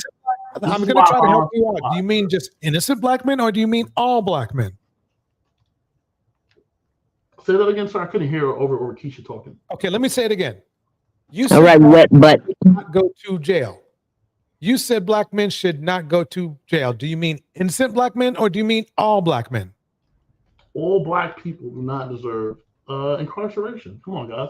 Okay, mass incarceration. Are we forgetting this now? Let me give you a scenario. We're going to forget that. Scenario, and let me get a yes or no out of you. Let me give you a scenario, and let me get your answer.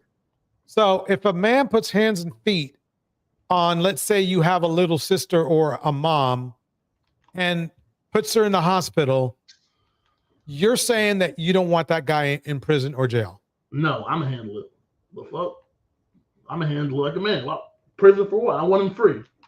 I want him free so I can do something about it. Okay, I'm gonna let Urbanisa speak. Yeah, I mean this is the problem, right? And this is the reason why we're having so many problems in our society, because of people like this young man who does not want to follow the rules of society. And you know, it's very unfortunate. I'm going to pray for you, because this is exactly why you know, we're having problems in our community. Because here's the thing: when you live in a society, you have to follow the rules of that society, sir. You have to. No, I don't. So if black men are not following the rules of that society, you're going to go to prison. It's just that simple. Or we can shoot it out. Sir, if you have such an issue with living in this country, you should probably leave.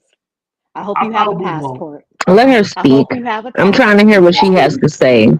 I'm trying to hear her take on things. We spoke this whole time. I want to hear what she has to say.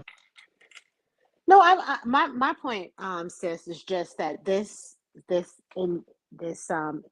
indifference, the lack of understanding facts and knowledge and looking things up, right, and reading and comprehending and using skills like critical thinking skills are the reason why we're failing, because we're not doing those things. And this is the problem with a lot of Black men in our society.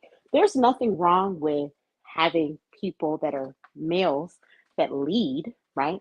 But you have to be a righteous, good leader to get in those leadership positions, right? You have to show leadership skills. And the issue that this young man clearly does not understand is just because you have a penis does not entitle you to have a leadership position. You need to work for it. Exactly. You need to this work is where for your it. critical If thinking you skills look are at all it, jacked up. hold on, sir. Hold on. Let me just finish one thing that I want to say to you.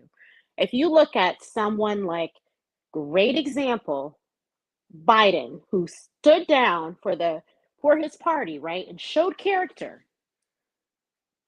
that's a leader. A leader has good character. This whole time that you've been on this conversation, you have disrespected women.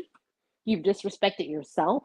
You've showed us that you do not process, right, and look at facts, right? You just speak to things that you've heard versus looking it up.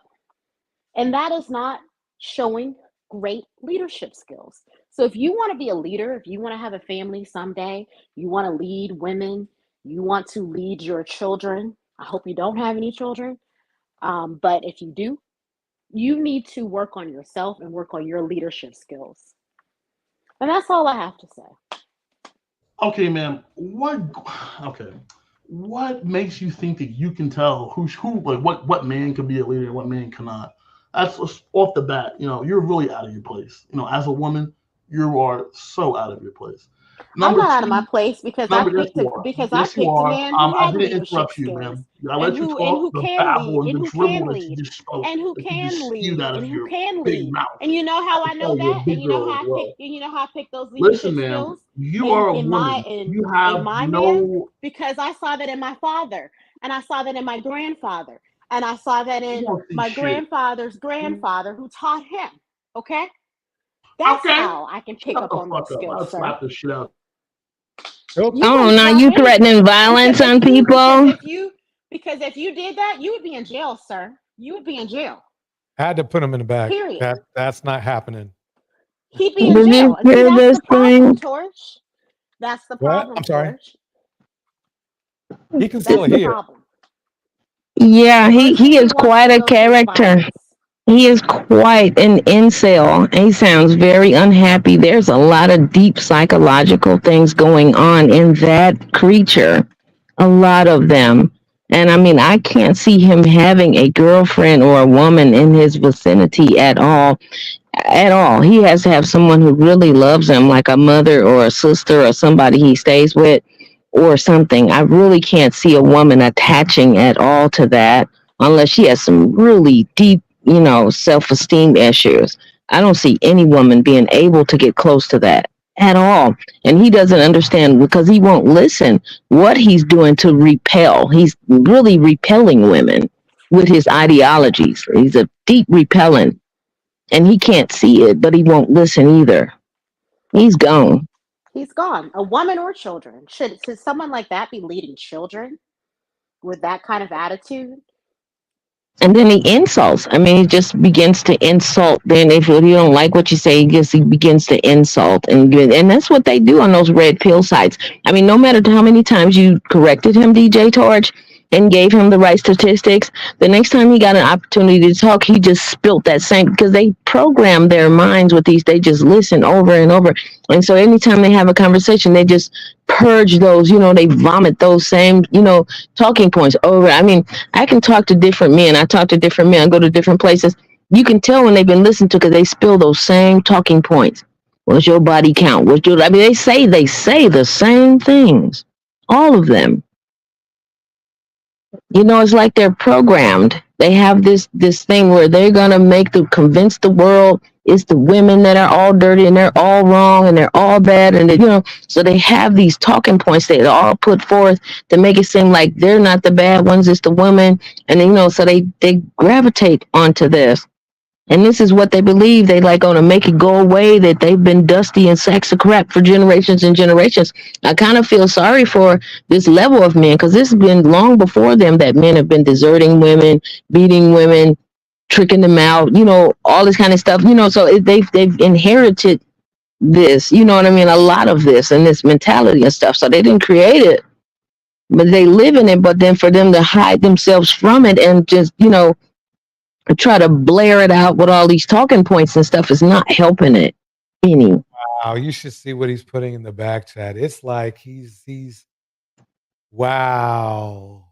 Oh, I believe it. If you listen at his voice, the way he talks and confronts, he sounds like he has had some of Tyrone to me. If I know I'm not the only one that says that, it's like he's been touched. So that molestation, that's why he didn't care about it. He's like, what's wrong with getting molested? You just gonna grow up and get molested by your boss? He was very passive about it. So he sounds like he had a very pleasant experience when he got molested when he was young, and it's all in his voice. And clearly he doesn't have an appreciation for authority or for the law, because he's in the back chat talking about, prison doesn't mean anything. So this is exactly why a lot of these young men end up in prison, because they don't even understand the law. So he didn't even have the understanding of the law to understand that quid pro quo, which is what he described with that boss, right, is illegal. And a company could be sued, a company could lose a lot of money, right? And that person, and it is absolutely illegal and inappropriate.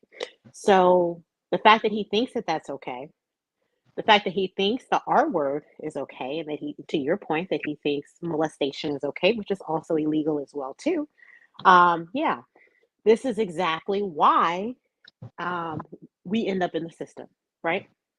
And they don't understand why. I'm sorry, go ahead. Oh, I'm sorry. And this anger that he's displaying and these threats, right, that he's also displaying, will make you end up in prison as well too.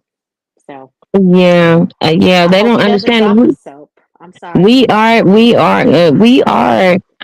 These are bad times. We got a lot of racism coming at us, and all this, if Trump gets in, and all, they allow these race warriors to come out and do. We don't need to be divided as a people, and to see our black men coming at us so, so much, so hard like this is not good. We need to be coming together at this time. It's so critical that we do. And to see them have so much hate for us this way and to blame everything. I guess for them, their manhood and their mentality, this is for them. Grabbing onto the patriarchy is the closest thing that they're going to get to actually being the man and proving to the rest of the men that they're really men. And we won't sit down and shut up and just go under them collective, and agree to just be their slave or whatever that like they think other men are having or whatever. And since we won't do it, they're beating us. We just want to leave them, want to break up. We just won't take their cheating and their beating and their, outside babies and all this stuff. We're leaving because we can support ourselves and things like that. They figure they're just going to make us do it, or I don't know. The thinking patterns of a man, I don't know. That Princella, she might have bombed out or whatever, but she had a lot of things that she said that were right on. They don't have the processing, like you said earlier. They don't have the processing skills that we do. They cannot process. They don't have the thought. They really don't have the mind that we have to actually be reasonable and think reasonable thoughts. They can't. It's critical thinking skills. And here's the other thing too, and I don't like to agree with, racist talking points, right? But see, you quite frankly, I'm literally looking at the back, right? And for your audience, Torch, if they could see some of the things that this young man is writing, right? This is exactly why back in the day, people would call, white people in particular would call people that look like us savages, right? And say that we could not be in their society, right? Because we didn't know how to act and we were savages and all these things, right? And that's the point. You're just proving these people right, right? When you have this kind of attitude. Um, every time one of our brothers does not educate themselves and shows this type of behavior, all you're doing, right, is proving the white man that you're talking about, right? Right. You are. You are. They want you in prison. They want you in prison, dear. We don't want you in prison. We don't. We don't want you there. We want you to be an educated Black man who has a family and who can provide for a family and actually be a real leader.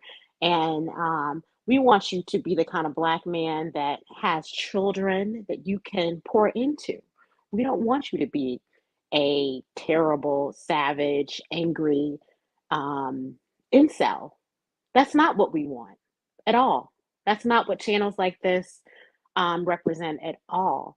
But these guys clearly do not want any better for themselves.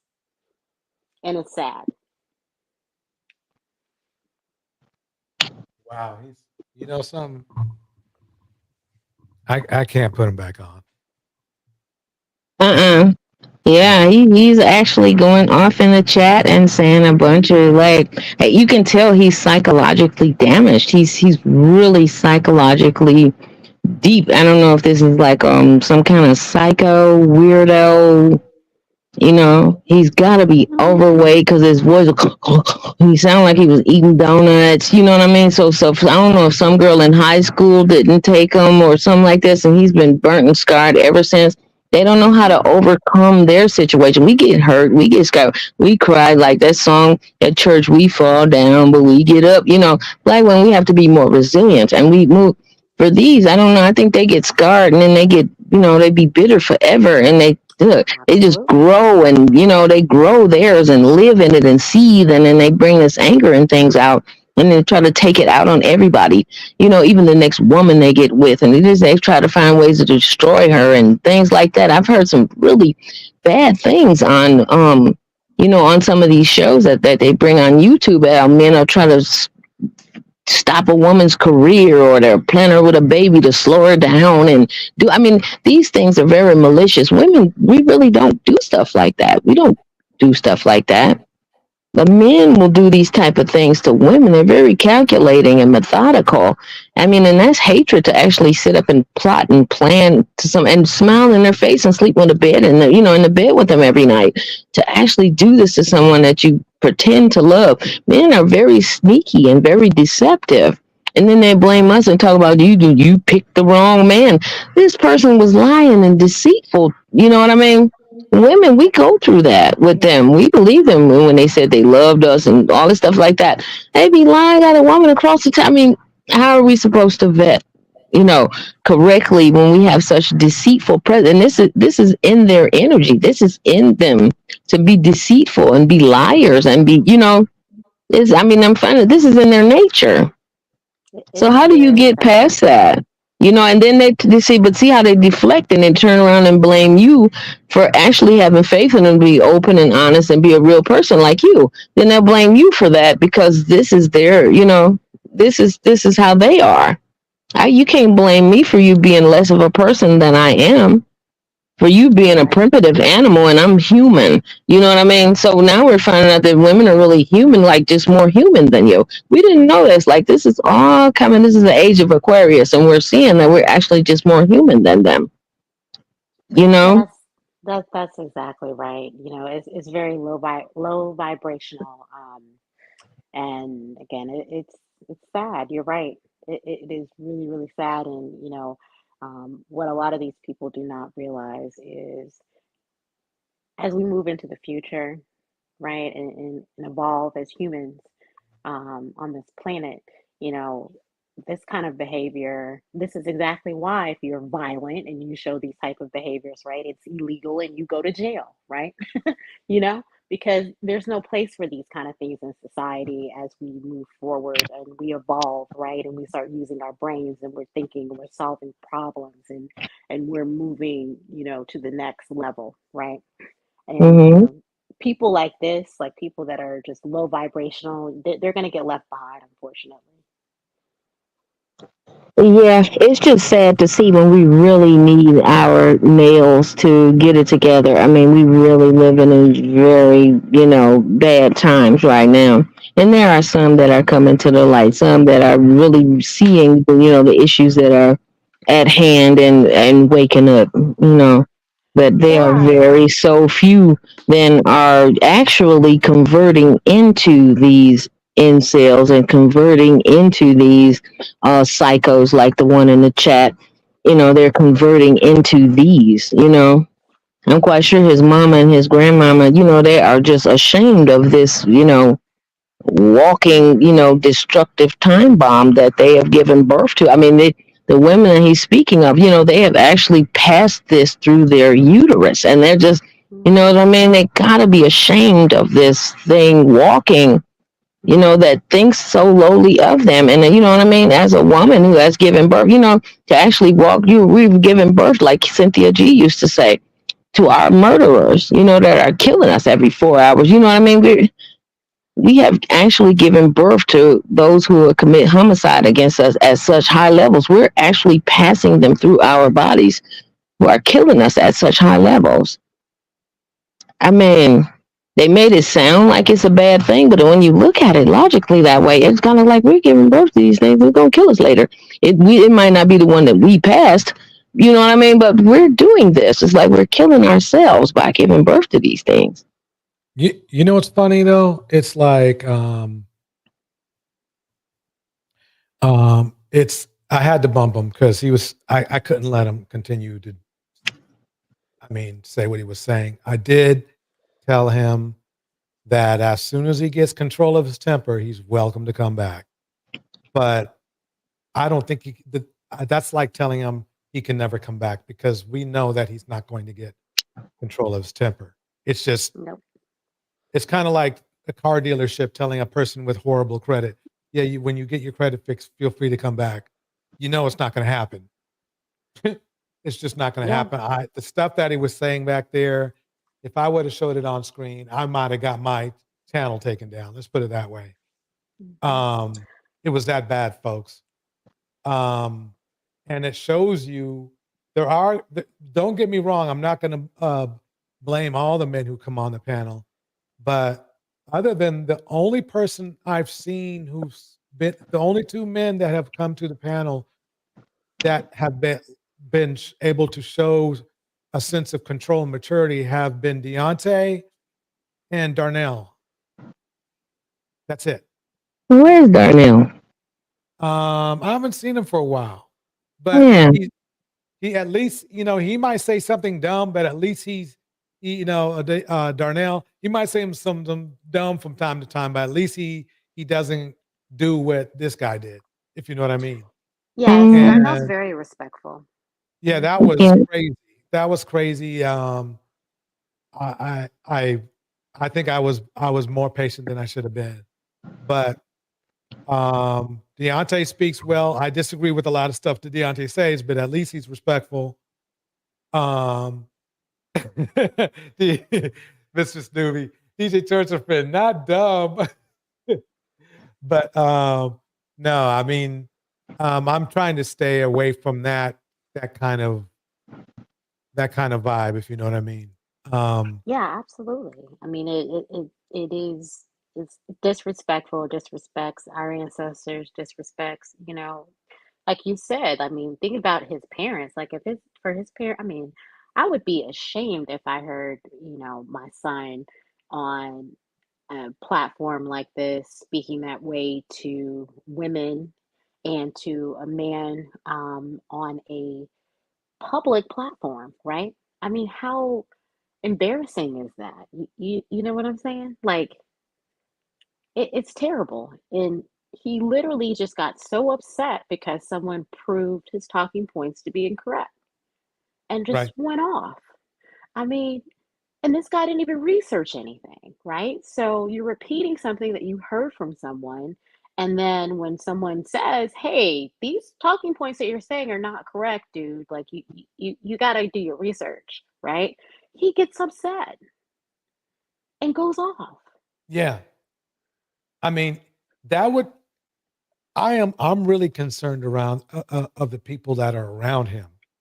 That I am concerned for their safety. I really am. Yeah, I am too. I am too.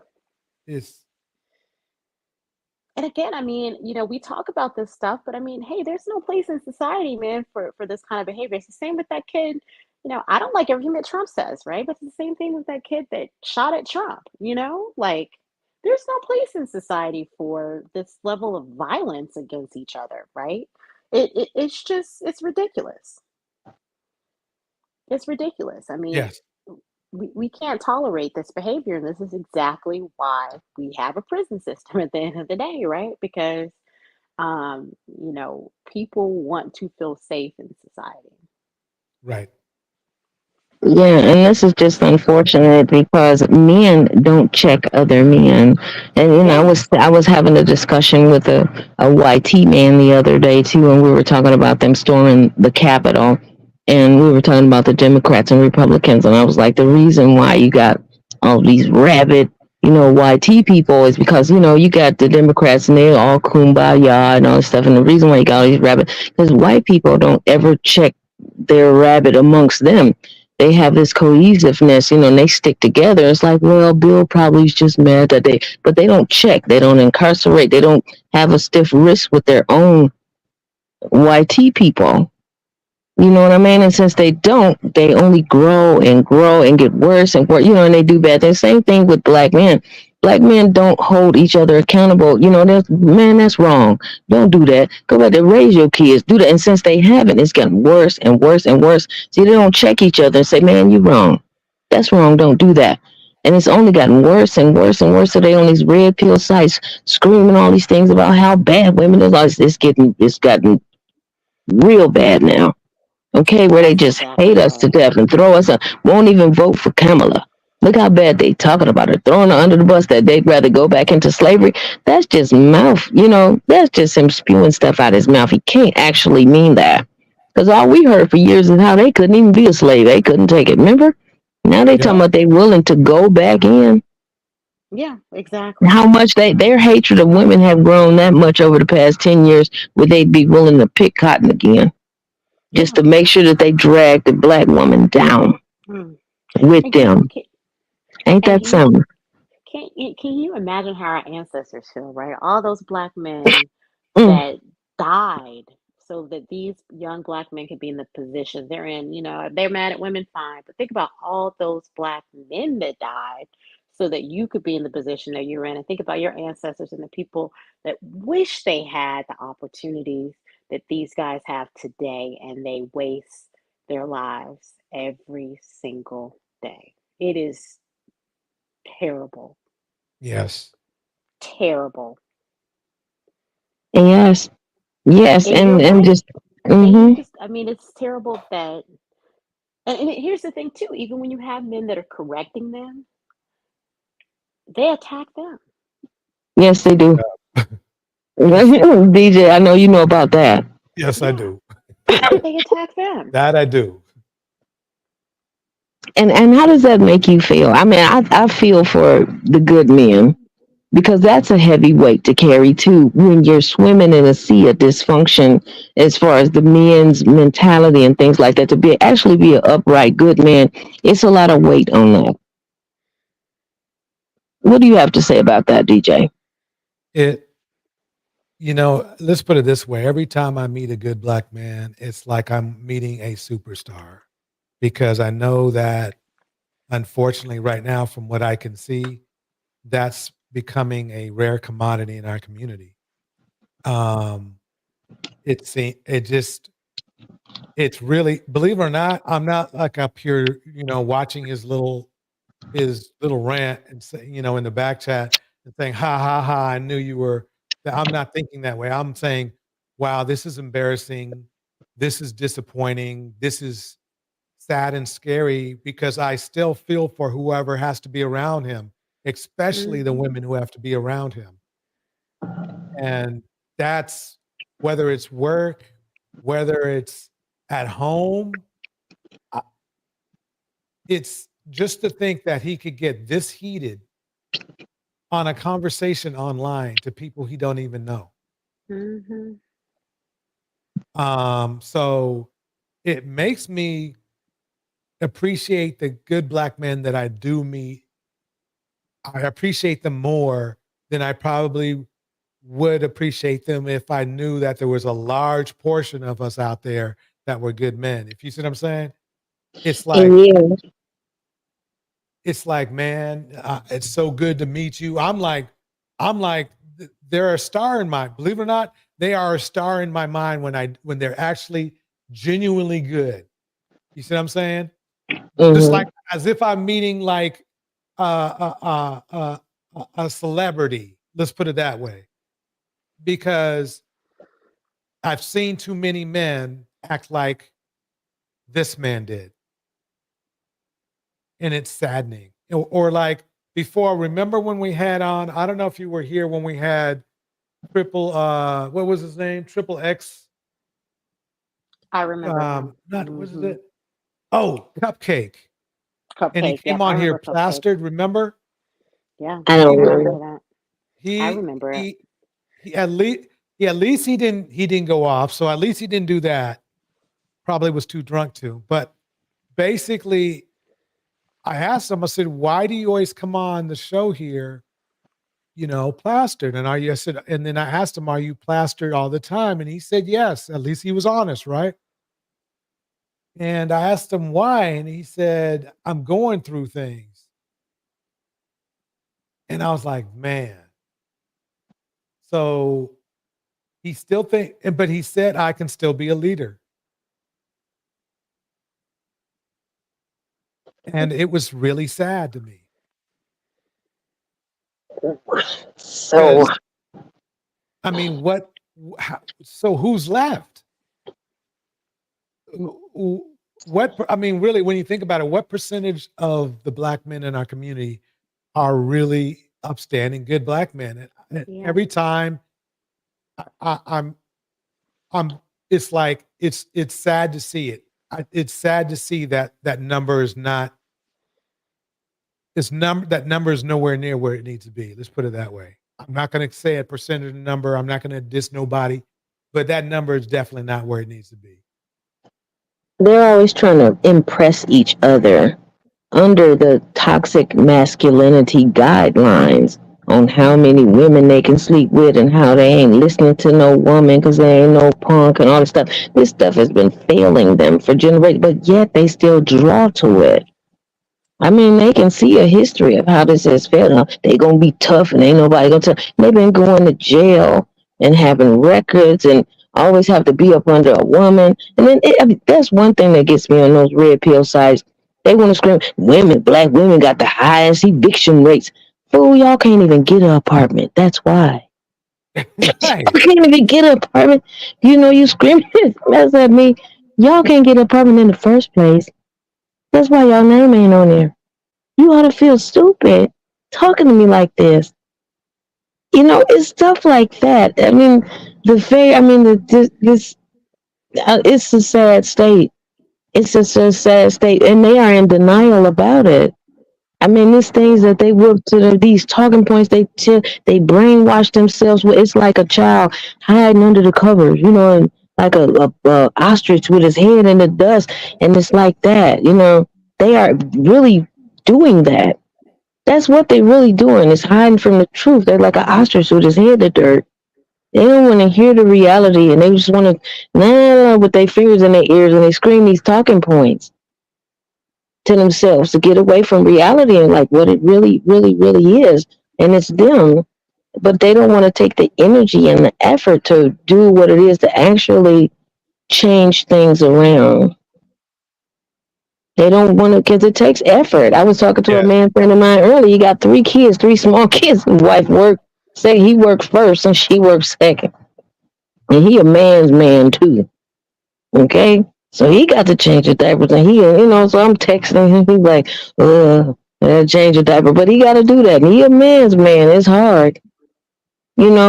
But that's what it takes. He's a man now. He be a little condescending to it. He's a man's man. He treat her like, a little bit like that. But when it's time to be that man, he be that man. Because he be out there fixing cars, his hands dirty. But he know how to bust it down and change a diaper, too.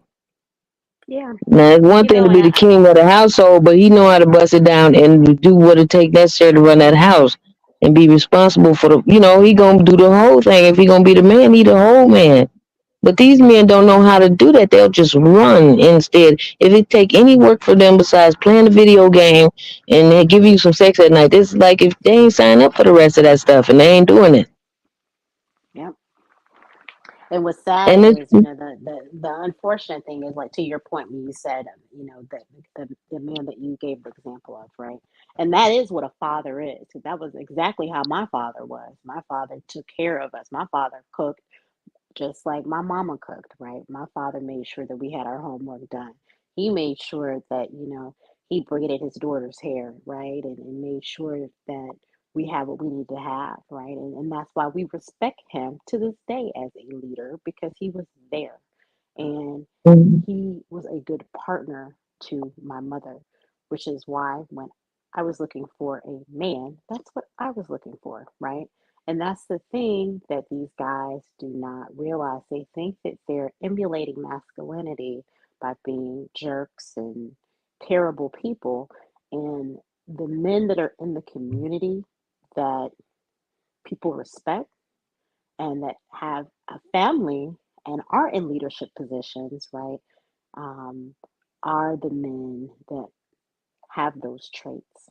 And I think they just do not understand what a real leader is. And Well, it's they really think if they unfortunate. call those men simps, punks, and fags, it'll Mm-hmm. shame them down and make the Mm-hmm. standard drop lower so they can get Mm-hmm. in. So When they they call don't them realize that simps, punks. those men are laughing at them, because those men are like, hey, I'm the one who's happy. I'm the one that has a great, life. I'm the one that has money in the bank. I'm the one that has children that respect me, right? And a wife that respects me. Like, you don't hear those women calling those men simps, right? That's Because right. those women Nope. respect those men. And that's the point. They do. That those women like And toxic those men. They women, like the toxic men. yeah, they like the toxic men. They love it. They love the toxic men.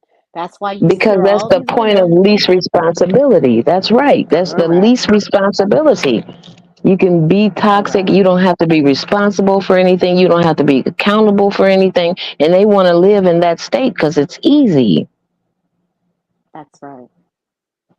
That's right. Yeah. And they want to stay there. Realistically speaking, do you think that Sierra cares about, or even for that matter, Russell Wilson cares at all about what these guys are saying and thinking? No, they could care less. They're sitting in their beautiful home, making babies, enjoying their lives, right? They could care less that these idiots online think that Russell is a simp. Right. No one cares. Russell's still a millionaire, still getting paid, still making babies with his wife and being happy. While people like this, like that guy, is on the internet raging, right? On people he doesn't even know.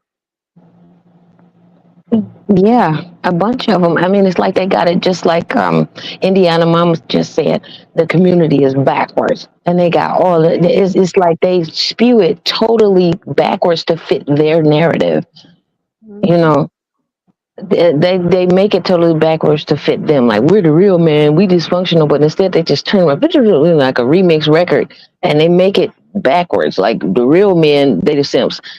We the fake men, we ain't nothing, we don't do nothing, we don't got no jobs, we in and out of jail. But yeah, I'm tough. Like I said, it's a very primitive thing. They base it on physical strength, how many women they can impregnate and run, and they can play 3 or 4 different girls. That kind of weak stuff. That's toxic masculinity. That's not real manhood. Real manhood is actually on the other side of that. All the way on the other side of that. Rainbow or whatever you want to call it. It's all the way on the other side of that. And they want to look over there, and because they don't have any any desire to put in the work to get over there, they'll criticize it instead. That's exactly right. And like, And I that's think just a Gimme, shame. it is. And like Gimme the Foliage just said, they are jealous. And that's exactly what it is. They are jealous of the men that have worked on themselves and figured it out and are living life. Um, they're jealous. They're jealous. Mm-hmm. And again, I always go back to thinking about our ancestors, right? And there were black men back in the day that wish they could have those opportunities, right? And would not have squandered them.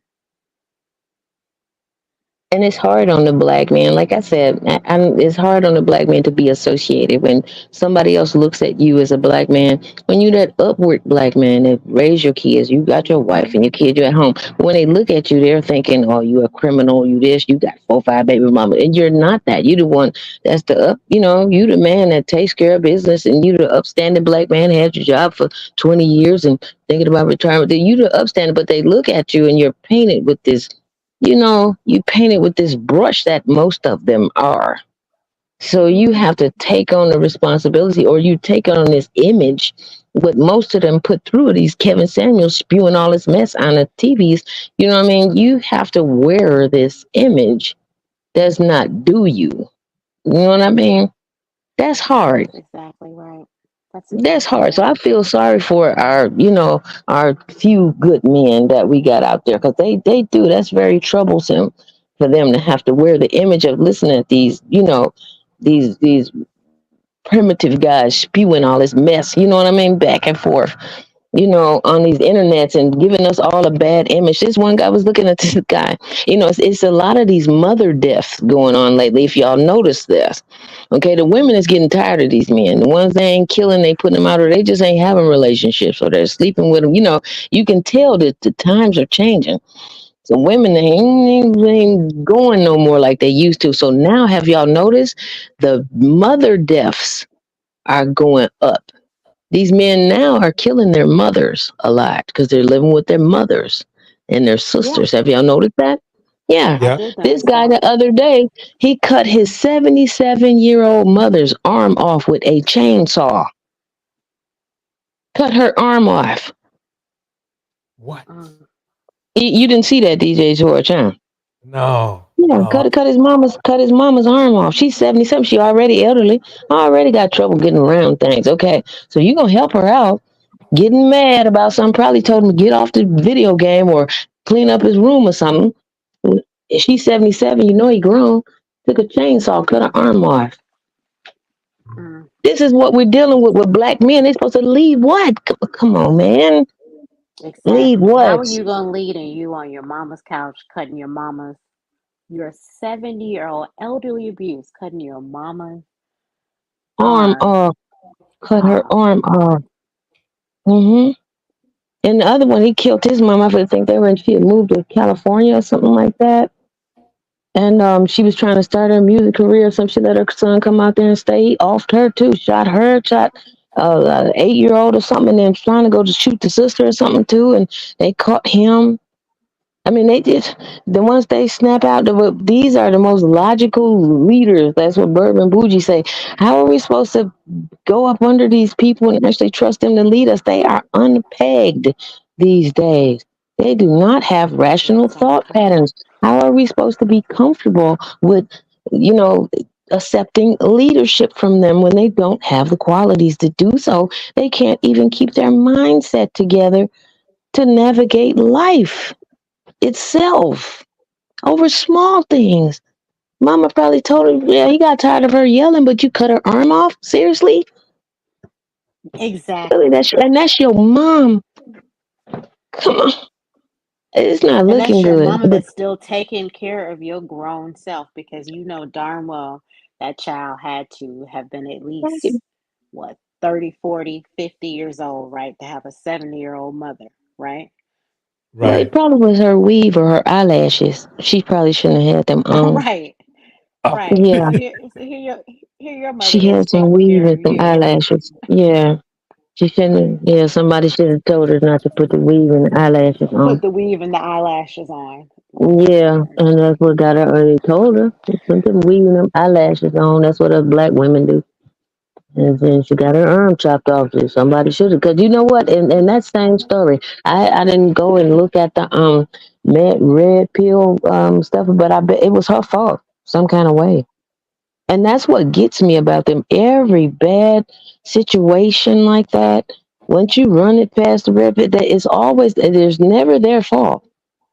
Nope. It's always somebody else's fault and the woman's fault. I don't care if he just take her and shoot her in the face in cold blood. It's the what they're gonna tell you how it's the woman's fault and what she did. Oh, she shouldn't have been doing. That's the first words out their mouth. Yep. Always. They love accountability, though. It's They love never. accountability. It's on the woman's part, but it's never their fault ever. I mean, I've tried to have discussions with males. When something happened, I'll be like, see, this happened with her. Well, I bet you she did what she do. The first thing out their mouth, not even, oh, wow, that's terrible. First thing, I bet she did something. First thing out their mouth, always. They are brainwashed, and it's so bad. You know, I don't know what to do at this point. I don't know what to say. I mean, I don't know what can be said. They have to wake up. They have to realize what they're doing is wrong. Their thought processes is wrong. They have to humanize and they have to love their women. They have to love them enough to look past, you know, the socialization of themselves that makes them hate their women. They're going to have to wake up and be like, what the heck am I thinking? And they're going to have to do this. If they don't, I mean, you can tell them as much as you want to, but they are not listening. They don't I love don't know. What do you themselves, though. think? They don't love themselves, and I think it starts there. It starts internally, and they don't love themselves. And how are you going to love someone else and you don't love the person you look at in the mirror every day?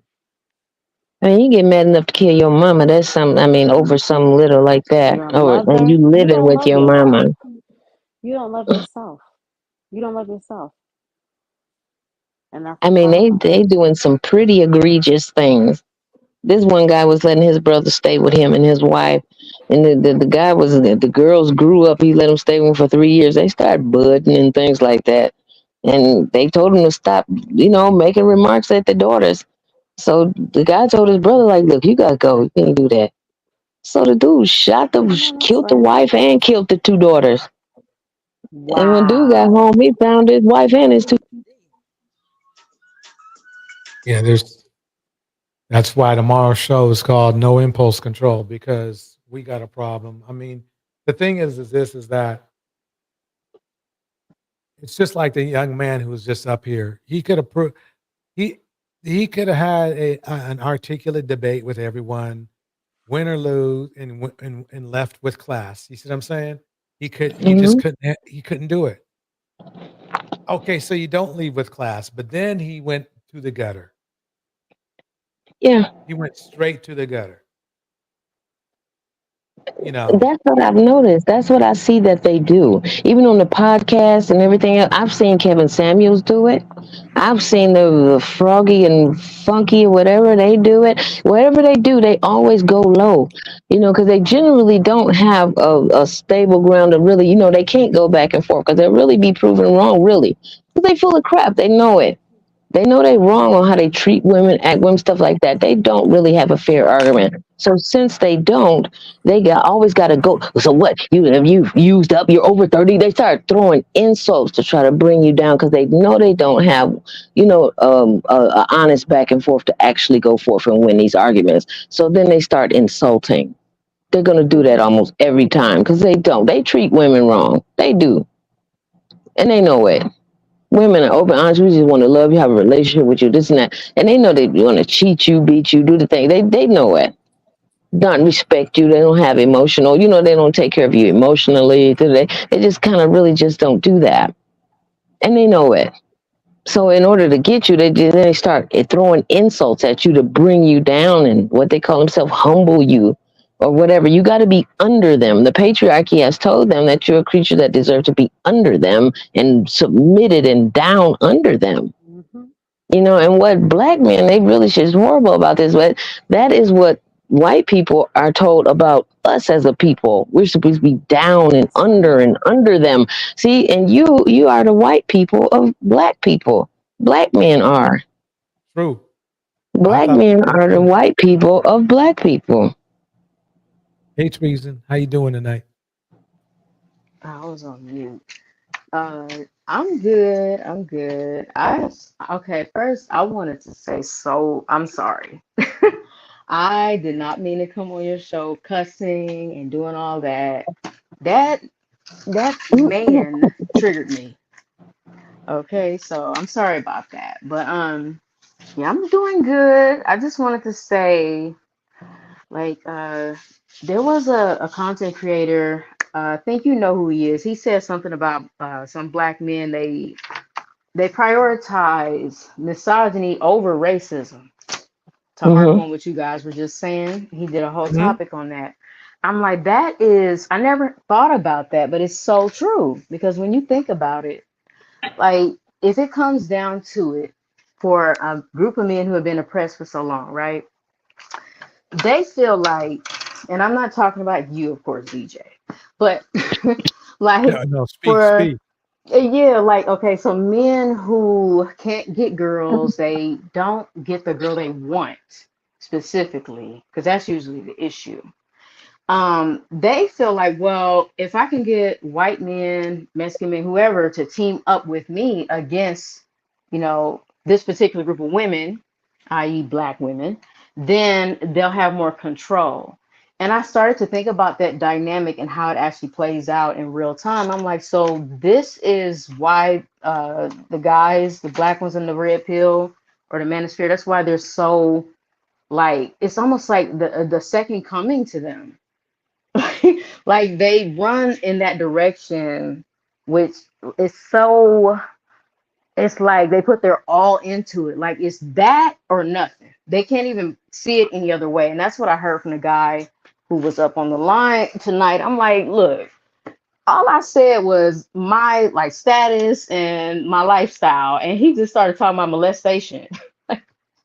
I mean, That's the weird thing, yeah. just triggered over nothing.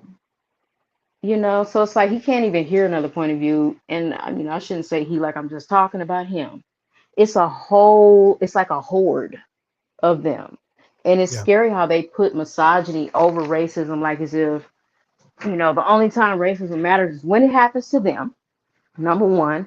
And number two, it doesn't matter if it happens to a black woman because she, quote unquote, hate black men anyway. She's trying to run to white men. We are not the ones, like you had quoted earlier in the show, we're typically not the ones to date out. I only recently started doing it. I wasn't going to date anybody. I was about to get a donor for a family, So I'm like, well, let me try this out and see. And it's really they on bullshit. I'm gonna be honest. But try not to be so judgmental, keep my peace about myself, but he triggered me and I just wanted to come back and apologize. Like, look. No, there's no need to apologize. Because I think I called him a bee. He triggered half the room. I'm sorry to all the men and women in the chat who probably was offended. Like, ooh, I don't be called men bees unless they really, really deserve it. I promise you. Well, if you saw what he was putting in the back chat, we definitely understand. I didn't. What did he say in the back chat? Ooh. Oh, okay. I'm gonna mute and go look. All right, y'all. Hold up. Yeah, check out the back chat. It's still back there. Okay. It's still back there. Yeah. It's horrible. I screenshotted it just because I think nobody would believe us. I don't get me wrong. I'm not that type of person. Like, I'm just gonna put it out in a video or nothing. But I screenshotted it because I was like, wow, this is coming. It's all bad. Yeah. Yep, it is. But this is exactly we why. all black bees and everything. He's just talking about what he gonna do to people and everything. Yep. We gonna pay, and Mm-hmm. sounds very unhappy. I don't know what his problem was, but Very unhappy. Yep. yeah, I don't know. Psychological, like I said, he sounded like a psychological problem talking. And most of them do. They don't want to unpack. I mean, see, a lot of that too. You weak, you a punk, you a fag. If you get educated. I mean, I have a lot of guys I know that went to school and they smart. They have to get teased at school. Oh, he a sissy. He want to be a nerd. While they're studying, they can't even ask about. Oh, you see this? There's a Pythagorean theorem and this blah blah. They can't discuss with them because they get talked about for being smart. That's like a bad thing, okay? They start this stuff young, actually demeaning each other for good stuff they should be reveling in. They start this young, bringing each other down. So the psychology of a black man can be very, very negative. Starts off very young. So by the time they get each other to the time they're grown, they have been, implanted so many negative things within each other, that it's just not looking good. So, I mean, I don't know what can be done, but it takes them to change that. Sorry, You're y'all. so But they right. gotta admit it. They gotta admit it first and stop saying it's weave and eyelashes. Right. It's not the weave and eyelashes that make you act like it's y'all. It's this programming. It's the psychiatry. It's the social engineering too. It's some things that are done by outside parties and stuff like that too. You know what I mean? There are some things that are done, in the social system, and the segregation and things like that. I understand all that too. But some of it is done by us in our communities. Some of it is done by us as well. Uh-oh, am I still there? Yep, you're still here. Can you hear me? I think Hello? somebody just joined. Oh, hi, Kevin. Did you have something you wanted to chime in on? I was looking to see what that guy said in the back chat, cause Oh, yeah. I think if you come on afterwards, I don't think you can see it. I don't know. It was pretty bad. I don't know, I maybe. bet it was. It's pieces of trash like that do stuff like that. Yeah, He do that. He doing that. Get a reaction out of you all. I hate to be a representative of black men, but I know I do. I know I'm not perfect, but I ain't. I will never stoop that low. I'd like to kick a shout out to Why Seeking Knowledge. Thank you for the $20 super chat. Angela Reddick, thank you so much for the $2 super chat. I really appreciate everybody coming on tonight. Maybe this is a perfect time to close it all down. Well, okay. Why Seeking Knowledge is back, but Okay. Sorry. I mean, I guess I want to try to see if I can think about some way of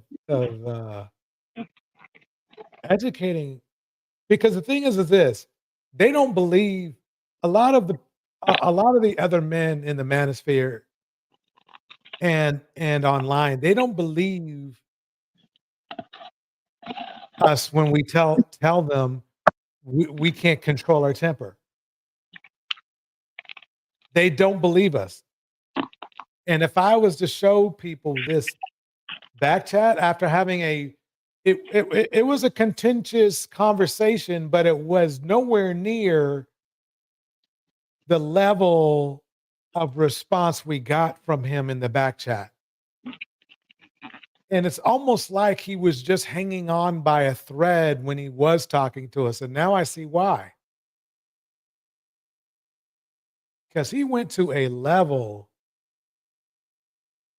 that I would want to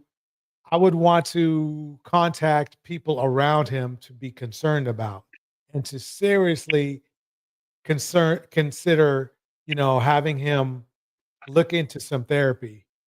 It was pretty bad. This is the new normal, unfortunately. I think they would say absolutely there's nothing wrong with him.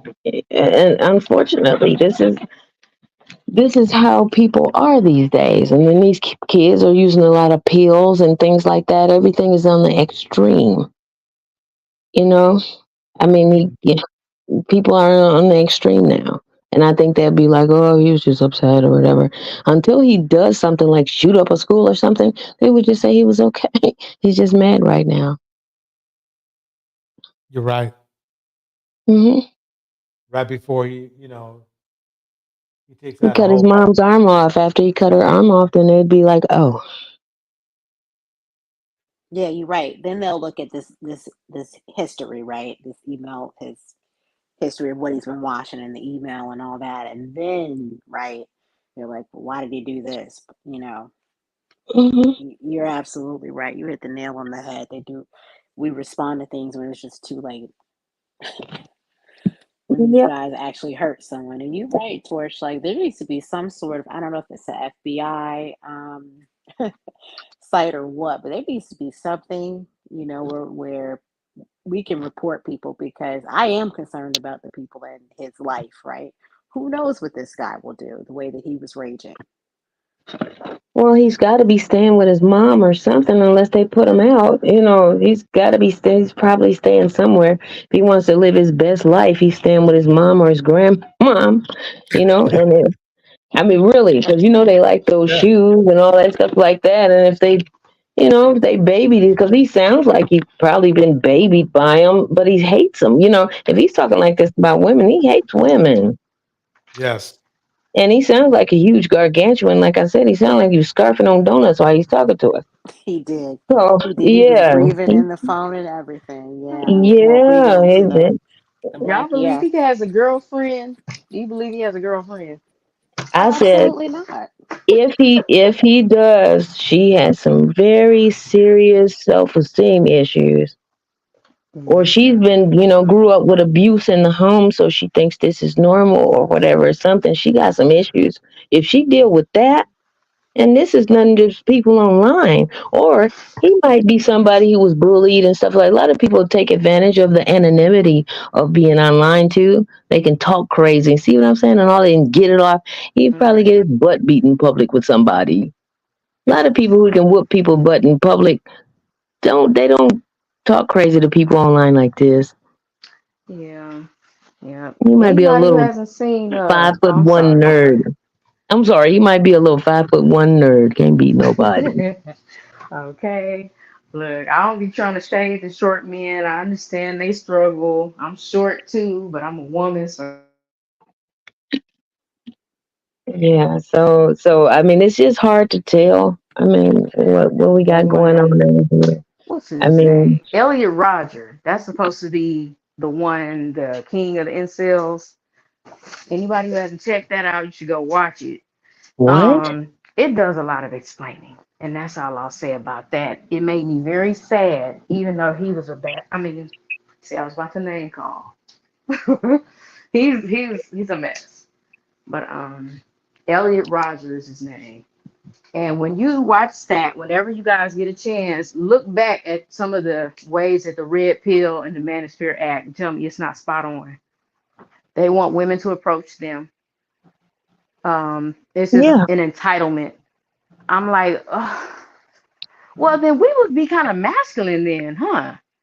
I mean, if See, they had their way, we would have to be, kind of like chasing men, right? they're Just food for thought. confused. Exactly. So But that's all I then wanted to they say don't on that. want you to be masculine, right? They They're want you to be confused. feminine, fit, and friendly, correct? But then you're Yes, supposed to do all of this extra stuff. Okay. Yeah. exactly. Okay. Something That's a happened to my mic, conflict. but yeah, I can still hear you guys. I'm going on mute. But thank you, DJ Torch, and everybody on the panel. Much respect and good night to everybody. Because I might step down. Yep. Good Torch, night. I'm Sleep stepping well. down as well too. Thank you so All right. much. This was a good show. Did I Thanks for miss my having me on super the chat? I panel. didn't see it up there. Oh yeah, I definitely put it up. I'll put it up one more time. Thank you so much for this. And you don't have to apologize. I think I think really, quite honestly, everyone was very patient with the young man. And as you saw in the back chat, there's nothing you can do with that. There's nothing you can do with that. So anyway, everybody, I think there's a perfect time to end it. So I'm going to go ahead and play a little music, do a couple of shout outs. I really appreciate everybody coming through. I do.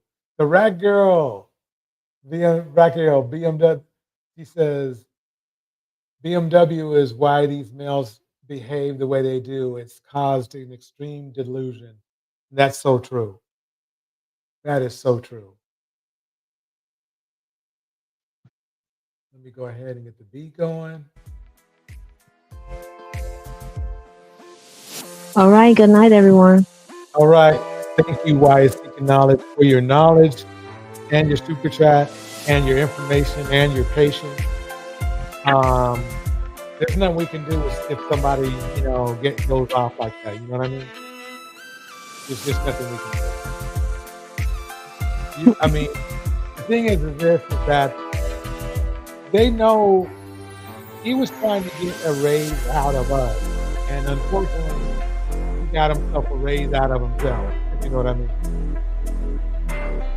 Yeah, he did, because I think I did raise him a little bit, especially when I was calling him a wet butt over there. He didn't like that. To me, that ain't. The thing is this, that he got upset because he couldn't control you. He couldn't control the urbanites. He couldn't control the other women on the panel. And that's why he went off the way he did, because he didn't get the responsibility. Yeah, I think Indiana Mom was good at putting them off tonight. I mean, every time she blocked them out, they just kind of left. I think they gave up. Yeah. But anyway, it was nice. Thanks a lot, guys, for having me, and y'all have a good night. I'm out. Good night. Thank you, Wise Seeking Knowledge. Thank you, DJ. Freezing. Tanya Sweat. Bridget Bouchon. Indy Cannon. Give me the foliage. Of course, Act Natural Under Pressure. Angela Reddick. Thank you again for $2 for that as well. Kevin, Lifestyle Guy. Conscious Mind Love.